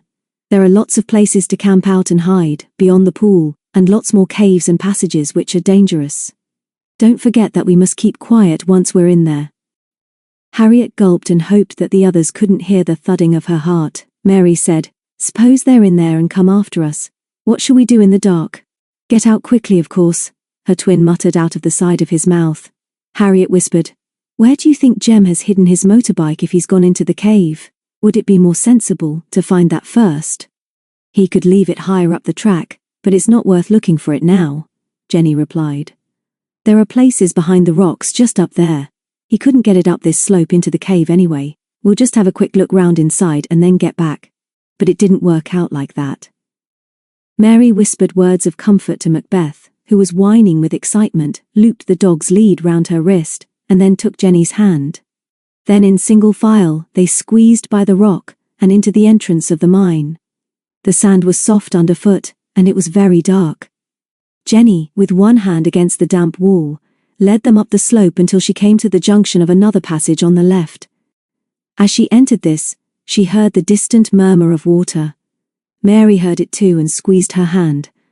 They went carefully 20 yards down a slope, turned another corner and saw the glimmer of a light. Jenny stopped. Mackie growled and Mary picked him up. The noise of falling water was loud enough now to cover the sound of their whispering as they huddled together. "This passage leads to a ledge of rock above the pool," Jenny whispered to Harriet. "There's a sort of beach just below when the pool isn't too full. Remember, Mary?" "Yes, I do. Perhaps those two are setting up a camp. We must go closer and make sure. If they're down by the water, we could hide on the ledge and listen. Would you like us twins to go on alone and spy out the land? I couldn't be more frightened than I am this very minute." "Let's all go," Harriet said. "We must stick together. I can hear music now." "I bet Jem has got a transistor," Jenny said. "I bet when he's not on his beastly bike that he carries a transistor round in his hand and plays it all the time. Come on." When they reached the ledge above the pool, Jenny lay down on the cold rock and crawled forward until she could look down over the edge. The others followed. Jem Clark and John Smith were sitting on the beach with their backs to the rocks. 3 candles guttered beside them, and the light of a big electric lamp was shining on a map across John's knees. The sound of the waterfall at the end of the cave and the murmur from the radio drowned the sound of their voices, even though the lone piners were only a few feet above them. Suddenly John leaned across and switched off the transistor, and at once they could hear what he was saying. Later Jenny confessed that, although they could not have been listening for more than 5 minutes, the time before they were discovered seemed like an hour. The 4 of them were so spellbound by what they heard that they forgot Macbeth, who, crouching by Mary, soon lost his patience. Suddenly he jumped forward to the edge of the ledge and began to bark furiously. With a curse, John Smith swung the beam of the big spotlight up towards them, while Jem jumped to his feet and knocked over one of the candles. Harriet screamed as Mackie, in his excitement and fury, disappeared over the edge. Mary, with the loop of his lead still round her wrist, struggled to haul him back, and then, realizing that she was half strangling the little dog as he dangled above the 2 men, she followed him and jumped. She landed on hands and knees on the outspread map, and then grabbed the snarling Mackie and got up. Jem swore monotonously as usual. "It's those kids again. Now we've got 'em here, they'd better stay." "Shut up," John replied as he flashed the light into Mary's eyes. "You're one of those kids from 7 Gates, aren't you? How long you been here?" Mary, realizing that none of her friends had yet given themselves away, called up all her courage. "Oh dear," she said as calmly as she could. "What an excitement. I do hope I didn't frighten you. It's my little dog, you see. He must have recognized you. Dickie, can you see who I found? It's that nice man John Smith who is Peter's friend. He came to see us at 7 Gates last night. How do you do again, Mr. Smith? Fancy seeing you in our cave. Actually, the cave really belongs to us. We found it ages ago, but I suppose we don't mind you sitting in it." Here she paused for breath, and then John, in a voice she would never have recognized, said, "Stop talking and listen. Is Peter up there too? Where is your brother?" Mary backed against the rock, turned quickly and held up the struggling Macbeth, after slipping his lead from her wrist. "Take Mackie, please, twin. I can't think why our dog doesn't like you, John. You don't mind if I call you John, do you?" "Oh, you mean my big brother David. I hope he's waiting outside for us with Peter." "Mackie, still barking defiance, was now safely on the ledge again, and in the light of the flickering candles, Mary saw that the face of the rock had several wide cracks running across it. "Help me up!" she shouted to the others, and began to scramble up. Jenny, leaning over as far as she dared, grasped her wrists and took her weight as Jem grabbed her ankle. Mary kicked him in the face with her free foot, and sobbed with relief as he cursed and let go. Then Dickie, shouting up the Lone Piners, with Jenny's help, hauled her up to the ledge. Harriet, who had been holding Jenny so that she would not be pulled over, gave Mary a quick hug. The beam of John's spotlight swung up again, and picked out the four of them backing into the gallery. He shouted something they couldn't hear as they stumbled, hand in hand, up the slope towards freedom. Again and again Jenny blundered into the wall of the passage, and once she tripped over Macbeth and fell full length. They reached the turning and stumbled into the passage that led down to the entrance.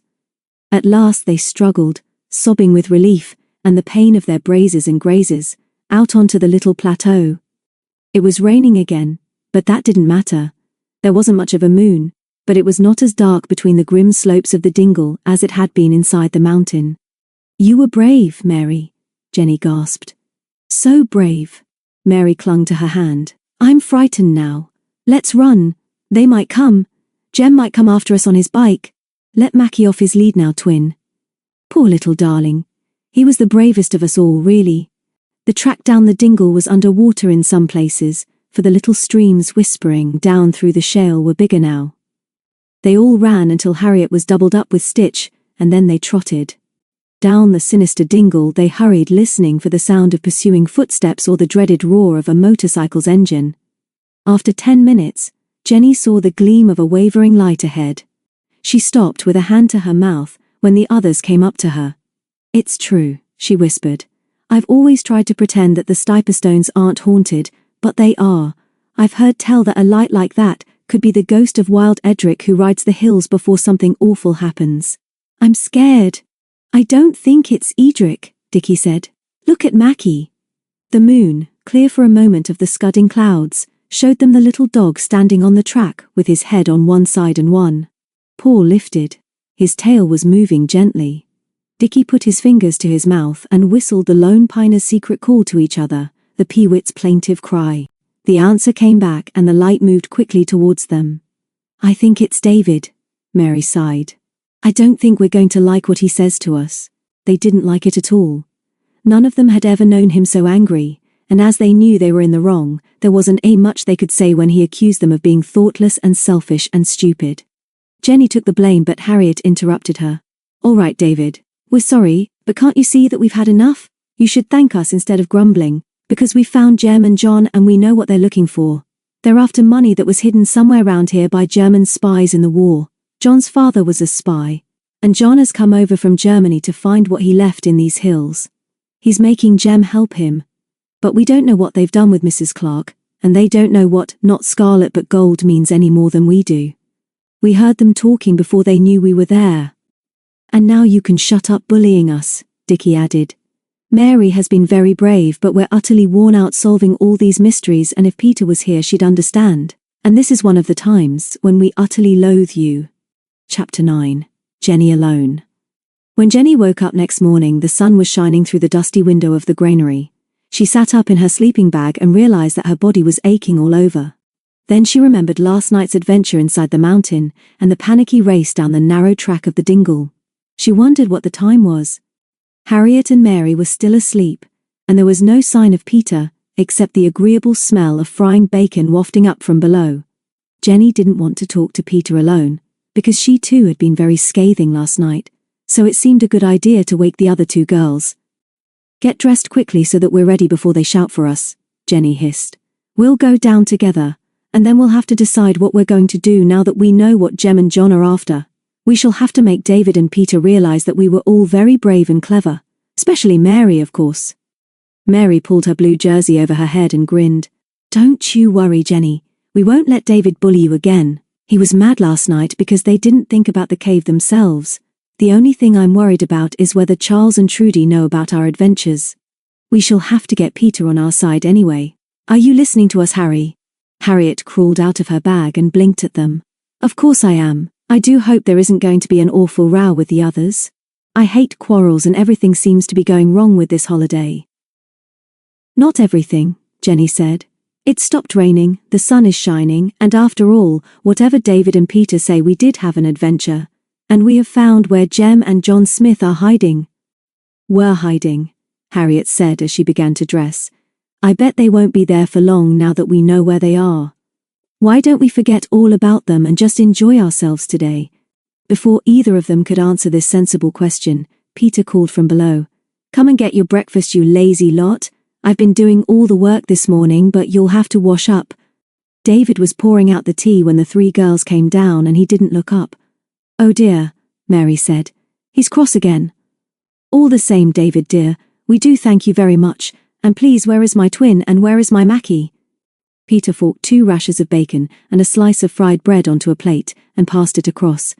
Your twin, she said, is what you would describe as being sunk in swinish slumber. I brought Mackie down when you were all sunk in the same thing, and when I last saw him he was scratching himself in the farmyard.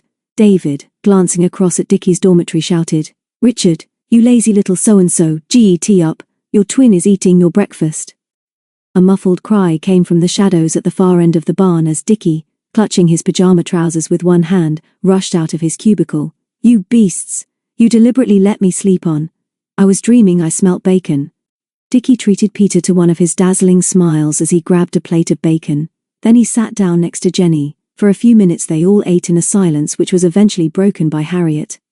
Well, she said brightly, what are we all going to do today? I was saying upstairs that I hoped we could forget all about Jem and John Smith now that we've found out where they're hiding, although we don't think they'll stay there now that we do know. David looked across meaningly at Peter, and then asked Jenny to tell them again everything that had happened. Jenny told her story well, and admitted how scared she had been, and that Mary had been particularly brave. She repeated everything they had overheard. And I am sorry you didn't know where we were, and that you had to come and look for us. I know we ought to have come back and told you two about what Dad said, and about the track of Jem's motorbike, but we just wanted to find out all we could, and sort of surprise you. Don't worry, David said grimly. You managed to do that. I wouldn't have believed you could all be so stupid. And you've all given your word not to get in a mess like that again. You're not safe to let out alone. Are you sure that John said that his father was a German spy in the last war? And from there they began to argue it all over again. After a while David admitted that Charles and Trudy did not know of last night's adventure, and that there didn't seem to be any particular reason why they should be told now that John and Jem had established themselves in the cave. But if it's true that John is searching for money or something which his father hid in these hills in the war, Peter said eagerly, surely we have as much right as anybody else to search for it too. If we found it, I can't see that we should be stealing. Of course we should have to tell the police or somebody, but we know about Not Scarlet But Gold, and as we also know all this country, we've just got to start thinking and trying to work it out. It's like a puzzle. It sounds like a crossword clue, and I don't see why we shouldn't try and solve it while we're here. The others looked at her in surprise, for this speech was much more like the old Peter whom they hadn't seen much of since they had arrived at Seven Gates. David laughed. Fair enough, but those two are dangerous, and we've all got to keep out of their way.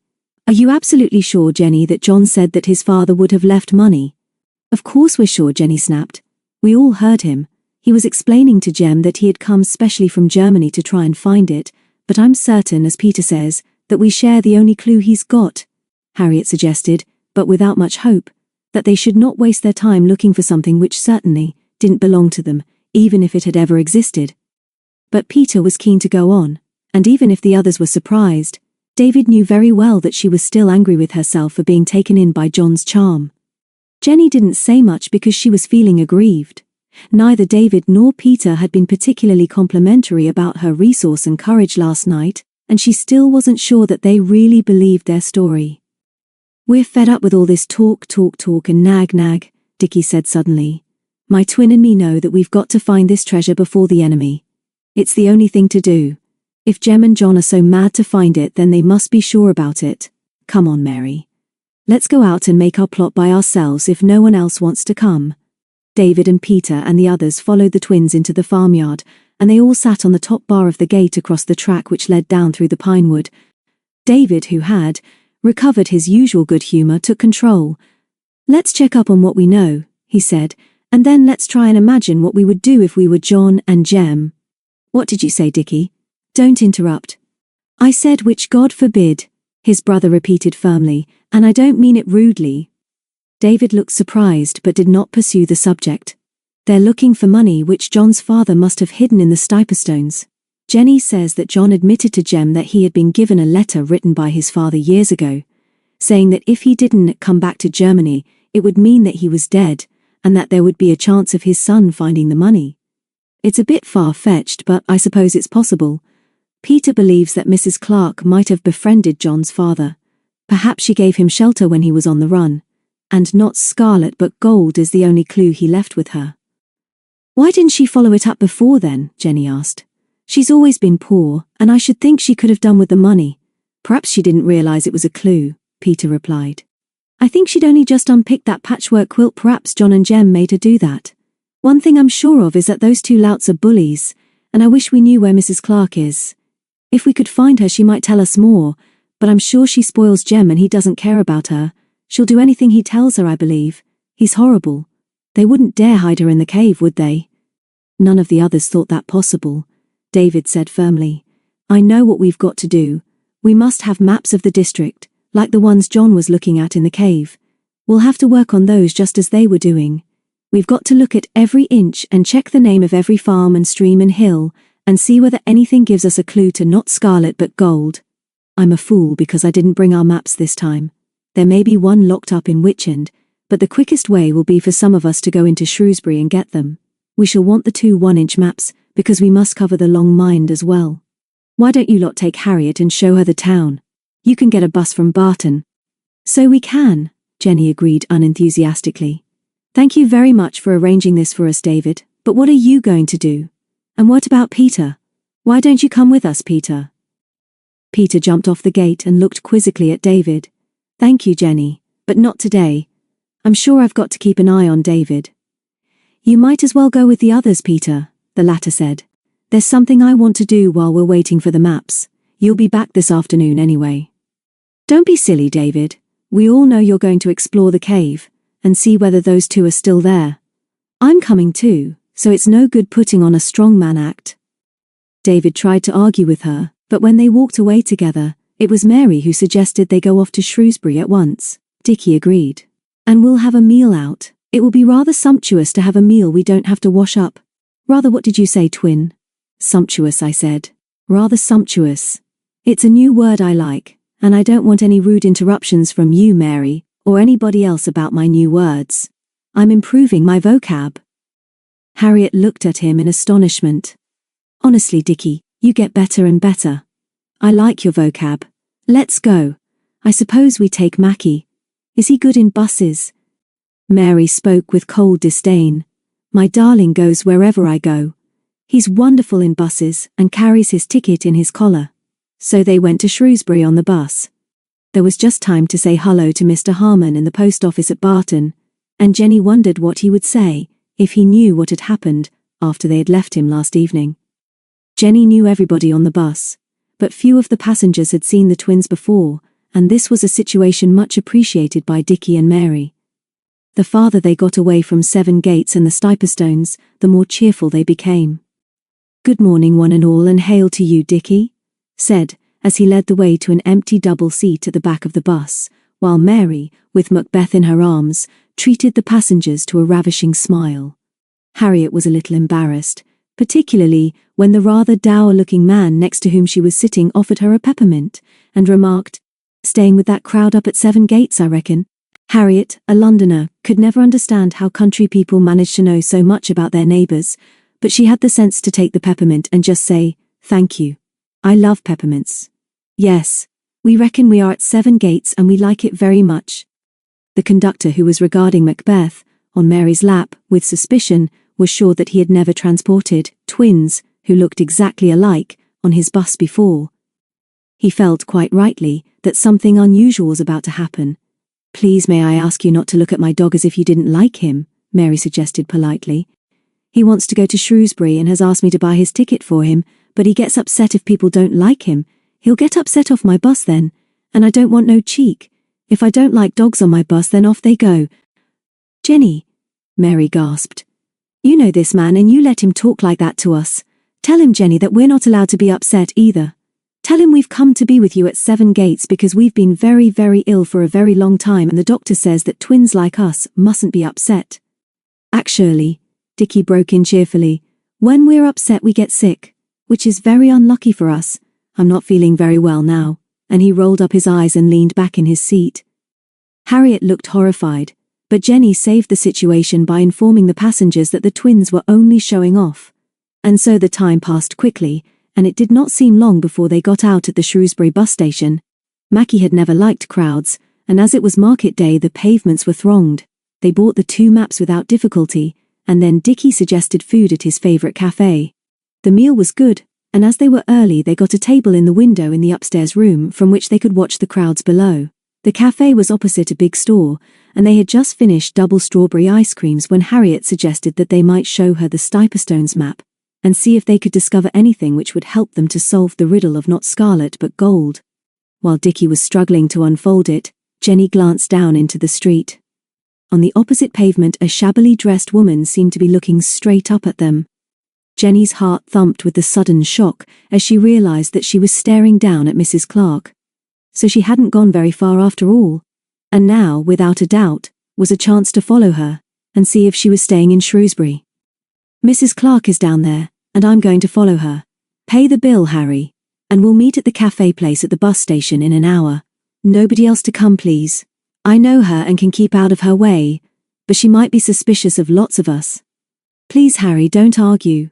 Look after the twins. I won't be long, I promise. And before any of them could protest, she was running down the stairs. Mrs. Clark was now looking into the window of the store. 2 buses passed slowly and Jenny lost sight of her, and by the time she was able to cross the road, Mrs. Clark had disappeared. In desperation, Jenny looked up at the window of the cafe and saw Dickie grimacing and pointing to the shop. Jenny pushed back the swing doors. The store was enormous and the counters stretched away into the dim distance. Jenny had been in here before, and she pressed forward undaunted into the crowd. She tried to think what Mrs. Clark would want to buy, but she couldn't be sure whether the woman had recognized her. Probably not. There was no reason why she should remember her, and even if she did, it was not unusual for her to be in Shrewsbury.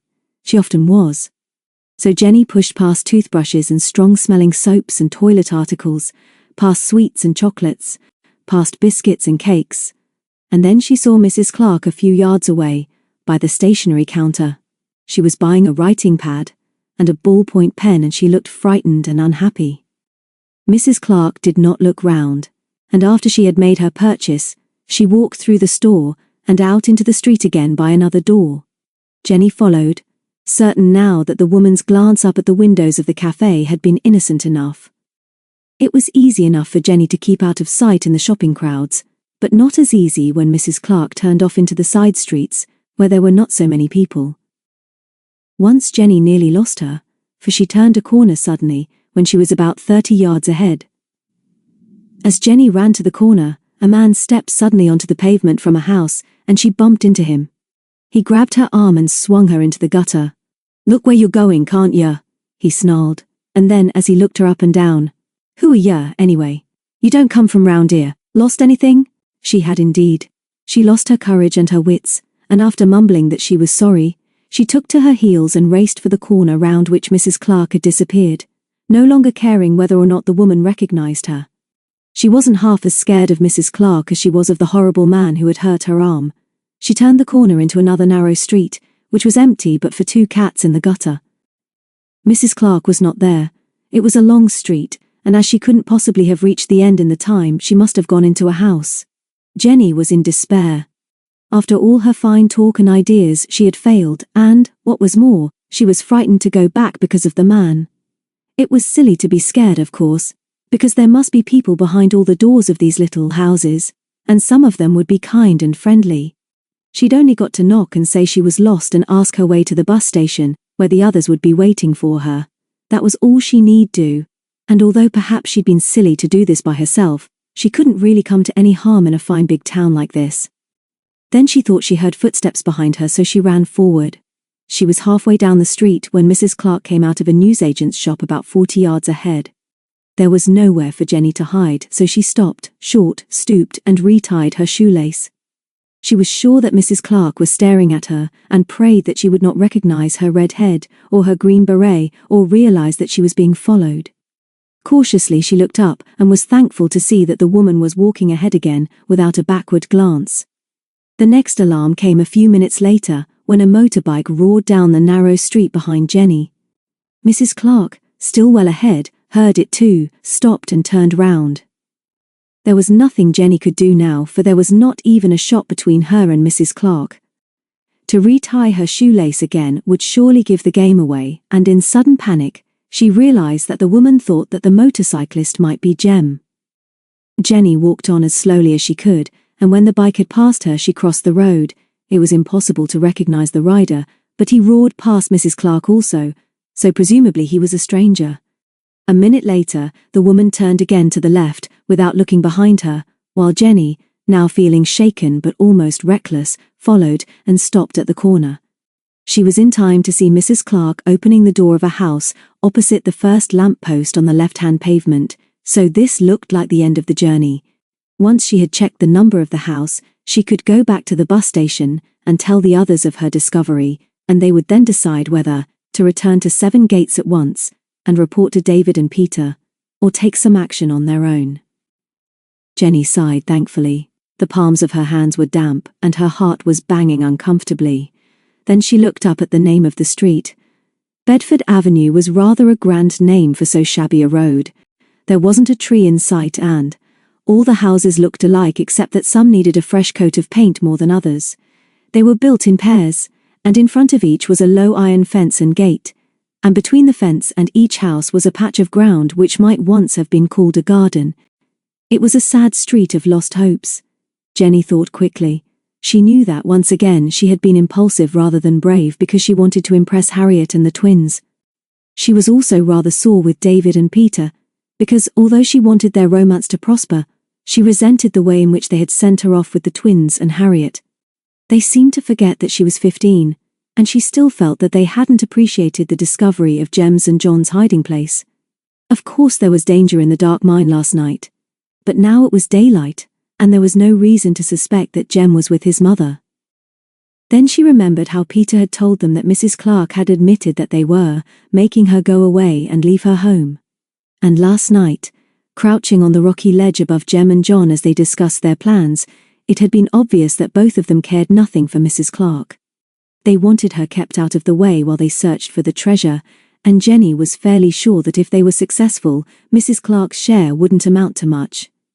And so Jenny was suddenly sure that Mrs. Clark was not only a frightened and unhappy woman, but that she might not even know where her son was, or what he was doing. This, then, was her chance.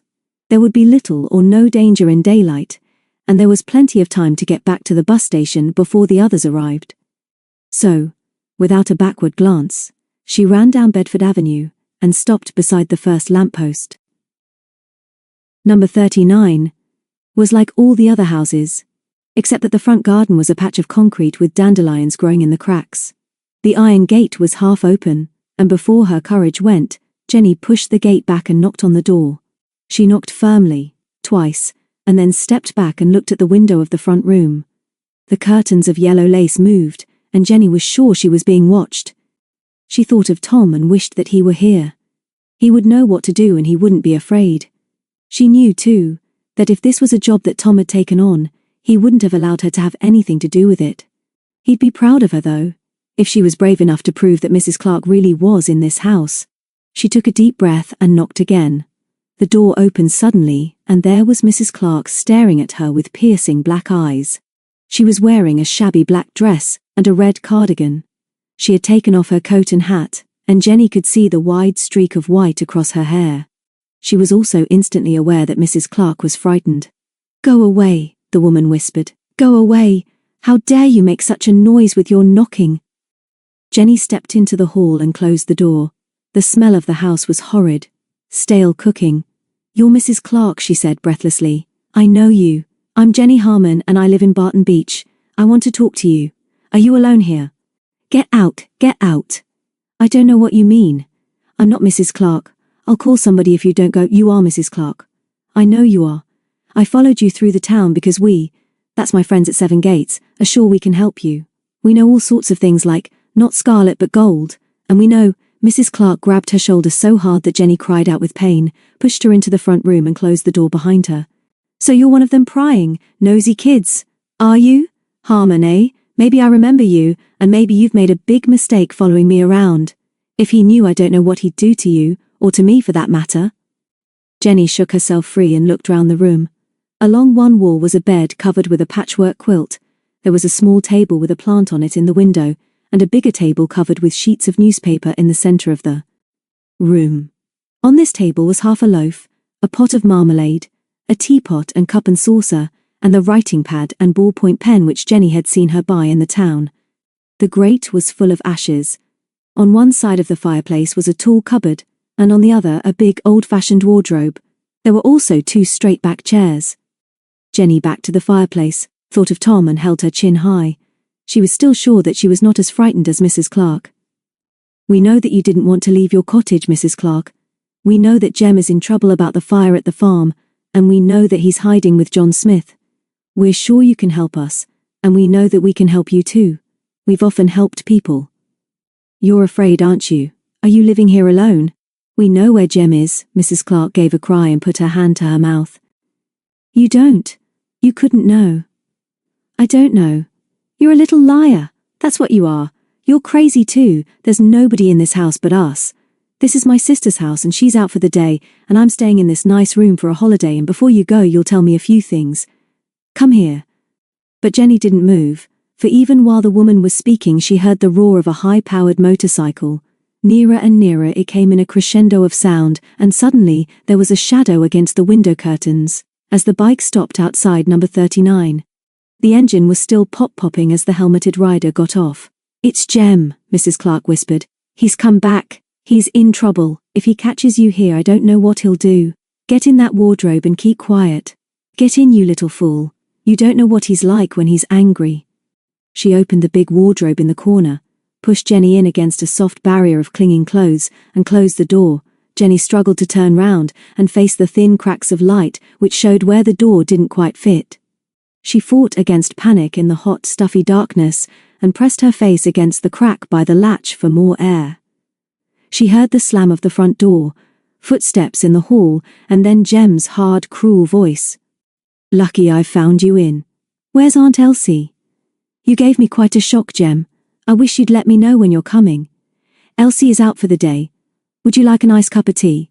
I would not. I've no time to waste, Mum, but I want money. Now. You've got some put away somewhere, I know. And I've got to have 10 quid right away. Things aren't going too well and I'm in a bit of trouble. Oh dear, Jem. You're such a worry to me. I haven't got enough money to give you any. I've only enough for my food and things while I'm staying here. And I'll tell you right now, Jem, that I won't ask my sister Elsie for a penny. Why should I?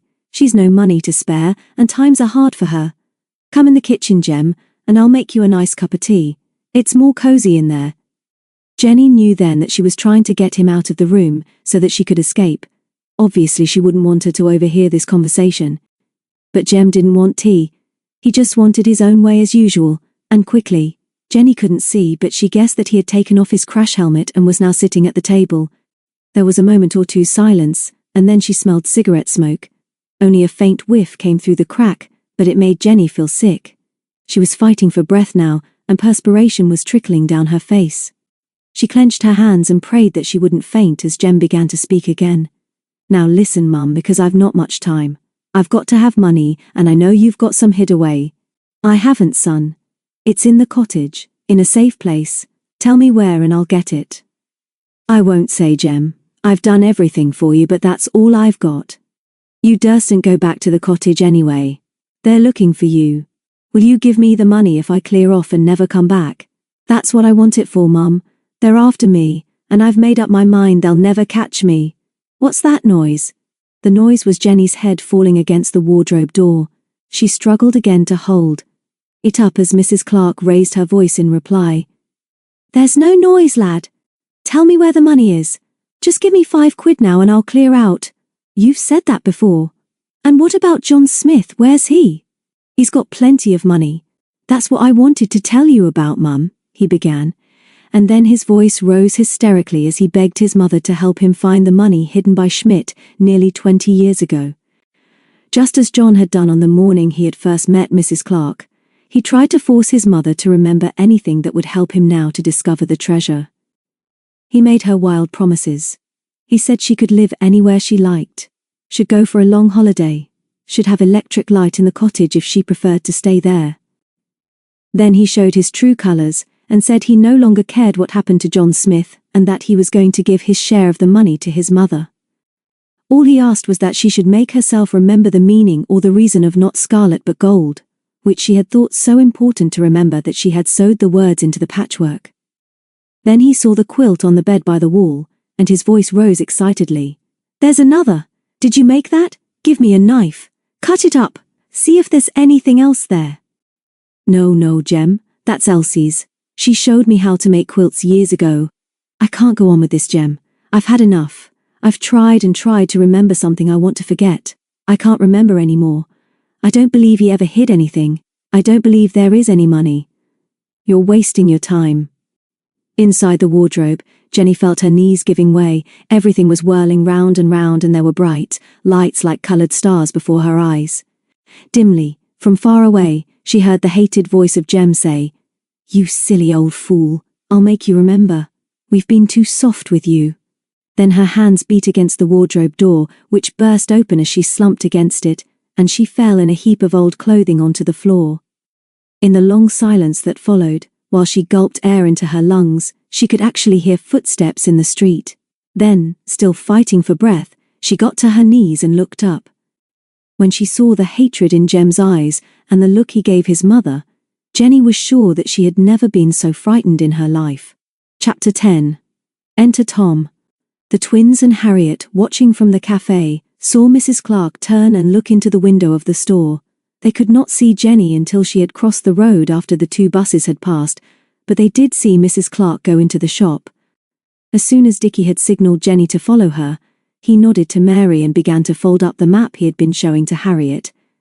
"Please pay the bill, Harry," he said. "We mustn't let Jenny know that we're following her, and that won't be easy because there's 3 of us and Mackie, but we must try." "But we can't do that," Harriet protested. "Jenny told me to look after you 2, and we can't all follow Mrs. Clark. We're following Jenny," Mary explained patiently as she got up.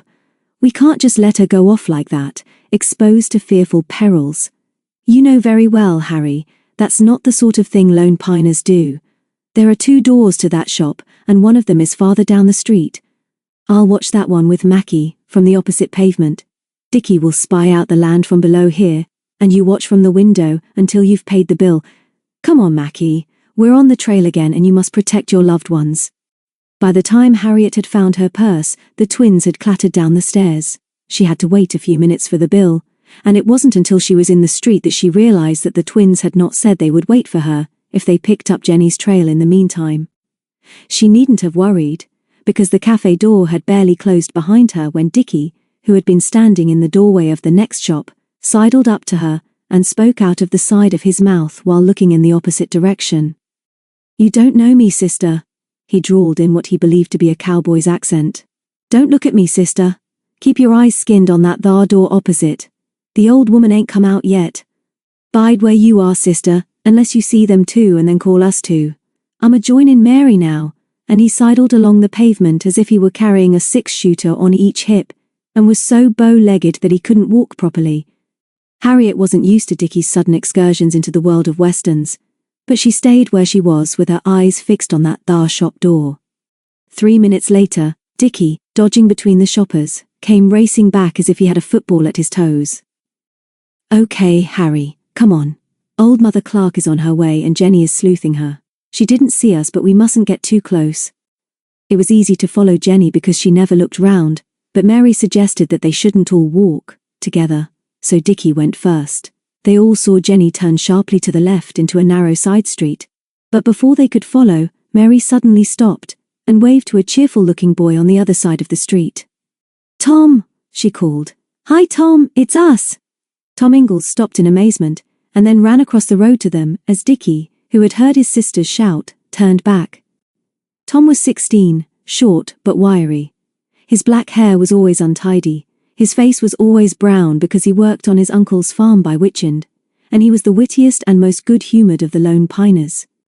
He looked at Harriet in surprise, for he had never met her, but before he could say anything, Mary clutched his hand and dragged him forward. "Wonderful seeing you like this, Tom. Honest it is. You must come with us now, 'cause we're following Jenny." "Yes, Jenny. And she's following Mrs. Clark, who is a sort of enemy but fairly feeble, if you know what I mean. But Tom, Mrs. Clark has got a son, Jem, who is a bully and absolutely foul, and he's after some treasure left by German spies on the Stiperstones and—" "Stop it!" Tom shouted. "What are you talking about? And where's Jen, and who's this girl?" "This girl is Harriet Sparrow, and she's a lone piner, as you jolly well ought to know," Dickie said. "Hello, Harriet," Tom said. "Are you as mad as these kids? I thought you were all at Seven Gates." "So we are, but we're here as well. Don't be so difficult, Tom. Mary and me and Harriet are following Jenny, who doesn't know we are." "And why are you here anyway?" "We're in Shrewsbury for the market. Uncle Alf is after some sheep, and I haven't got to meet him for an hour. I reckon he'll let me come over to you all tomorrow." Okay, I'll come with you now, and you can tell me more about this nonsense of German treasure. And you can tell me, as we go, what Jen thinks she's doing following old women around." Harriet thought Tom was wonderful. She'd heard about him from the twins, of course, and she knew what Jenny felt about him and wasn't surprised. He smiled at her as they turned into the side street, and she blushed as if he could read her thoughts. Jenny was not in sight, but slouching towards them was an unpleasant-looking man. Mackie hated him and began to bark, and Mary pulled him back on the lead. "I'm so sorry about my dog. He's quite harmless really, but he's rather excitable. Please, have you seen our red-headed girlfriend down this street? I think perhaps she was in a hurry." The man muttered and grumbled, and said he had seen a kid who was in a hurry and had nearly knocked him over. Soon after this encounter, they saw Jenny stooping to tie her shoelace, and then they recognized Mrs. Clark hurrying along the pavement ahead. "That's them," Harriet hissed. "Jen is still on the trail. We mustn't let her see us yet. If she does, she may come back to us, especially if she sees Tom." Mary grinned.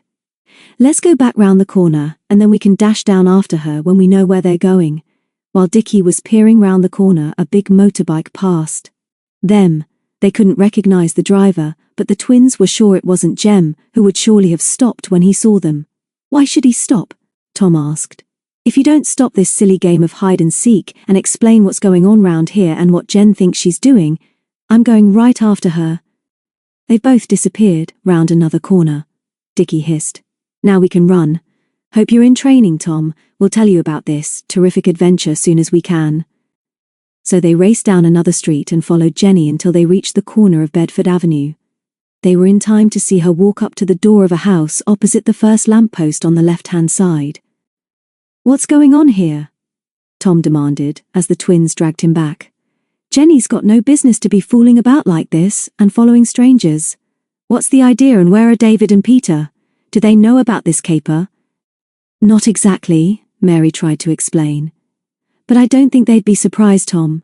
They sent us into Shrewsbury to buy some maps, and from the window of a cafe we saw Mrs. Clark, that's the woman Jenny's following, by mistake." Tom said, "Are you going to tell me or not why Jenny is following an old woman about Shrewsbury and going by herself into a scruffy-looking house like that? Are you?" "We would if we had time," Dickie protested. "Please don't be bossy, Tom. We don't think Mrs. Clark would hurt Jenny, but we don't know who else is in that house." Tom shrugged his shoulders and stepped round the corner. The others followed him, just as a big motorbike turned into the far end of Bedford Avenue and roared towards them. "I bet that's Jem," Mary gasped. "Come back, twin. He mustn't see us," and she dragged Harriet and Dickie back out of sight. They heard the engine of the motorbike cut out. "If that was Jem, we shall have to rescue Jenny, Dickie. Come on. It doesn't matter who sees us now. We can't leave Jenny in that house." The three of them, with Mackie ahead tugging at his lead, raced up Bedford Avenue and caught up Tom, who was just pushing back the rusty iron gate of number 39. The big black bike, hot and smelling of oil, was at the curb. "Wait, Tom," Dickie puffed. "Just a sec, please. If this is Jem's bike, let's unscrew the valves of his tires in case we have to run for it presently." Tom nodded and grinned. They had worked this trick before, and in a few seconds the tires were flat. "You lot stay here," Tom said. "I'm going in after Jen." The front door was ajar, so he pushed it back, and the others followed him into the gloomy hall. Harriet was not a coward, and although she had already been mixed up in 2 adventures with the twins, she was not yet taking their courage for granted. She had heard and seen Jem Clark last night, and knew that if Mary's guess had been right, and that it was Jem in the house, there was certainly going to be trouble. And although Tom had told them to stay outside, he didn't seem to be surprised that they had followed him. He didn't even look round when they heard Jenny scream, but kicked open the door of the sitting room. Harriet never forgot the next 5 minutes, nor her first sight of that grubby room.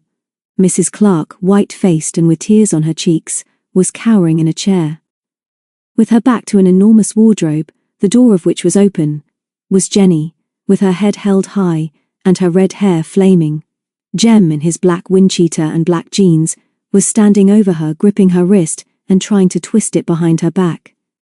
As Tom kicked the door open, Jenny must have smacked Jem's face with her free hand, for, even as he turned, he was swearing at her. Then Jenny, with a little sob, said, "Tom, oh Tom, you've come after all." Mary stooped and unclipped Macbeth's lead. "After him, Mackie, get him."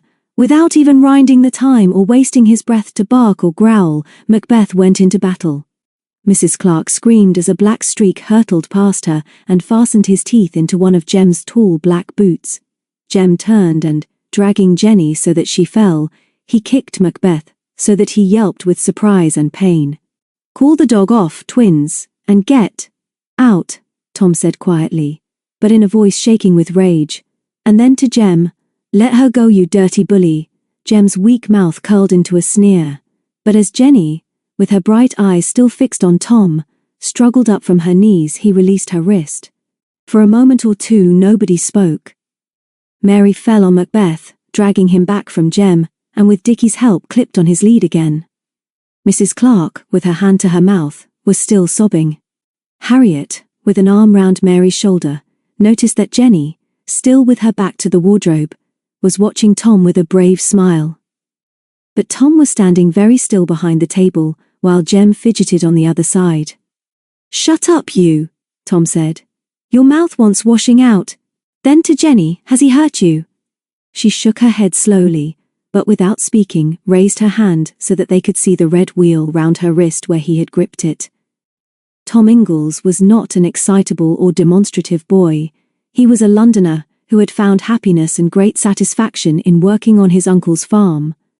Although, because he was nearly 17, he sometimes pretended to have little or no time for the Lone Pine Club and its members, the others were never in any doubt about his friendship. When Jenny held up her wrist and he saw the bruise, and when he looked up and saw tears still on her face, he knew that in spite of all her excitable chatter, and sometimes silly ways, she was the best and most loyal friend he ever had in his life, and that she always would be. And in those few seconds he really grew up. Tom was 4 or 5 inches shorter than Jem Clark, but he was strong for his weight and height. He was now very angry, and although Harriet and the twins were behind him, they were frightened when they heard him say, in a voice which didn't sound at all like his, "Listen, Jenny, and do as I say. Come away from that wardrobe and round by the window, and then get out of this house. Take the others, don't argue. Wait for me outside." Jenny obeyed. Tom didn't turn to watch her, but kept his eyes fixed on Jem, whose fingers were still drumming on the table. Then Jem shrugged his shoulders.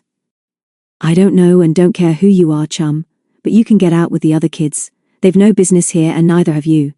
This house belongs to my mum, and that red-headed kid was hiding in the wardrobe. Listening she was, not minding her own business. Get out, all of you." From behind him, in the doorway, Tom heard Jenny say, "Please come too, Tom. There's nothing else we can do now. I wanted to help Mrs. Clark, but when we heard him coming she made me hide. He was bullying her, trying to make her give him money. I heard him, Tom, but please come now because I can't stand any more trouble." She had hardly finished speaking before Mrs. Clark jumped to her feet, and as Tom turned towards her, Jem leaned across the table and hit him.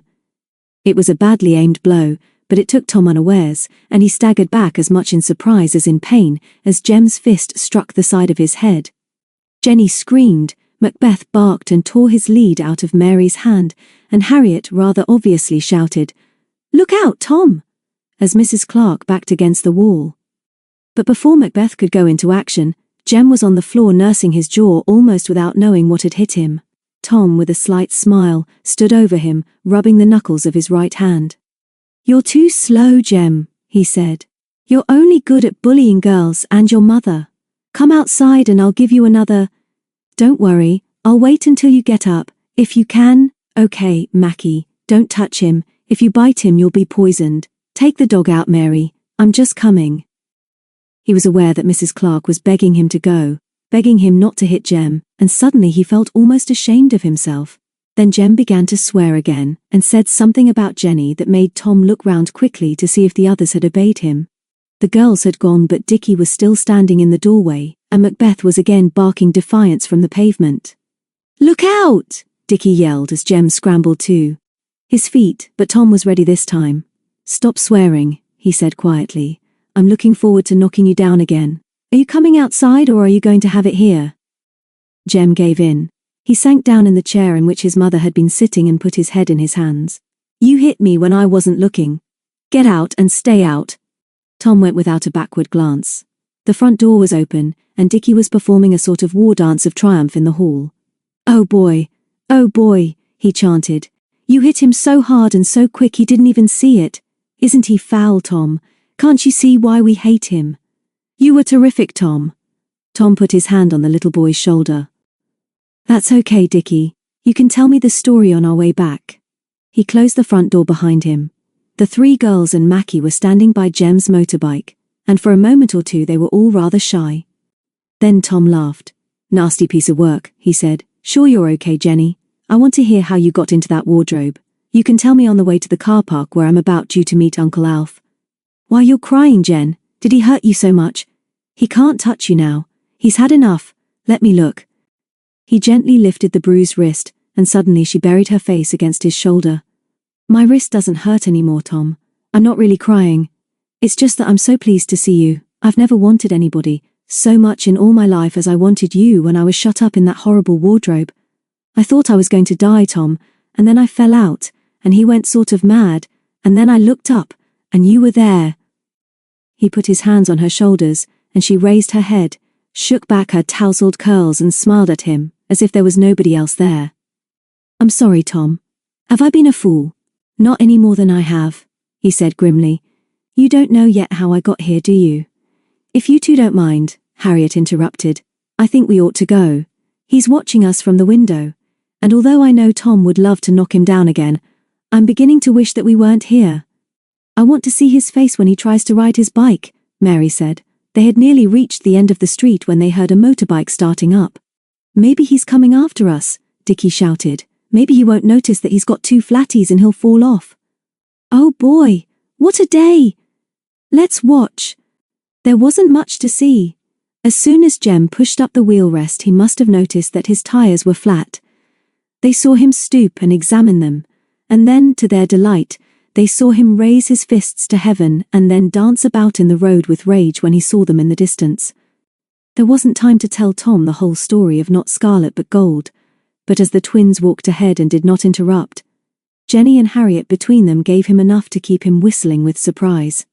"And you mean to tell me, Jen, that you took these three into the old mine last night without torches, when you knew that Jem and this other German chap were in there? What's come over you lately? I'll have to talk to David about you. But better still, I reckon I'd better come and look after you."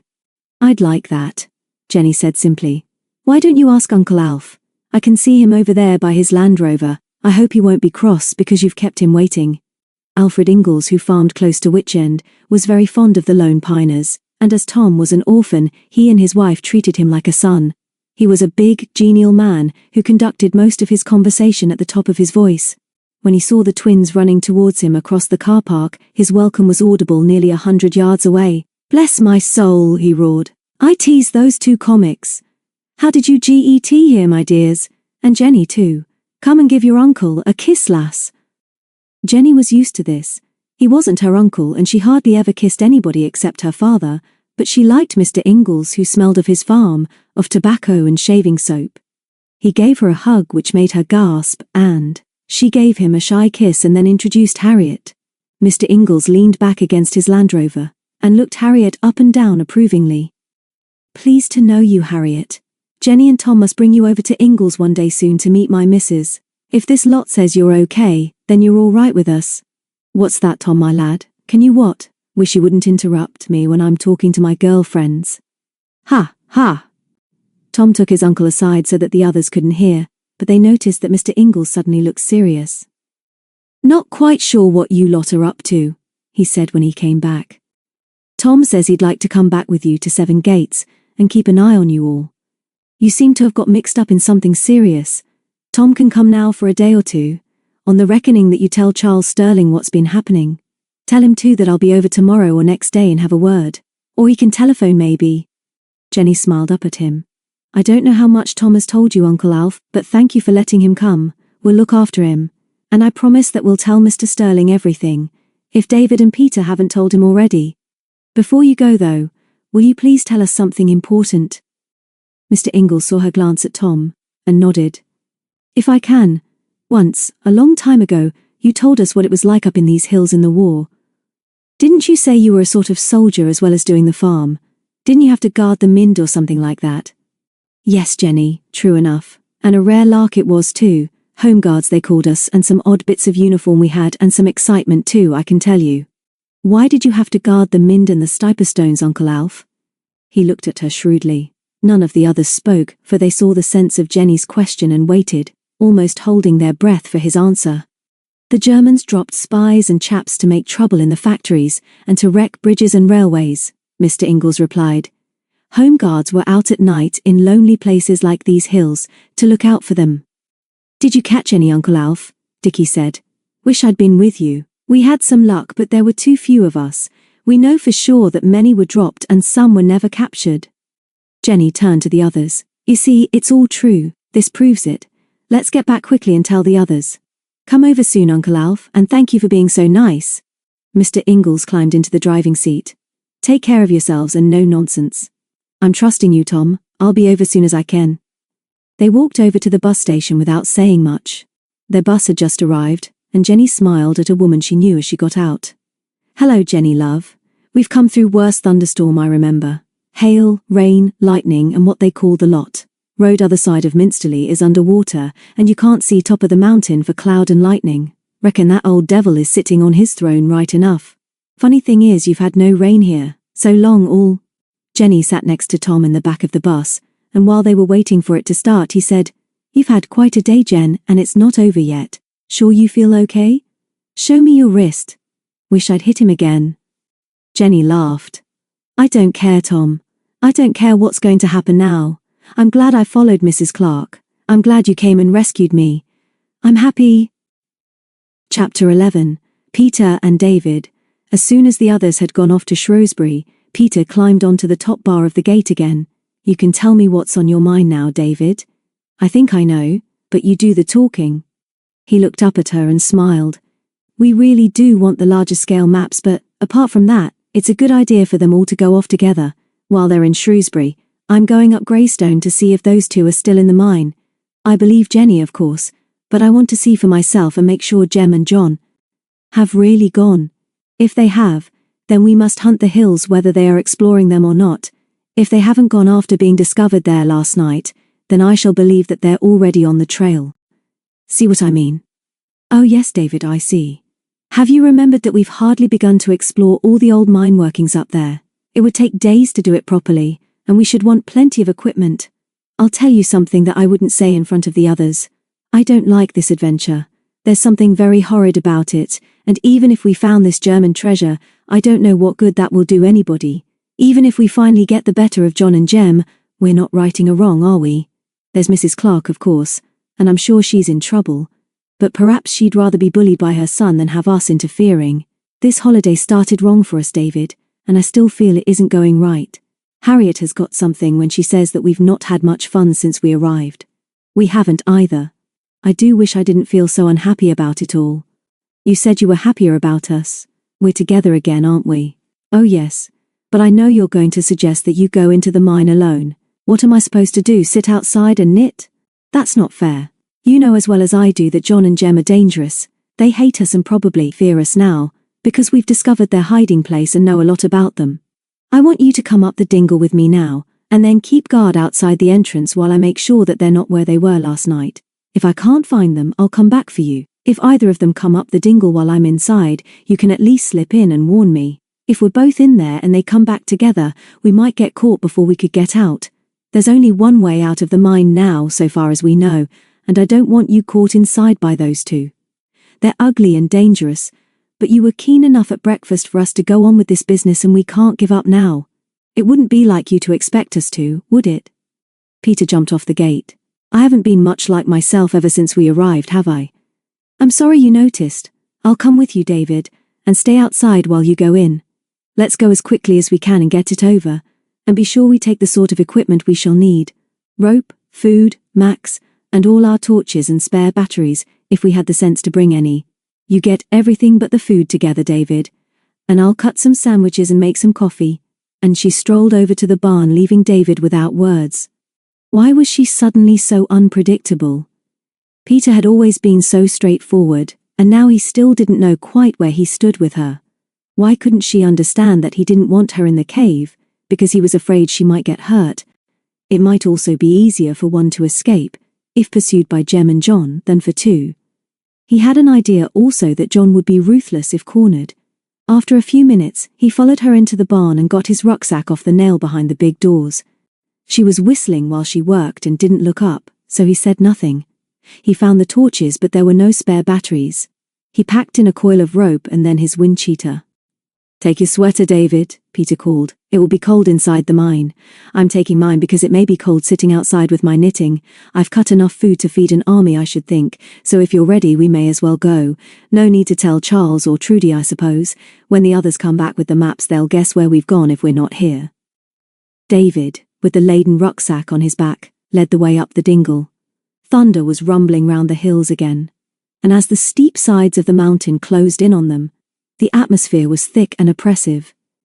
David soon felt the weight of the rucksack, and when they were halfway up, he suggested a rest. Peter sat beside him on a rock. He smiled at her, but she looked at him gravely until he felt awkward. After a little he said, "The only way from the cave, with a motorbike, is down this path. If they came down last night, or early this morning, they'd probably be carrying a lot of stuff, and we ought to see their tracks. I've been looking out for the trail of tires, but haven't seen any." "Have you?" "No, I haven't, but the hills are running with water, and as it must have rained in the night, any tire marks would have been washed away. I've never seen so much water here nor the stream so full, and it's going to rain again soon." It was true that the stream that ran down the side of the track was now a torrent, and the water was often over the path itself. Both sides of the dingle, and particularly that on the right where a few hawthorns and hollies were growing almost against the skyline, were alive with little streams, while the shale and rocks glistened in the watery sunshine. David, although he wouldn't admit it, was tempted to turn back.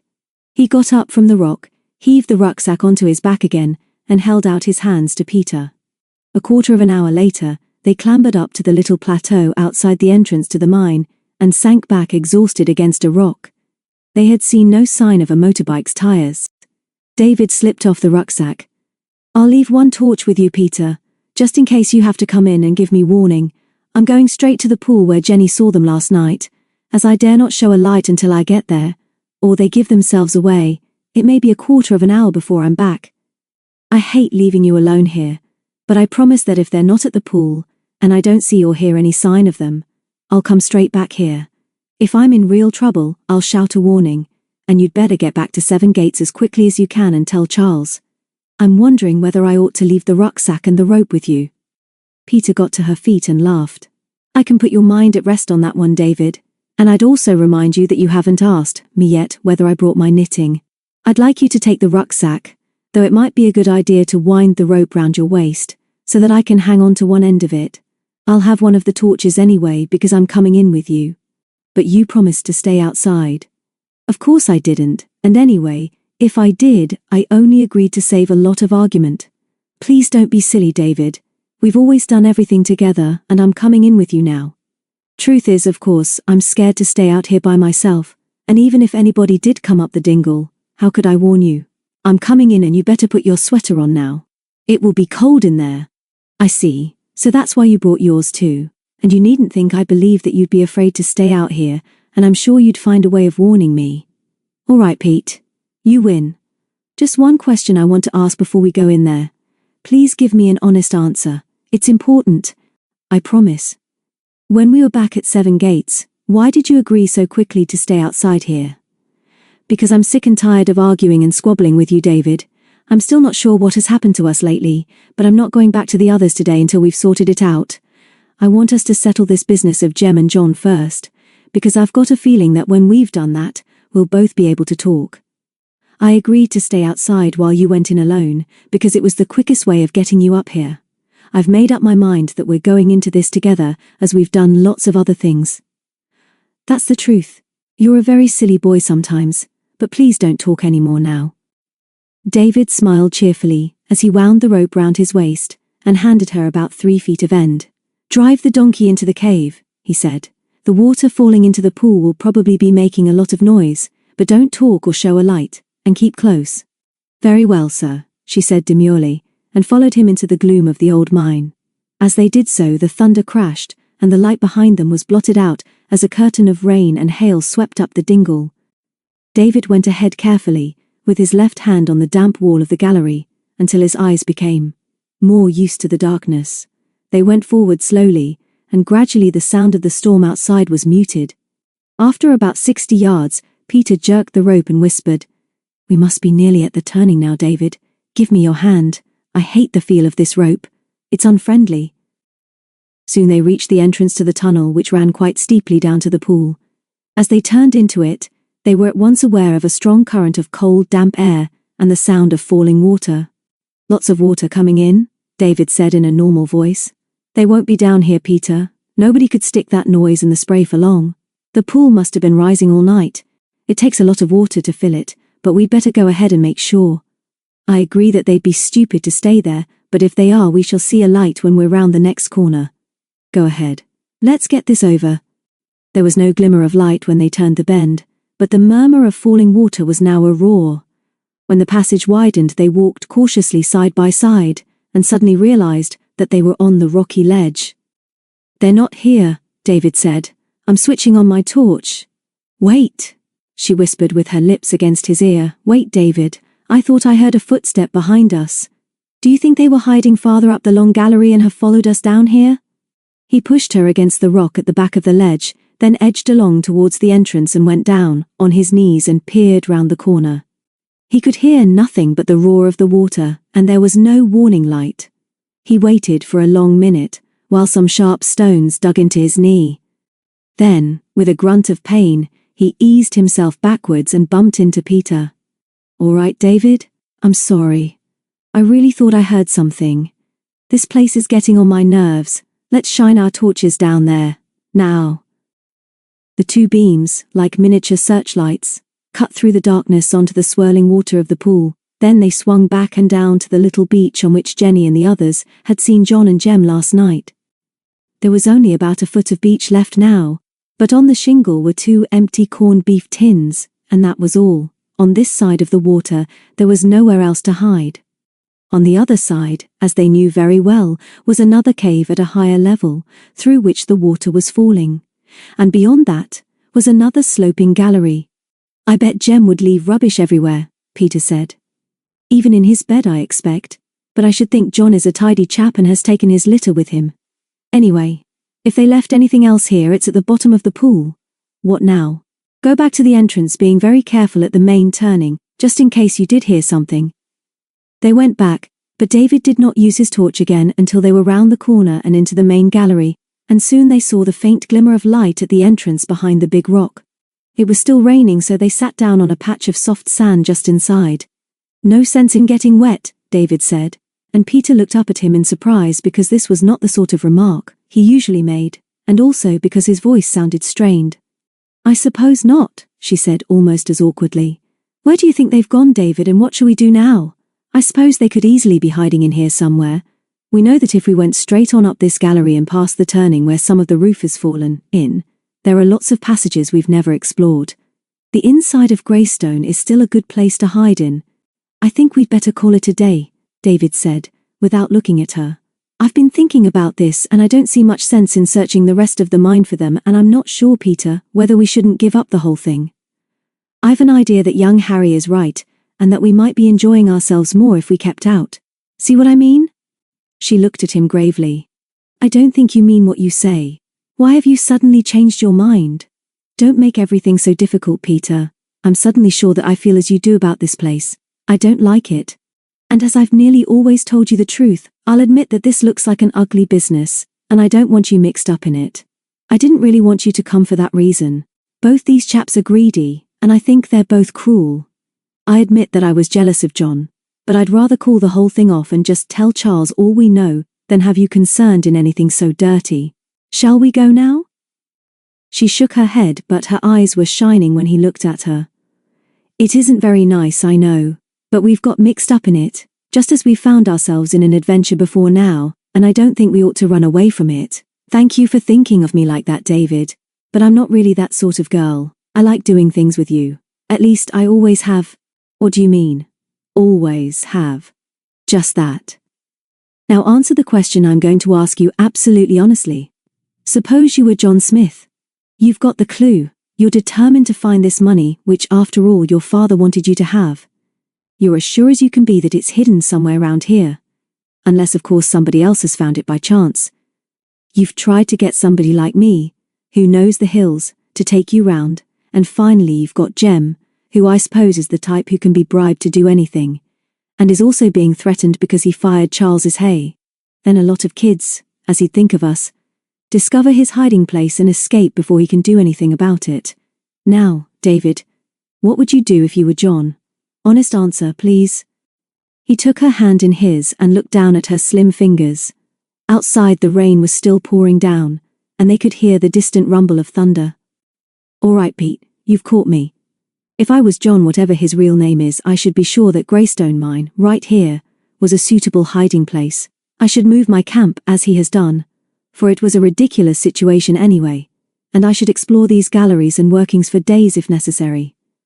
All the time I should be looking for signs which suggest, not scarlet but gold, and trying to put myself in the place of my father, who I never really knew. This is exactly the sort of place which a man on the run or wanting a secret base would choose.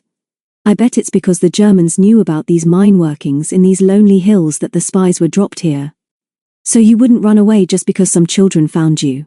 You'd find another, safer place to hide and explore every possible part of the mine with Jem. Yes, I would. Of course you would.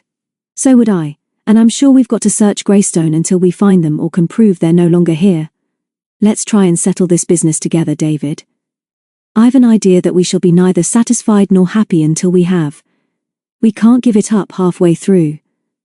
When I was riding over here on Sally the other day and met John for the first time, I was sure this wasn't going to be the best of our holidays. I feel now that everything will be better for us when John and Jem are out of the way for good. And there's something I specially wanted to tell you, David, but you haven't seemed very interested to hear it. No, I'm not going to tell you now. Let's go in here and get it over. I want to beat those two to finding the treasure and then throw it at them. David got up and pulled her to her feet. All right, Peter, I'm glad now that you're coming with me, but I wouldn't mind Tom coming along behind you to guard your back. There may be some stiff climbing over the rubble and stones in the gallery beyond the tunnel, but that's where we'd better try first. I think they'd get away from the water soon as they could after last night. We've no spare batteries, Peter, so save your torch. I won't use mine until we get past the junction, and then you'd better hold on to the rope. I can't really remember what it was like up there except that it was dangerous. Let's try anyway. If anybody else got by, I suppose we can. The next 15 minutes seemed like an hour. A few yards after they had passed the junction, the shaft, which had obviously been cut by hand, began to rise sharply. It narrowed, too, and there was only just room to walk single file. The air was not as fresh as that in the tunnel leading to the pool, and David, picking his way carefully over broken rocks and stones, was soon perspiring and short of breath. He stopped, switched off the torch to save the battery, and leaned against the rock wall, which was very wet. I'm puffed, Peter, he whispered. Let's wait here for a minute and listen. The darkness was as intense as the silence, which was broken only by the thudding of his heart, and Peter's quick breathing beside him. There was no other sound, not even the trickle of water which seemed to be oozing from the walls. It was impossible to imagine that there ever had been a sound in the heart of this old mine. "This is the Devil's Mountain, all right," Peter said after a while. "I'm shivering now. Let's go on until we can't go any farther." David switched on the torch again and they went on. The gallery swung to the right and now they could hear the trickle of water. A few more steps and they splashed through a shallow pool, and then David realized that they could go no farther. The passage was blocked by a fall of broken rock, and when he swung the beam of the torch upwards it disclosed a gaping hole where the roof had been. As they watched, a chunk of rock the size of a football shifted from somewhere up in the shadows. It moved with a crack and a scrunch, and was suddenly falling towards them. It brought with it an avalanche of small stones, and although one struck him on the knee, the large rock which had caused the trouble bounded past them and splashed through the shallow pool in a thunder of noise, and down the slope up which they had just climbed. Peter, still holding the rope, dragged David backwards, but no more stones fell. David wiped his forehead with the back of his hand and dropped his torch. It bounced off his foot and didn't break, and as he stooped to pick it up, the beam showed him what looked like a scrap of paper at the edge of the pool, which was still rippling from the impact of the rock. He picked it off the surface of the water. "Hold the torch, Peter. Look, the paper isn't soaked right through. It's the wrapper of a packet of chewing gum, and the printing is German." "It couldn't be anyone but John," Peter whispered. "I remember he was chewing when I met him in the ruined cottage. I suppose he came as far as this and then turned back. He couldn't get over that fall of rock." And then they had their second stroke of luck, for as David moved the beam back, it lit up a gush of water coming from halfway up the wall, between the pool and the pile of rock blocking the gallery. "There's a hole in the wall there, Peter. Look, I believe it could be the entrance to another tunnel. Use your torch now and I'll try and climb up and see." It was as David had suspected. He managed to pull himself up while the water poured down his legs. Then, suspended half in and half out of the hole, he used his torch again. "It's okay, as far as I can see, Peter. It doesn't look such a tidy gallery as the other, more like a narrow cave. We should have to crawl up because the roof is too low. Look out, I'm coming down." He slid back and looked ruefully at his trousers, which were wet through. "I think there's a chance they went up there," he went on. "Will you stay here while I go up a little way and explore?" "No, David. I told you that we're doing this together. Take off your rucksack and I'll pass it to you when you're up. If you can shove it behind you, you ought to be able to turn round and then haul me up." Even without the rucksack on his back it was difficult for him to turn round, but he managed it, and then, by leaning over the edge, and grasping Peter's wrists, he pulled her up through the falling water. "We're crazy," Peter whispered with chattering teeth. "I'm beginning to think Harriet is right, and that we'd be better out of this. Wish you'd thought of that before," David muttered, as he began to crawl forward. "I'm mad too because we forgot to use the rope. I could have pulled you up with that, and we wouldn't have got so wet. I'm going to use the torch, now Peter, but keep as close as you can and I'll let you know when I've had enough. Have you thought what we'll do if we come up against another rock fall? If we can't go forward and can't turn round, you'll have to crawl backwards." "What a life." Peter said nothing. She was too wet and cold. The shaft soon widened, but the roof remained too low for them to walk upright.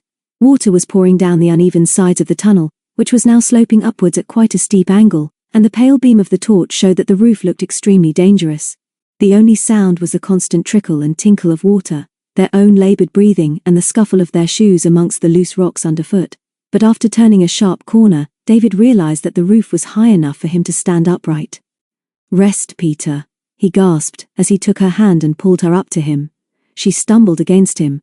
"Don't think I can do much more, David," she whispered. "I was a fool to think I could. This is a horrible place, and if anybody finds any treasure in here, they're welcome to it." Before he could answer, they distinctly heard from somewhere above them the sound of tapping or of stone on stone.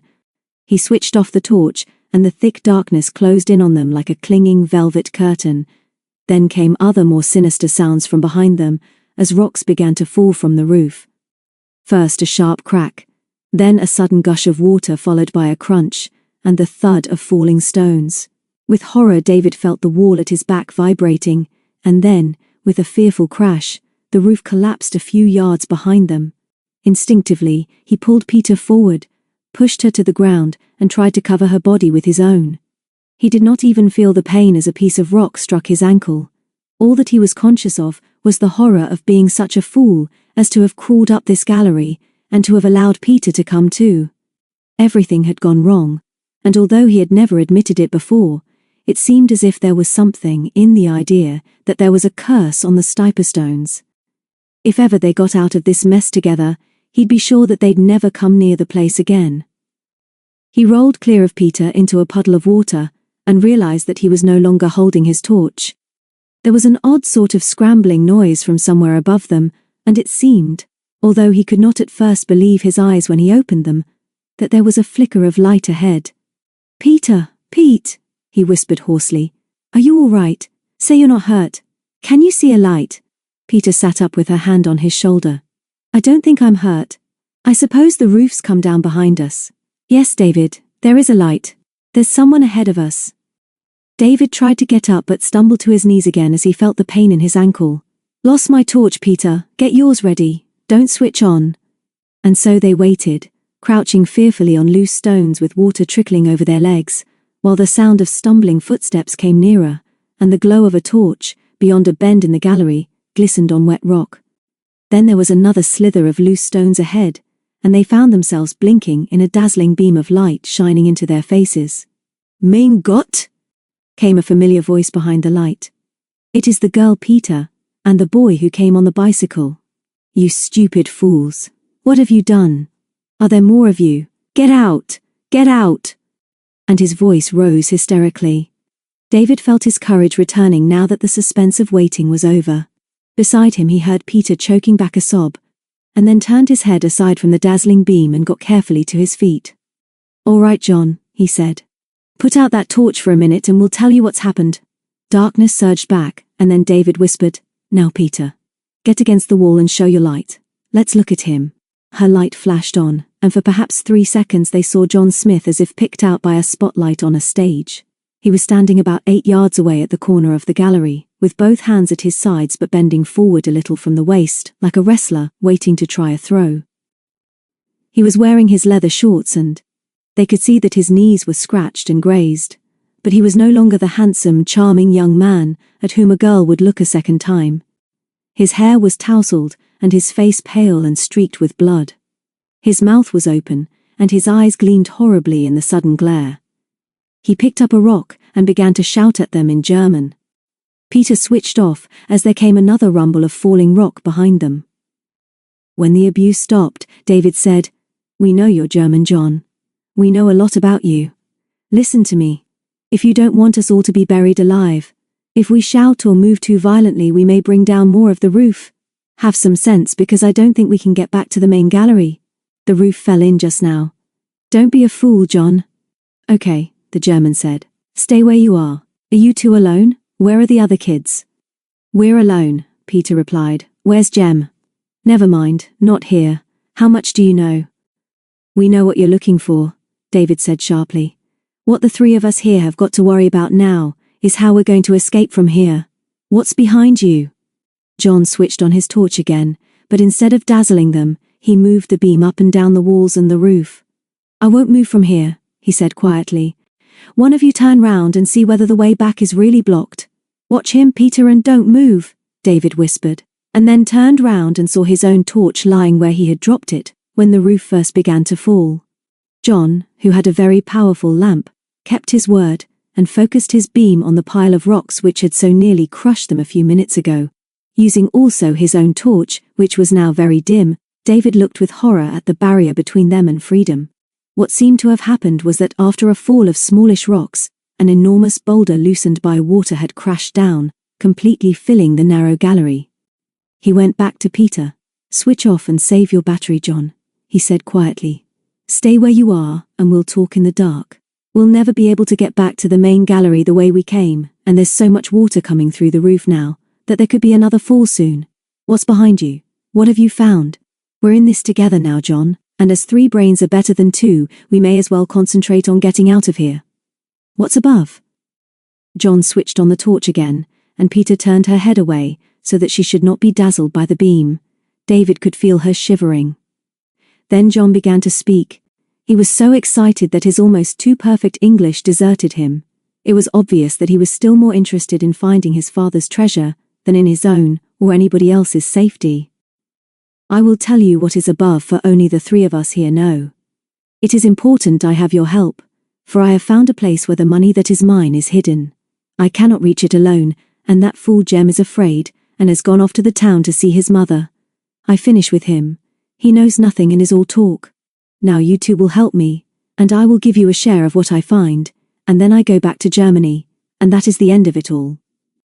He paused for breath, and then Peter answered him. "You can have the money, John. We've got to get out of here before more of the roof falls in. What is behind you?"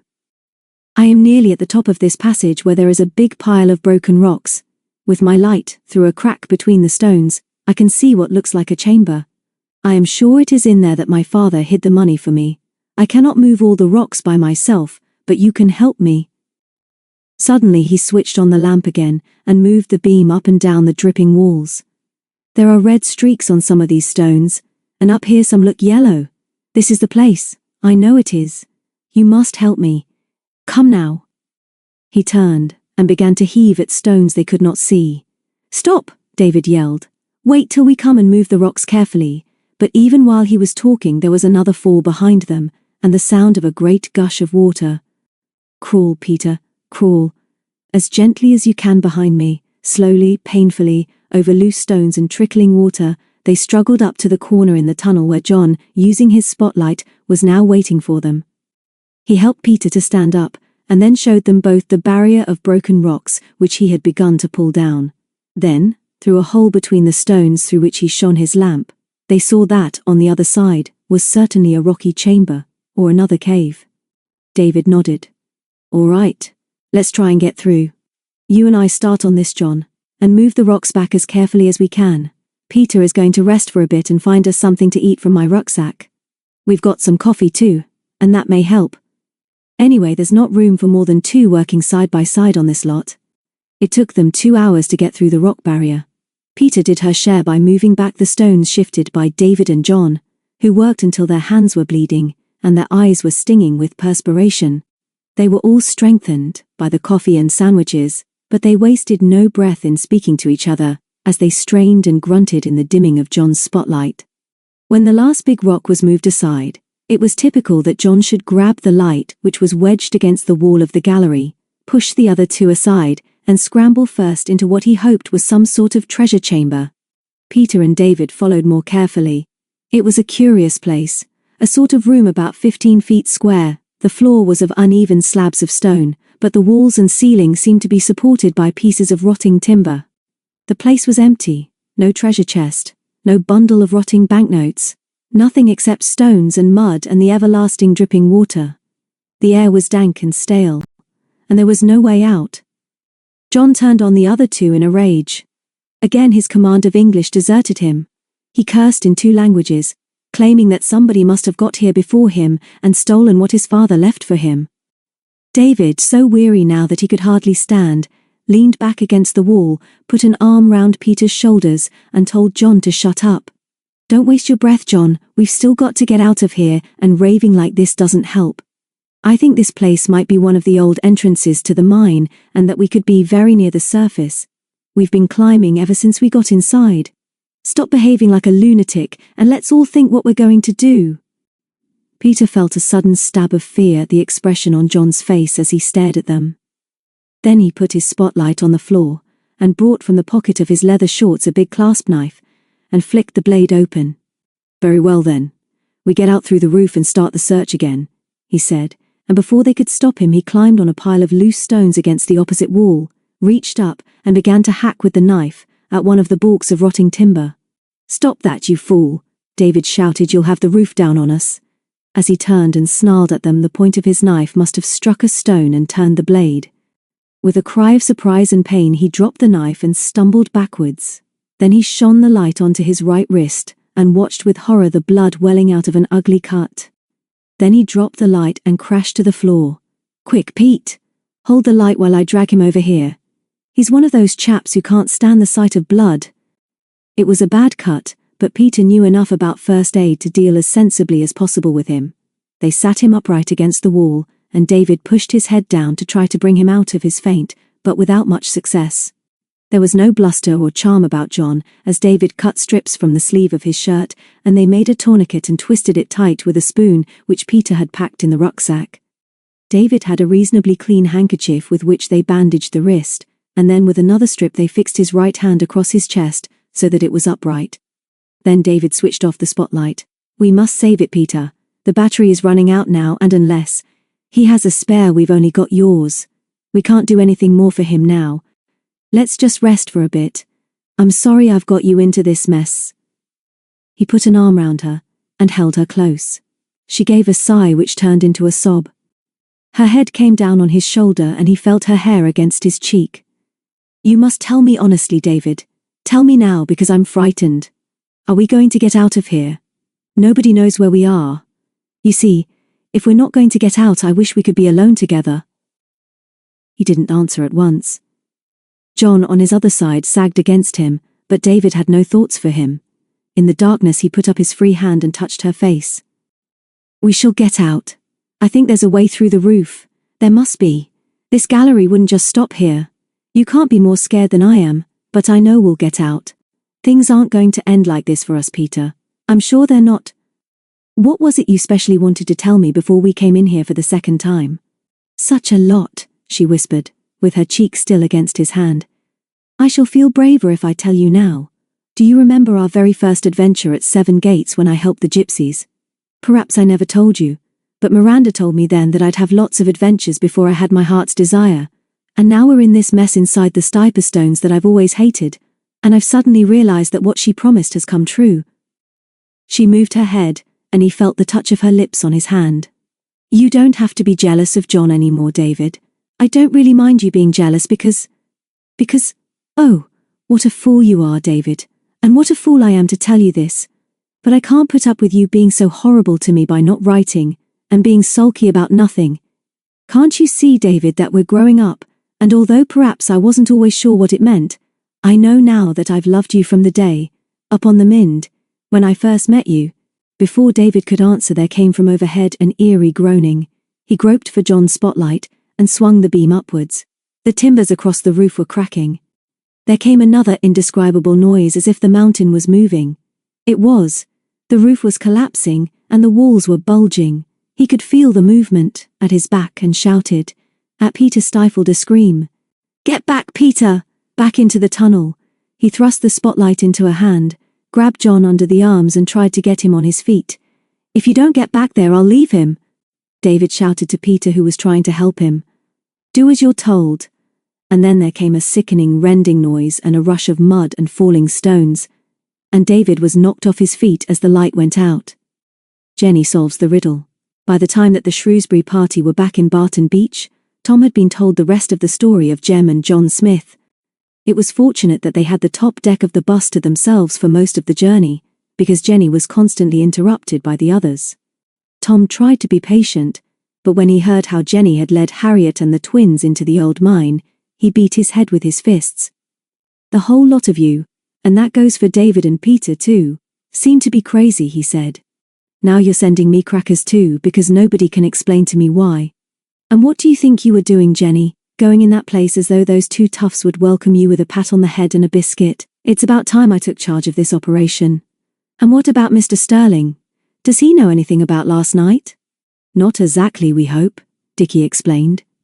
Tom went on. "Soon as I've had a talk with David, we'll have to tell Charles everything, and I don't think he'll be very pleased with any of us. Seems to me that those two lads are really dangerous." "Yes, Thomas dear," Mary said demurely. "We're sure you're right, but we wouldn't be surprised if David and Peter have gone to the mine just to see if Jem and John are still there. We know that Jem isn't, but where's John? That's the thing, isn't it? We've got the maps that David asked for, but we still think he wanted us out of the way. And another thing. We were very pleased to see you today. A few miles south of Shrewsbury they ran into another thunderstorm and noticed that low-lying parts of the road were underwater. It was still raining in Barton, and they sheltered for 10 minutes in the post office, where Tom was greeted warmly by Mr. Harmon. "Very nice to see you, Tom. Always welcome in Barton, my boy. Staying at Seven Gates with the others, I suppose? If I can find time, I must take you for a spin in the car." "Can't promise to take you all, my dears, because the vehicle is not new. When I'm not so busy, perhaps. As you're here, perhaps you'd better go up and see Mrs. Harmon. Take him upstairs, Jenny love, just to say how do. Tom was too polite to make any excuse. He was sure that Jenny's stepmother didn't like him, and she invariably pretended that she didn't know who he was. Truth was that, in an odd sort of way, Mrs. Harmon was jealous. At last, between the storms, they hurried up through the wood to 7 gates. The great doors of the barn were closed, and when they opened up and trooped in, there was no sign of David and Peter.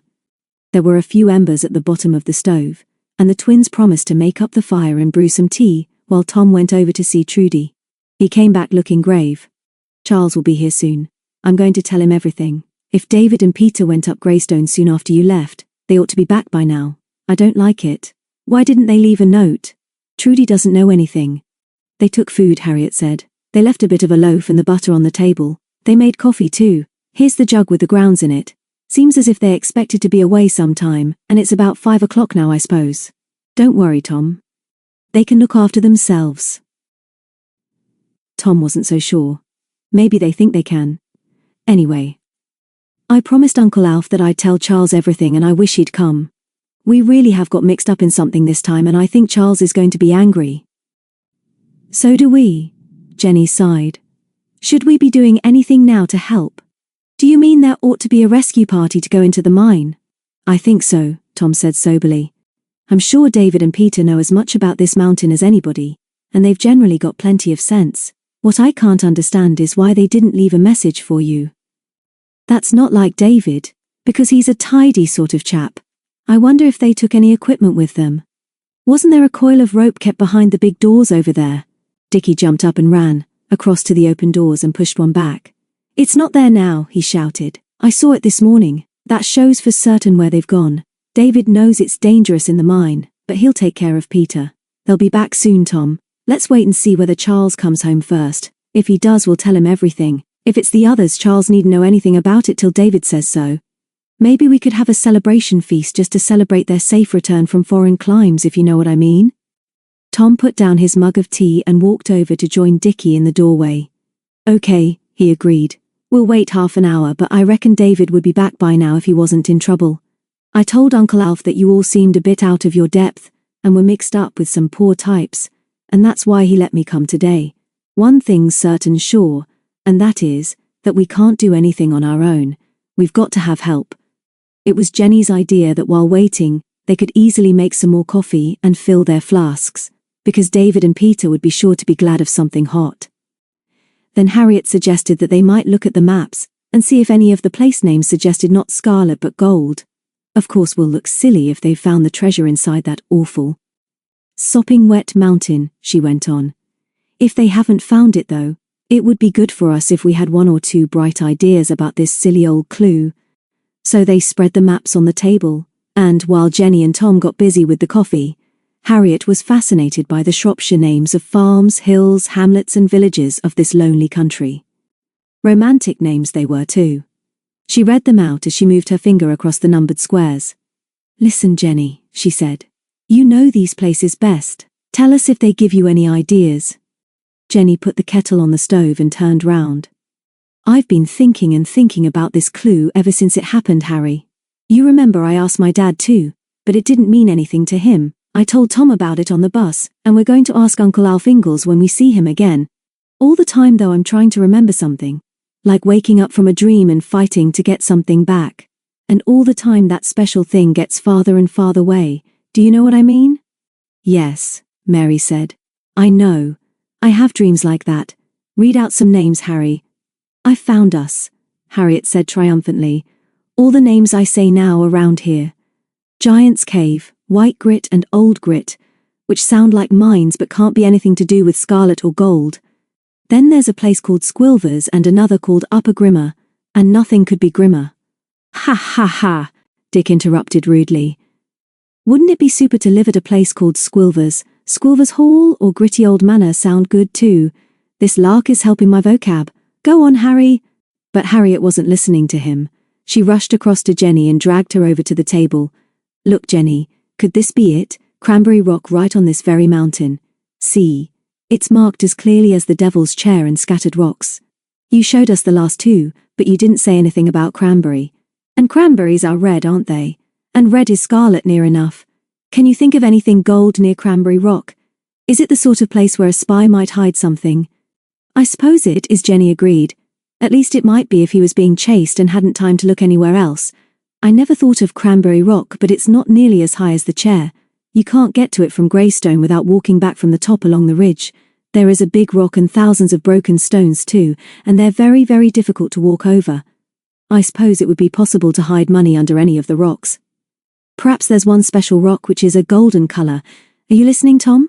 Maybe Harry has got a wonderful idea, but I suppose we can't go and explore Cranberry Rock this evening. No, we can't, Jen.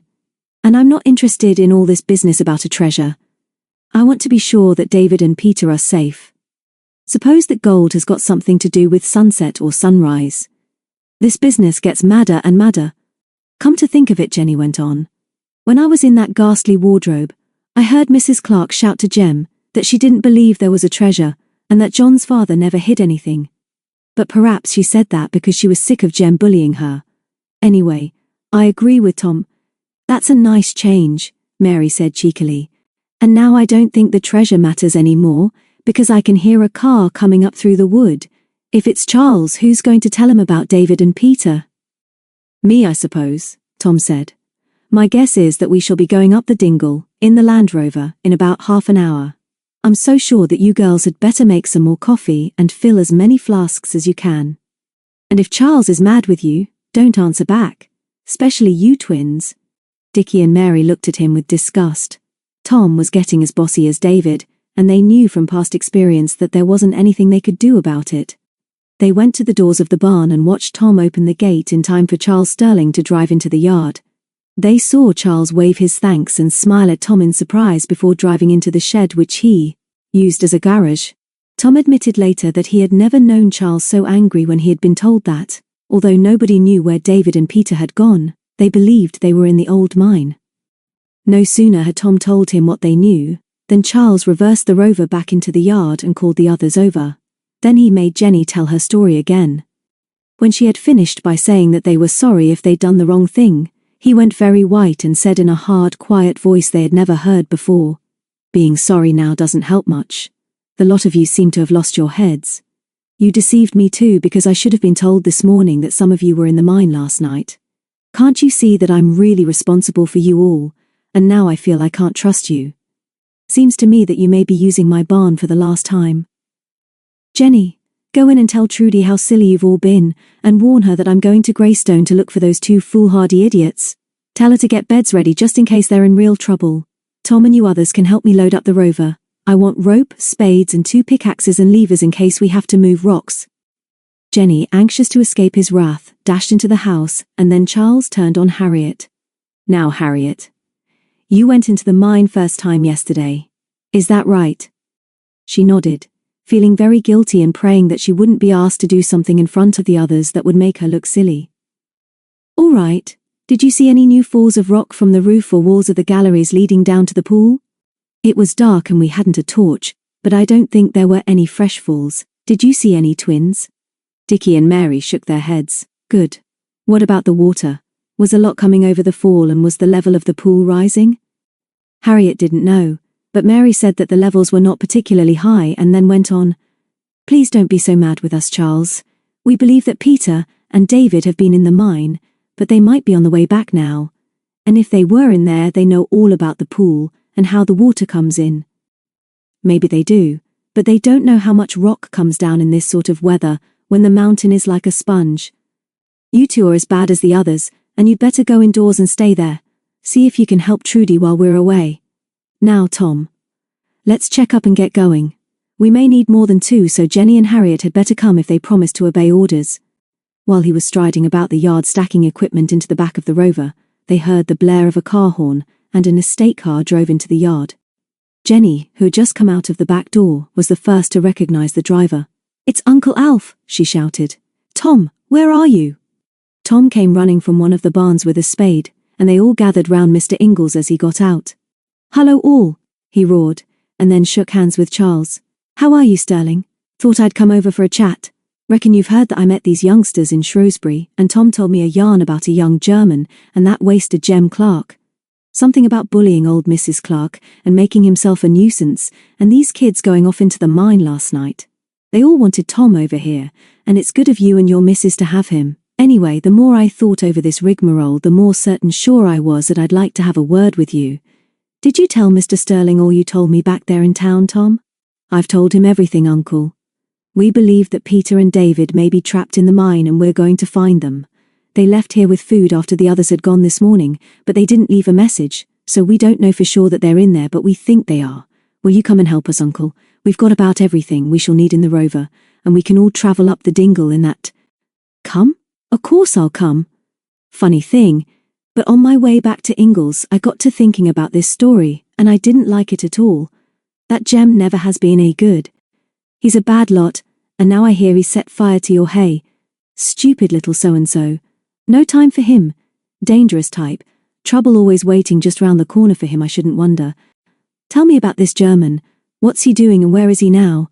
We'll tell you what we know on the way and we'll be glad of your company, Ingalls. Sometimes I wonder if this place is a nursery school. I'm thinking we'd all better go in the rover, for if the underground pool overflows like it did once before, there'll be a lot of water coming down the dingle, and my rover will stand floods better than your car. We can't get very far up anyway.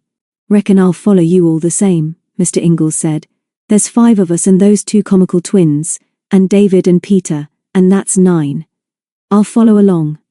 The twins aren't coming, Charles said. What would they do if there's trouble in there? I'm afraid of roof falls after all this rain. If Peter and David went in without leaving a message, you can be sure they expected to be back here before this. Here's Trudy, she'll look after them. Darling, here's Mr. Ingalls driven over to see if he can help. Alf Ingalls shook her hand so that she winced. I heard what you said about the twins, Charles, she said.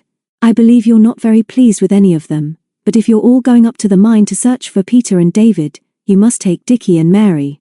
During all the time I've known those 2, I've never seen tears from them both at the same time. They'll behave themselves, I'm sure. But they just couldn't believe their ears when you told them they were to stay here with me. You must know how devoted they are to David and Peter, and if those 2 are in danger, the twins will break out of the house rather than not be with you. Please, Charles. I'll look after Mackie and I'll get hot drinks and such ready for you. Hurry up now, darling, and good luck. They all watched Charles in silence. Then he smiled grimly, and they knew he'd given in. I'll take 'em with me, Mr. Ingalls said. That's the best thing, and I'll keep an eye on 'em too. Send 'em out, Mrs. Sterling, and trust me. No. Better still, I'll go and fetch 'em myself. Young rascals they be, but they've got some sense. I'll look after them. So Mr. Ingalls went into the house for the twins, who were waiting just inside the door. They never told anybody what he said to them, but they were very subdued as they climbed into the estate car, just as the Land Rover carrying the others and all the equipment drove out of the yard. Mary hugged Mackie, and then thrust his lead into Trudy's hand, as if she were never going to see him again. It was not possible to drive the car very far up the dingle. The track soon narrowed and was strewn with rocks, and the stream was now a torrent. When he could go no farther, Charles stopped and sent Tom back to speak to his uncle. Charles says it would be a good idea to turn here where it's wide enough. He could get up a bit farther in the rover, but you'll get stuck in this muck. He says it might be a good idea to be facing the right way in case we have to get away in a hurry. So they've let you 2 out, have they? I hope you're going to behave yourselves. But at this last remark, Mary gave him such a reproachful look that he looked really ashamed. When they jumped out, he put an arm round each of their shoulders. Sorry, twins, he said quietly. Don't worry, we'll find them. Maybe we'll meet them coming down this old dingle any minute now, Dickie said hopefully. If we do, we'll all look a bit silly, shan't we?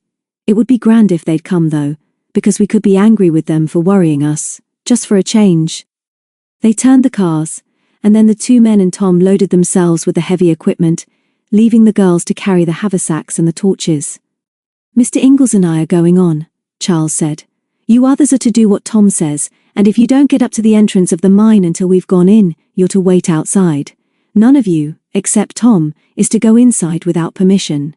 You've all of you been disobedient enough for one holiday, but I'm trusting you again. Look after 'em, Tom. So the men went ahead and Jenny said, Try not to look too bossy and important, Tom, because we just can't stand it. We want cheering up and not bossing about. Anyway, we're not going to be left far behind even if the twins have to run. And Tom smiled, although he wasn't feeling very cheerful. The rain had stopped now, although thunder was still muttering away in the distance, and the skies were clearing. Although they could not see the sun, which must by now be setting over the Welsh mountains, its rays were lighting up the top of the dingle on their right. The atmosphere was heavy and depressing. Water was still trickling down the sides of the valley, and occasionally a few stones and rocks came slipping and bounding down the steep slope, and splashed into the swollen stream which was swirling round their rubber boots and bringing with it plenty of mud and rubble. "I know it's awful of me to say this," Harriet said suddenly. "I know you'll say that I'm the newest member, and that I don't know much about your adventures, but why did we get mixed up in all this? I did ask you not to. I hate things to do with money like this. And anyway, it's a stupid adventure, and it's made us all unhappy. And now we've lost David and Peter. And come to think of it, they've been different ever since they came here." "It's the mountain," Jenny said. "Tom always laughs at me, but that's because he wasn't born up here. Living over on the Long Mind isn't the same." "You'll never understand, Tom, but if you can't feel something hateful about this place right now, I'll never ask you over here again." "Too late to be sorry about it all now," Tom said sensibly. "All we've got to do is find David and Peter, but I will say, Jen, that I don't like this place, although I don't believe a word about the spooks and the old devil up in his chair. Come on, you twins, can't you keep up?" They waited for Dickie and Mary, both of whom were scarlet in the face and breathless. The former was furious. "Of course we can keep up if our legs were as long as your legs are longer, you selfish beasts. And we put on our boots too, which are heavy." Harriet laughed at them. "You're wonderful, Dickie. You'll trip over your words one day. Words can be silly sometimes, like this stupid clue, not scarlet but gold." The two men were now nearly 100 yards ahead, just at the narrowest and steepest part of the dingle, where the swollen stream was roaring right over the track. Tom waved and shouted, but they seemed not to hear, and were looking up towards the top of the scree where the setting sun was shining on a tree outlined against the sullen sky. Jenny said, "I can't forget those words. I know they sound silly, but Peter was sure that they meant something important when she saw them written on the papers in the patchwork quilt. And John Smith thinks they're important too. We know that because we heard him say so last night. I think I ought to know what they mean. It's like waking up after a dream when Jon nearly had the answer to something which mattered. The trouble is that I can't quite— Look, Jenny!" Harriet screamed. "Look where the men are pointing. Something is happening up there." Even while she was still speaking, the two farmers shouted a warning and began to run back towards them. Tom was the first to realize their danger. He grabbed the twins and pushed them back down the track. "Run!" he shouted. "All run back. The dingle is moving. It's a landslide!" None of them saw clearly what was happening during the next few horrifying minutes, for they were running for their lives. Later, when they could talk about it and all danger was over, they pieced together the complete story. The part of Greystone Dingle which they had reached when the avalanche started was comparatively narrow with very steep sides. The two men had nearly reached a sharp turn to the right through a narrow gap between some rocks, which was only about 100 yards from the entrance to the mine.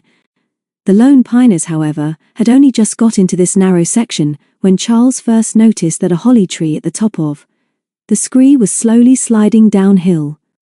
It was then that he shouted his warning, and Harriet looked up to where he was pointing. The farmers, of course, need only have run forward a few yards to the safety of higher ground, but realizing the danger of being cut off from the others who were more vulnerable, they raced back towards them. What happened was this. The side of the dingle, which was the steepest at this particular part, was of shale, a mass of small rocks and stones with little soil to hold it together, and no vegetation besides the tree growing at the top. For weeks, thunderstorms had been rumbling round the hills, and rain had been soaking into the soft sides of the dingle. The winter frosts had been severe, and the thaw began the work of loosening the shale which, when soaked with water, began to slide over the layers of rock beneath it.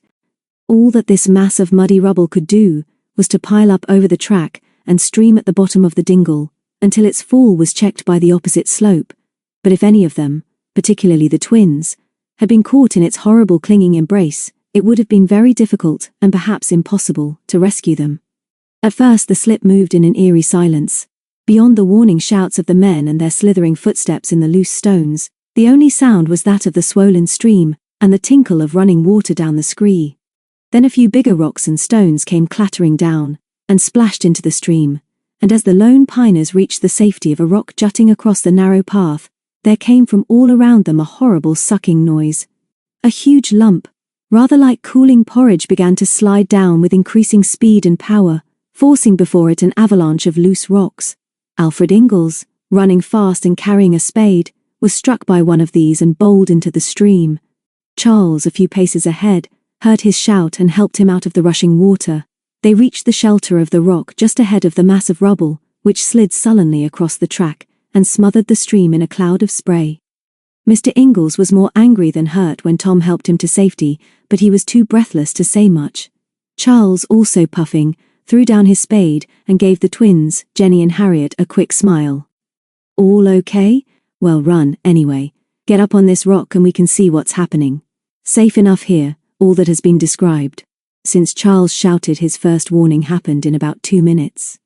As they clambered up the rock, Jenny looked up again at the amazing sight of a holly tree still upright, moving steadily down the hill, and then she suddenly solved the riddle that had baffled everyone since John's father muttered the words in his delirium in Mrs. Clark's cottage many years ago. As the golden rays of the setting sun caught, for a moment, the moving holly tree, she clutched Tom's arm and pulled him aside. "I've remembered," she shouted. "Now I know what the clue means. It's that holly tree, the one that's moving. Ever since I can remember, we've cut berries from it at Christmas. The berries are yellow, not red like the others, not scarlet but gold. I can see a few on it now." "Clever, Jenny," Tom said, but not as if he really meant it, and then he turned to the two men. "Something very rum happening up there, Uncle Alf, by the left of the tree. See what I mean? There's a whacking great hole suddenly appeared in the ground." Alf Ingalls, still puffing and red in the face, was rubbing his knee where the falling rock had hit him. "What do you mean? Great hole?" "You're right, lad. Can you see it, Sterling?" Suddenly Mary squeaked, "There's something horrible coming out of the hole. Dickie, Dickie, I hate it." Slowly, laboriously, struggling in the mud and stony rubble, a slim human figure dragged itself over the edge of the hole and stood for a moment looking towards them. Then, with a weak cry of, "Help! Come quickly. David's buried in the cave, Peter," for of course this bedraggled, courageous, exhausted figure was Peter, swayed and fell on her face. "Come on, Ingalls. And Tom, bring the spades and the rope. We've got to get up there. You. Others stay here until we see whether it's safe to move across this muck. Do as I say. Listen, Mary, we'll get David, but we shan't be able to help him if you get stuck in the landslide. Look after them, Jenny." Mary made no attempt to check her tears. She clenched her hands at her sides and stared up at the horrible yawning pit in the ground in which her brother was buried, and beside which Peter, whom she loved so much, had collapsed. "Say prayers, twin," she gulped. "Help them be brave. God, let Charles get there quickly." "I can't watch them, Jenny. Tell me what happens," and she clutched her friend and buried her face in her shoulder. Dickie had no tears. He would have felt better if he had. His little world was crumbling about him. In many ways he was more sensitive than his twin, and he was now more frightened than he had ever been in his life. He looked away from Mary and at the two men and Tom struggling through the muddy rubble up towards the holly tree, and then felt Harriet's fingers close round his. "Tell Mary what's happening," she whispered. "It's easier to watch. Be brave, Dickie. They'll be safe. I know they will. I just know they will." So Jenny, with a quick look of gratitude at Harriet, held Mary close to her until her sobs quietened and listened while Dickie, in a rather flat voice, described what he could see. "I think the landslip has stopped moving now. It's all muddy, but Charles is in front and he's going quite fast. Perhaps there are hard rocks underneath the mucky stuff that slipped away. Tom's just turned round and waved, but Uncle Alf has fallen down again. I think his knee hurts him. Now Charles has nearly reached Peter, but the last bit is very steep and slippery. Look, Mary, Peter is getting up. She's okay, I think. Charles is shouting something. Now he's there and they've gone soppy and are hugging each other. You can stop snivelling now, twin, and see for yourself. Hi, Peter, we're all here, up the Lone Piners." Mary did as she was told and, removing herself from Jenny's protective arm, turned to see what was happening. The rescue party was now gathered round Peter, who was pointing behind her into the pit. Charles and then Alf Ingalls lowered themselves carefully into the dark hole. "Come across now," Tom shouted. "Peter's okay, and we'll soon get David up. Can you hear me, Jenny?" "Yes, Tom. What shall we do?" If you move carefully, one behind the other, you shouldn't slip. You first, then the twins, and Harry last. Don't panic, but if you feel you can't go on, stay still until I fetch you. But we want the rope for David. Bring the haversack, Jenny. We'll want the coffee soon. Okay. Okay, Tom. We're coming, Jenny shouted. Can you hear us, Peter? We're on our way. And then to the others. Don't worry, twins. David will be all right. I'll take this haversack and Harry the other, and you follow where I go. Isn't Tom wonderful? Jenny said the last words so seriously that even Mary laughed, and then they all cheered excitedly when Peter waved to them before going back to the edge of the pit. The climb up was nerve-wracking but not particularly difficult. Jenny, now taking the lead, naturally and competently picked her way carefully, as she had seen the men do. It was muddy and slippery, of course, and although once or twice she crossed a dangerous stretch on hands and knees because she felt safer that way, the others followed her fearlessly. Don't look down or behind you, she warned them, and then shouted to Tom, We're doing fine, don't wait for us, go and help the others. The momentous few minutes, which it took them to reach Peter, provided a wonderful fund of material for Dickie when he told the story of their exploits later. Sir Edmund Hillary, the conqueror of Everest, might well have blanched at the risks taken by the brave Morton twins. But the truth was that neither of them lost their heads, and because they were now actually doing something to help, they behaved splendidly. Harriet, too, was a tremendous help, and might have had many adventures like this. Tom, with a slightly anxious look at Jenny's tense, freckled face, called out, Take it easy then, and scrambled up a few yards to where Peter on her knees was looking down into the pit. Another minute and they were safely there, and as they struggled up the last few feet, Tom called over his shoulder, David's okay. He's coming up now. But Peter didn't even turn round to greet them. They found themselves looking down about 12 feet into a square chamber, cut out of the hillside, the ceiling of which had collapsed in a welter of mud and rotting timbers. In the far corner was the entrance to a tunnel where, to their astonishment, Charles and Alfred Ingalls were supporting the muddy, blood-streaked figure of John Smith. But far more important was that David was already climbing up towards them, and as he grasped Tom's hand he gave them a grin. They hauled him up, and he rolled over the edge, and then sat up and spat out a mouthful of mud. Peter was on her knees beside him. I don't know how I got out, David. Suddenly I could see the sky, and when I managed to get up here, there were the others over there with Charles and Mr. Ingalls. It's like a miracle. Are you all right, David? Do you realize we're safe? Jenny noticed the look he gave Peter as he took her hand and held it against his cheek. Then, when he saw the tears on Mary's face, he dropped Peter's hand and put both arms round his sister and gave her a kiss that made her gasp. Come on now, girls, he said. Unpack that food and give Peter a hot drink. John will want some because he's not quite himself, and I could do with a little something too. I suppose I'm dreaming, Jenny, but it looks as if you've collected Tom from somewhere. He looks real to me. He seemed real when he hauled me up, and he spoke as if he were Tom. It is Tom, David. Really it is. He rescued me today in Shrewsbury, and now he's rescued you. That's fine. Good old Thomas. Hello, Tom. Nice to see you. Silly ass, Tom grinned. You two have given us plenty of trouble, I must say. I suppose this other character is Jem's nasty friend.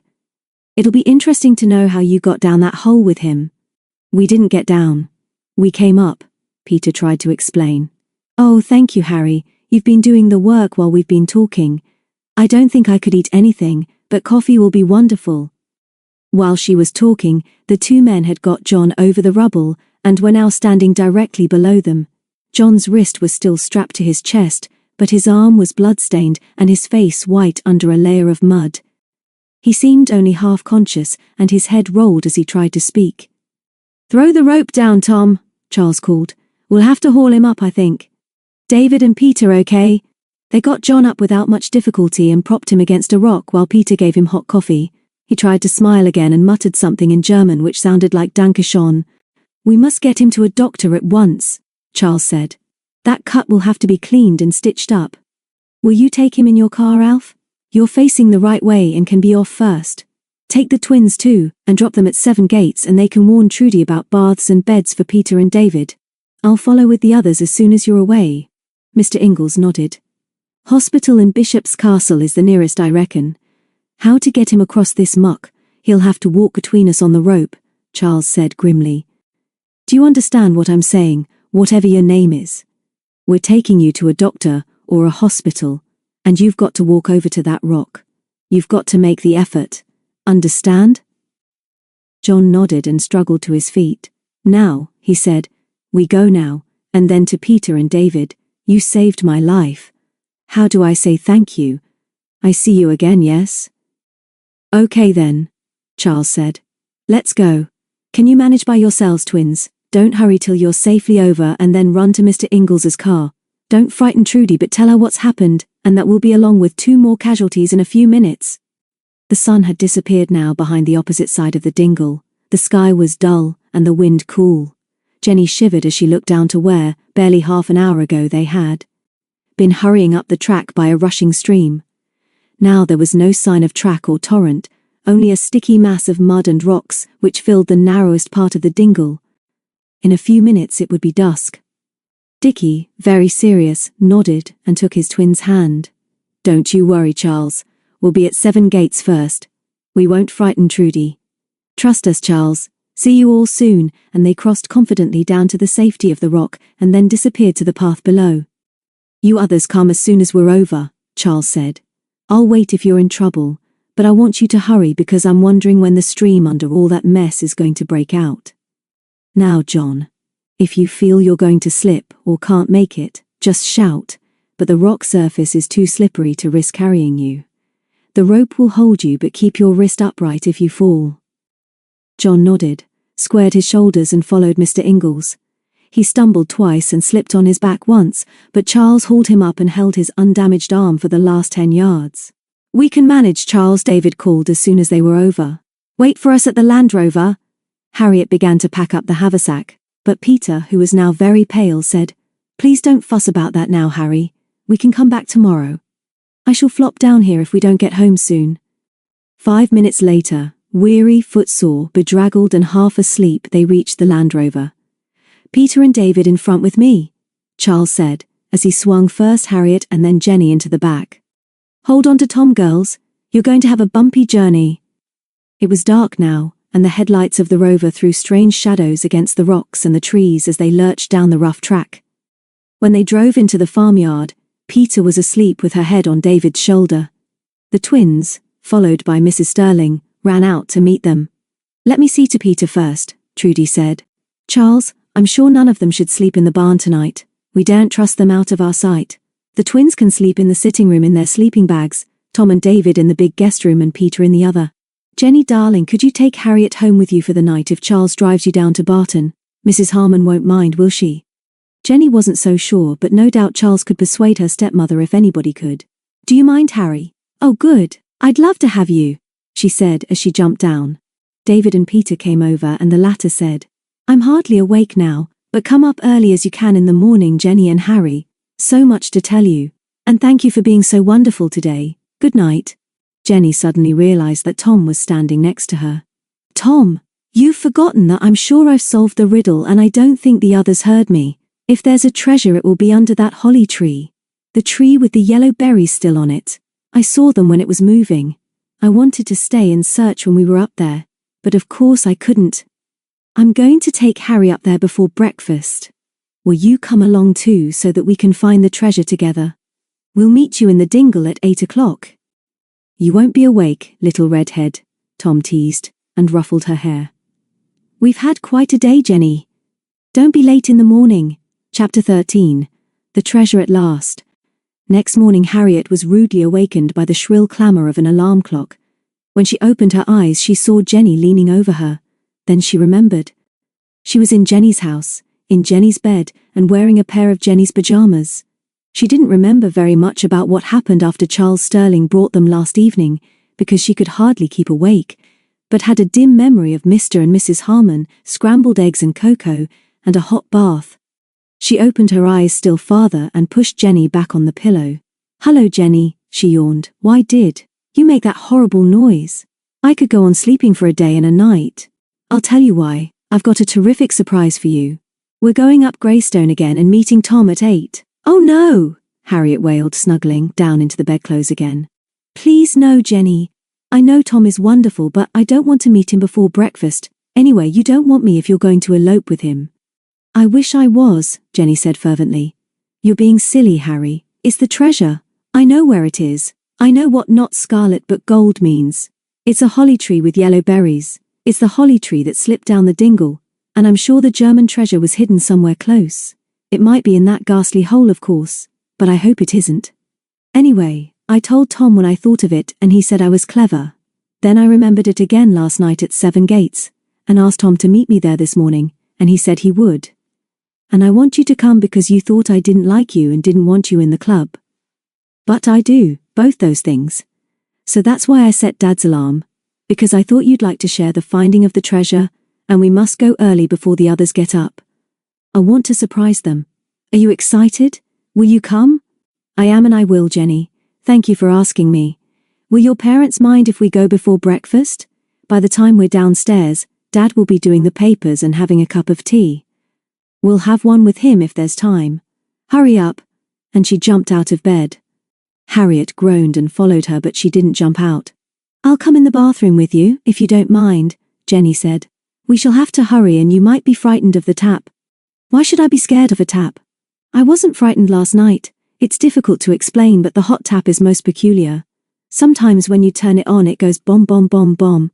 Once a friend of Dad's, he was a traveller for ballpoint pens, stayed to tea and asked to wash his hands, and the tap went bomb bomb bomb bomb when he was locked in there, and he told Dad after that it gave him quite a turn and made him feel faint. Come on, let's go and try it. It went bomb bomb bomb, and the house shook. Harriet was fascinated. Mr. Harmon wasn't particularly surprised to see them 10 minutes later. They had a cup of tea with him, and then Jenny gave him a kiss. Tell Mum I've made our bed and we'll see her soon, but we had an early appointment for breakfast at 7 Gates. Bye, Dad. It was a beautiful morning. Fresh, clean and sunny, and when they looked up at the mountain they could clearly see the Devil's Chair. It's 7:45 and we must run, Jenny gasped. We mustn't keep Tom waiting. Won't it be wonderful if we find the treasure? Soon after they turned into the lane that led into Greystone Dingle. Harriet had not been this way before, and because she had Stitch she stopped to look over the parapet of a little bridge. Is this the stream that comes all the way down from the top, Jenny? She asked. The one we splashed through last night? It's disappeared. It's got stopped by the landslide, of course. Didn't Charles say last night that we must hurry because it might suddenly burst through and come with a rush? We must warn Tom. He was waiting for them by the old signpost where 3 tracks met. I could hear you two chattering about half a mile away, he smiled. You're late, so let's get going. I'm hungry. Oh dear, Jenny sighed. I do wish you could be more romantic, Tom. Here we are, meeting early on this lovely morning, and we're going to find a treasure that's been hidden for nearly 20 years by a spy who's dead now, but was probably a very nice, kind spy. And yesterday was the most exciting day of our lives, and all you can say is that you're hungry. Actually, as Mary says, I thought you were rather nice to me yesterday. Would you like me to walk by myself? Harriet suggested without a smile. Tell him about the stream if he hasn't noticed. And I'd like to know how Peter and David are. David doesn't even know I've gone out, Tom replied.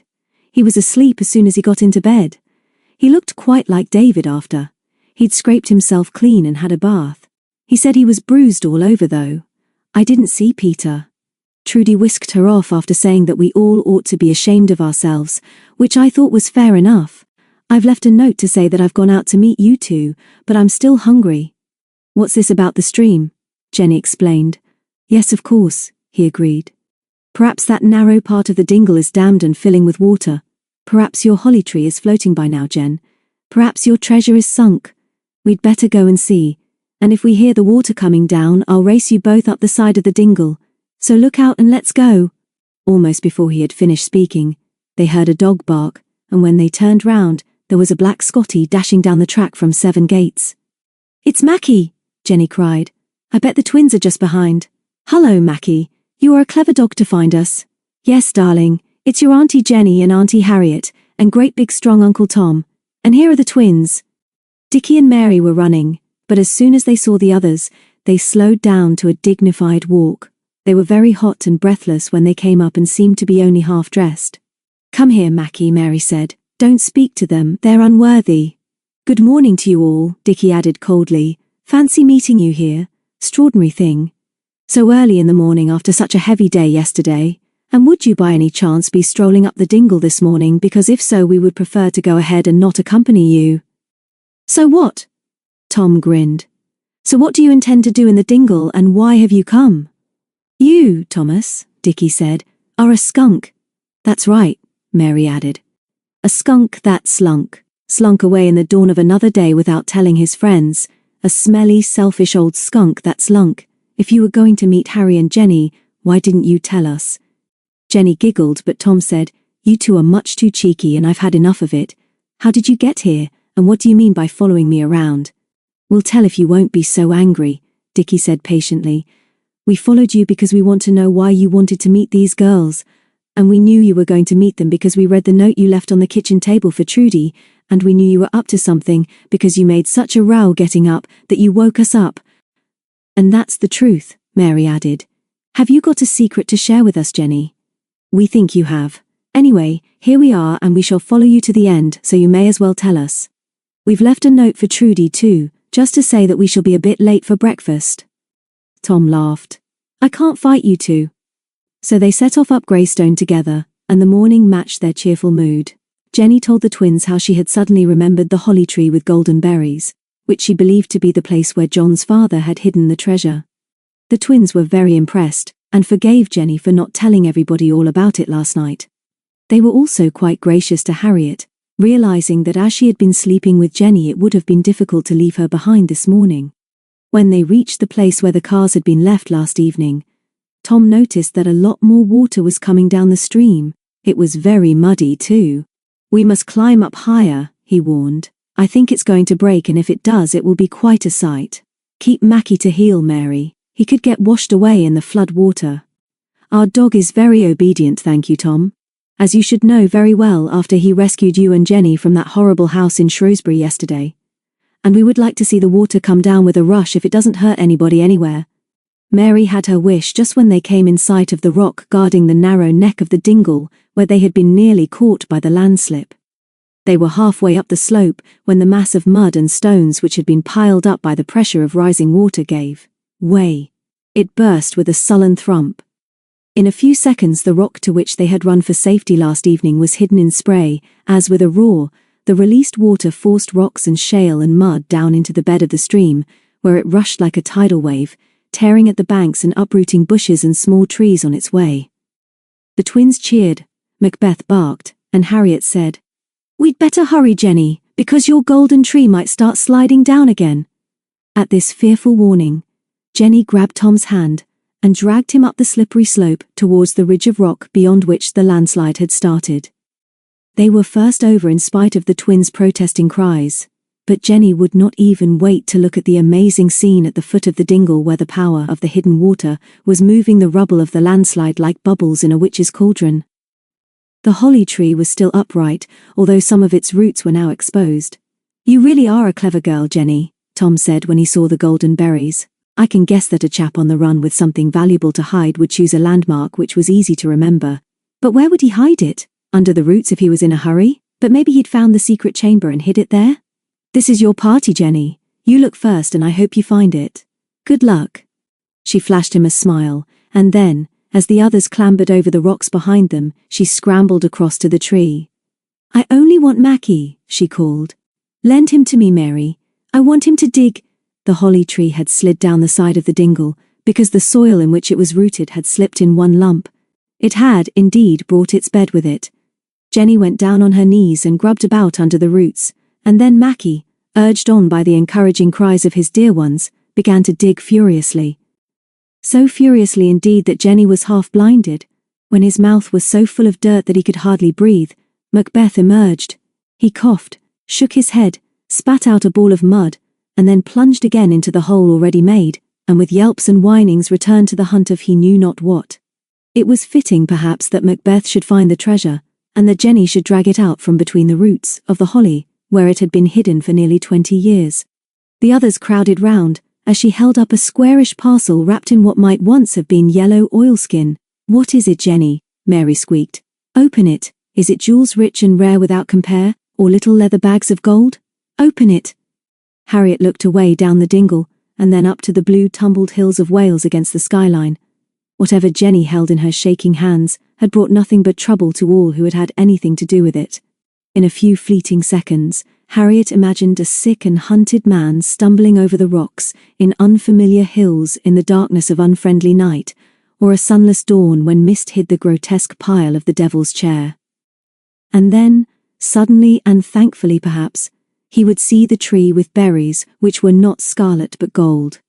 Jenny tore off the rotting layers of oilskin, and then held up 2 bundles of treasury notes, green £1 notes. The notes were damp and soiled at the edges. "Millions of pounds!" Dickie gasped. "Is it real?" "Real enough, I bet," said Tom, who, like Dickie, had never seen so much money before. "I wonder who it really belongs to. To John, I reckon, and we don't know how he's feeling or where he is this morning. Anyway, you've hit the jackpot, Jenny. And if you hadn't remembered the tree when you saw it yesterday, nobody else would have found it. John never would. I don't think you'll be allowed to keep the money." "I don't want any of it," Harriet said quickly. "Bringing it over here has killed a man. Then it brought the hateful Jem and John together. Jem bullied his mother and did horrible, cruel things, and John came over here specially to find it, and whatever else he was, he told lies and made Peter unhappy, and we know he bullied Mrs. Clark too. I'm sorry to say all this, Jenny, when you're so excited, and you've been so clever. Let's go back and tell the others and see what they say. I bet David and Peter will think you're wonderful too." Jenny looked rather crestfallen, but they all knew that Harriet was right. "We shall have to tell Charles and Uncle Alf," Tom said. "We'd all better stuff some in our pockets. We may as well walk about like millionaires once in our lives." So they went back down the dingle, carrying between them the money which was to have been used by an enemy to bribe traitors when Britain was in peril. They had to keep well above the track, which was now covered with a mess of rubble, uprooted bushes and muddy water, but they were able to hurry when they reached the signpost and turned left up towards Black Dingle and the farm. Mary stopped to pick some primroses for Peter, and then ran ahead, and so was the first to give their news to Seven Gates. For once Dickie didn't seem to mind his twin's desertion, and wasn't surprised to see her waiting with Charles when they hurried into the farmyard. "Oh gosh," he said to Jenny. "Here's Charles. I do hope he's not mad with us again, but Mary is laughing, so perhaps she's made it all right. He doesn't look too bad. Good morning, Charles. Have you heard we're millionaires? Jenny did it. She solved the riddle, and we've got the lolly, and if you'll excuse us saying so, we hope we're not too late for breakfast, or is Trudy expecting us to cook our own?" Charles nodded amiably. "I should think we've suffered enough from you all in this house since you arrived, but Trudy is hoping you'll stay to breakfast.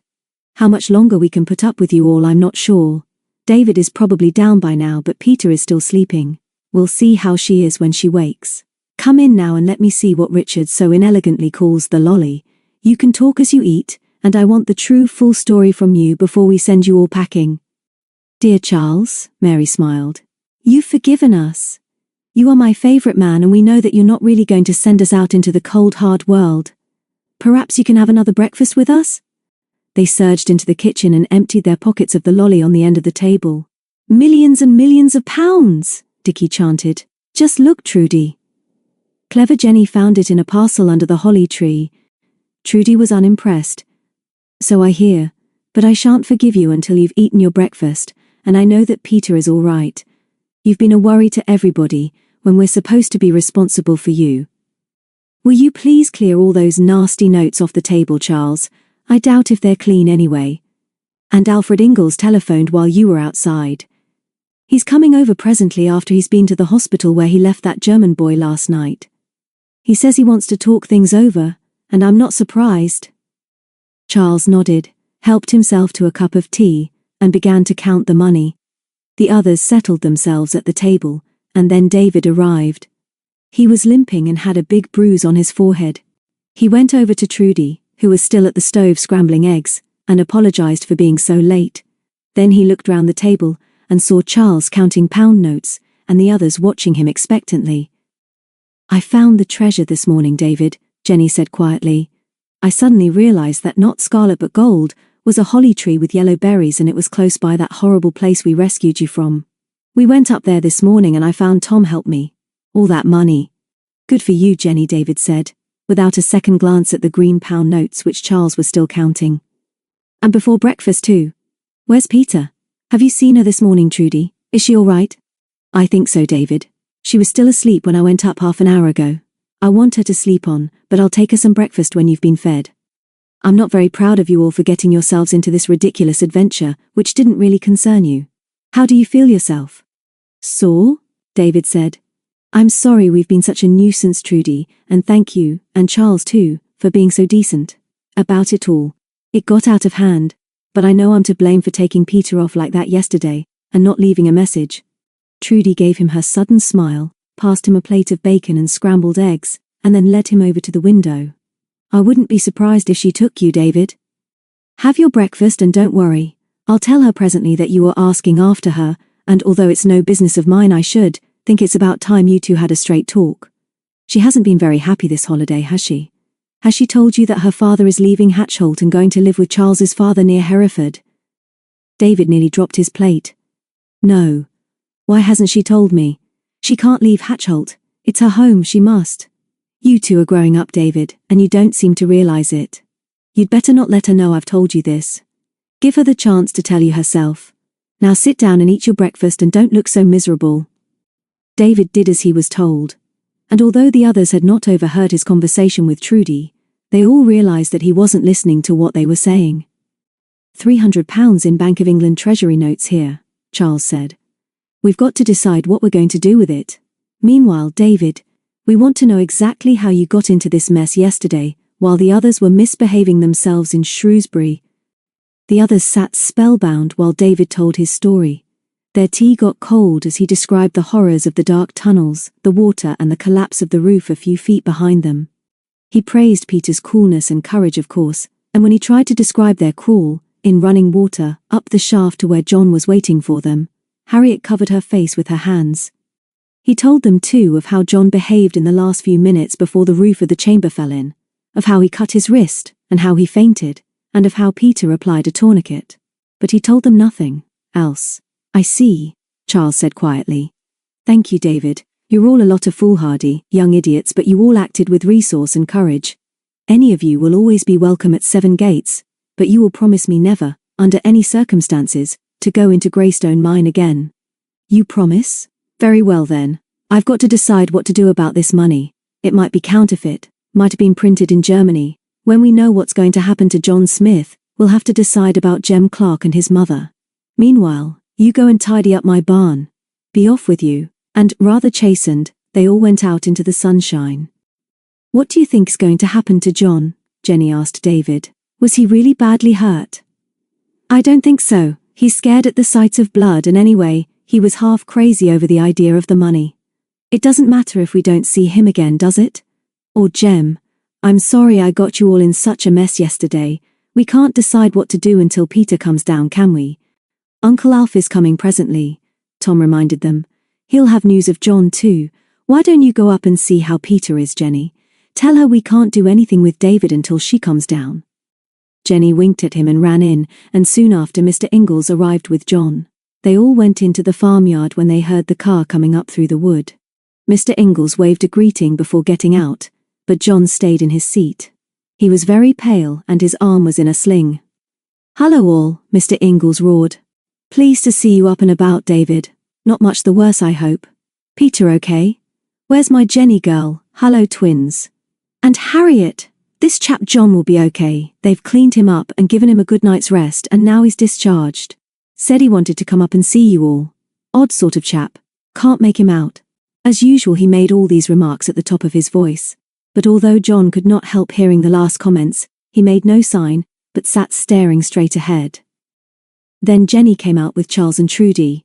Charles was carrying a bundle of 300 treasury notes. He stopped, when he saw John, called Jenny back and tossed her the money.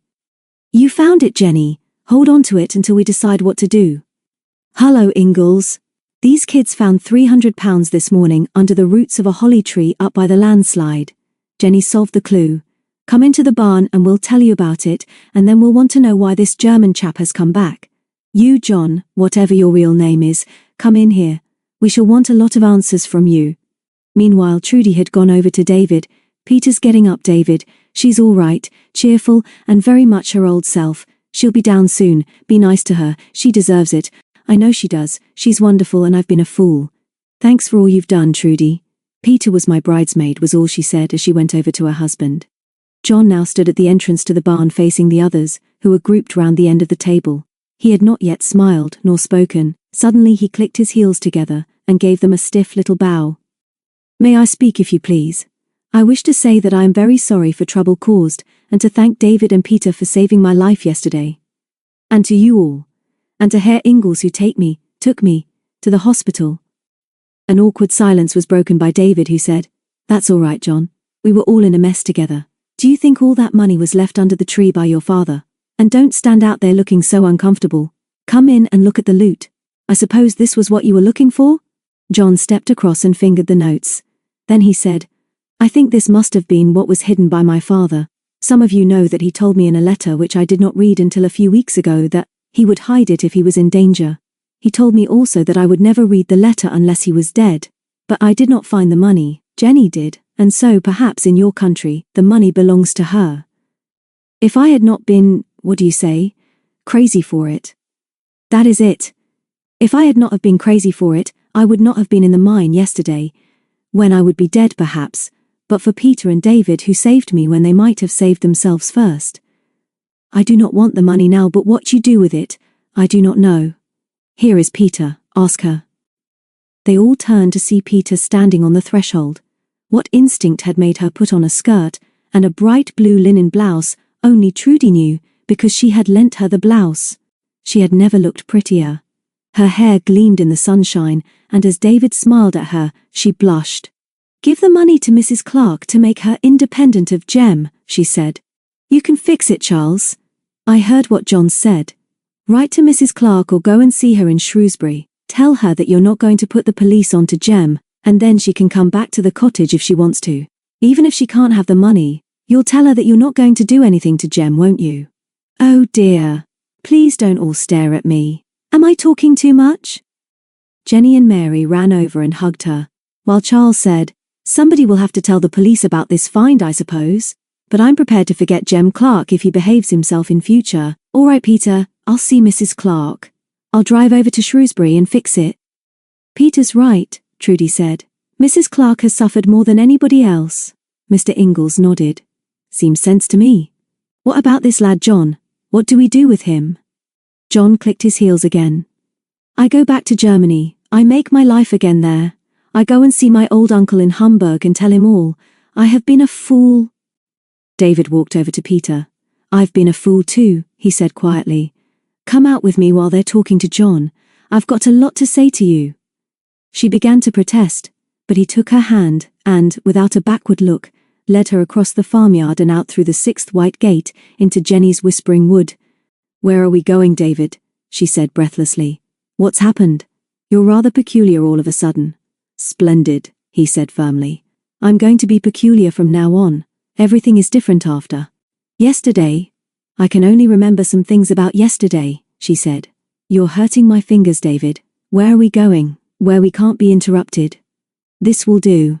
Now what's all this about you and your father leaving Hatchholt, and why were you so mad with me? They were in the heart of the wood now. She stood with her back against a tree and looked up at him fearlessly. The only sound was the sighing of the wind in the branches, and David was never to forget the sweet scent of the pine needles under their feet. Trudy told you about Daddy, I suppose. She'd no right to do that. None of the others know, but it's true. I'll tell you about it presently. I was angry with you because you were selfish and unkind. You haven't written to me for months. I sent you a wallet for Christmas and you never even thanked me. I did. Of course I did. I wrote soon after Christmas and you never answered that letter. I use the wallet every day. Oh, David, you really wrote? I thought you didn't like my present. Actually, as Mary says, I thought you were trying to show me that you'd sort of grown up there in London and had forgotten me. Suddenly she was being kissed, and when she recovered her breath and said, David, you've never done that before, he kissed her again. That's a pity, he laughed. I grew up yesterday, Peter. There's never been any girl but you, but I've been a fool not to tell you. And all this just because my letter never reached you. I wrote to Hatchholt and not to your school. She told him then of her unhappiness over her father, and how she hated the idea of moving. He told her that he was leaving school at the end of next term, and for 4 months had been working desperately hard for his A-levels, because his father wanted him to go to Oxford, and that he was scared of disappointing him. He knew he should have written more often, but when he didn't hear from her, he decided she didn't care. And he wrote to Jenny about this holiday, because he was silly and proud. There was nothing new in what they said to each other, nothing new in the way in which they mended a quarrel, and nothing new in the promises they made. Presently they went back through the wood. John, with his rucksack on his back, was walking alone down the track. He stopped and looked at them for a long moment before he smiled. Peter held out her hand. "Goodbye, John. Good luck. I know now why my father liked England," he said. "I thank you two again, and wish you luck together. Auf Wiedersehen."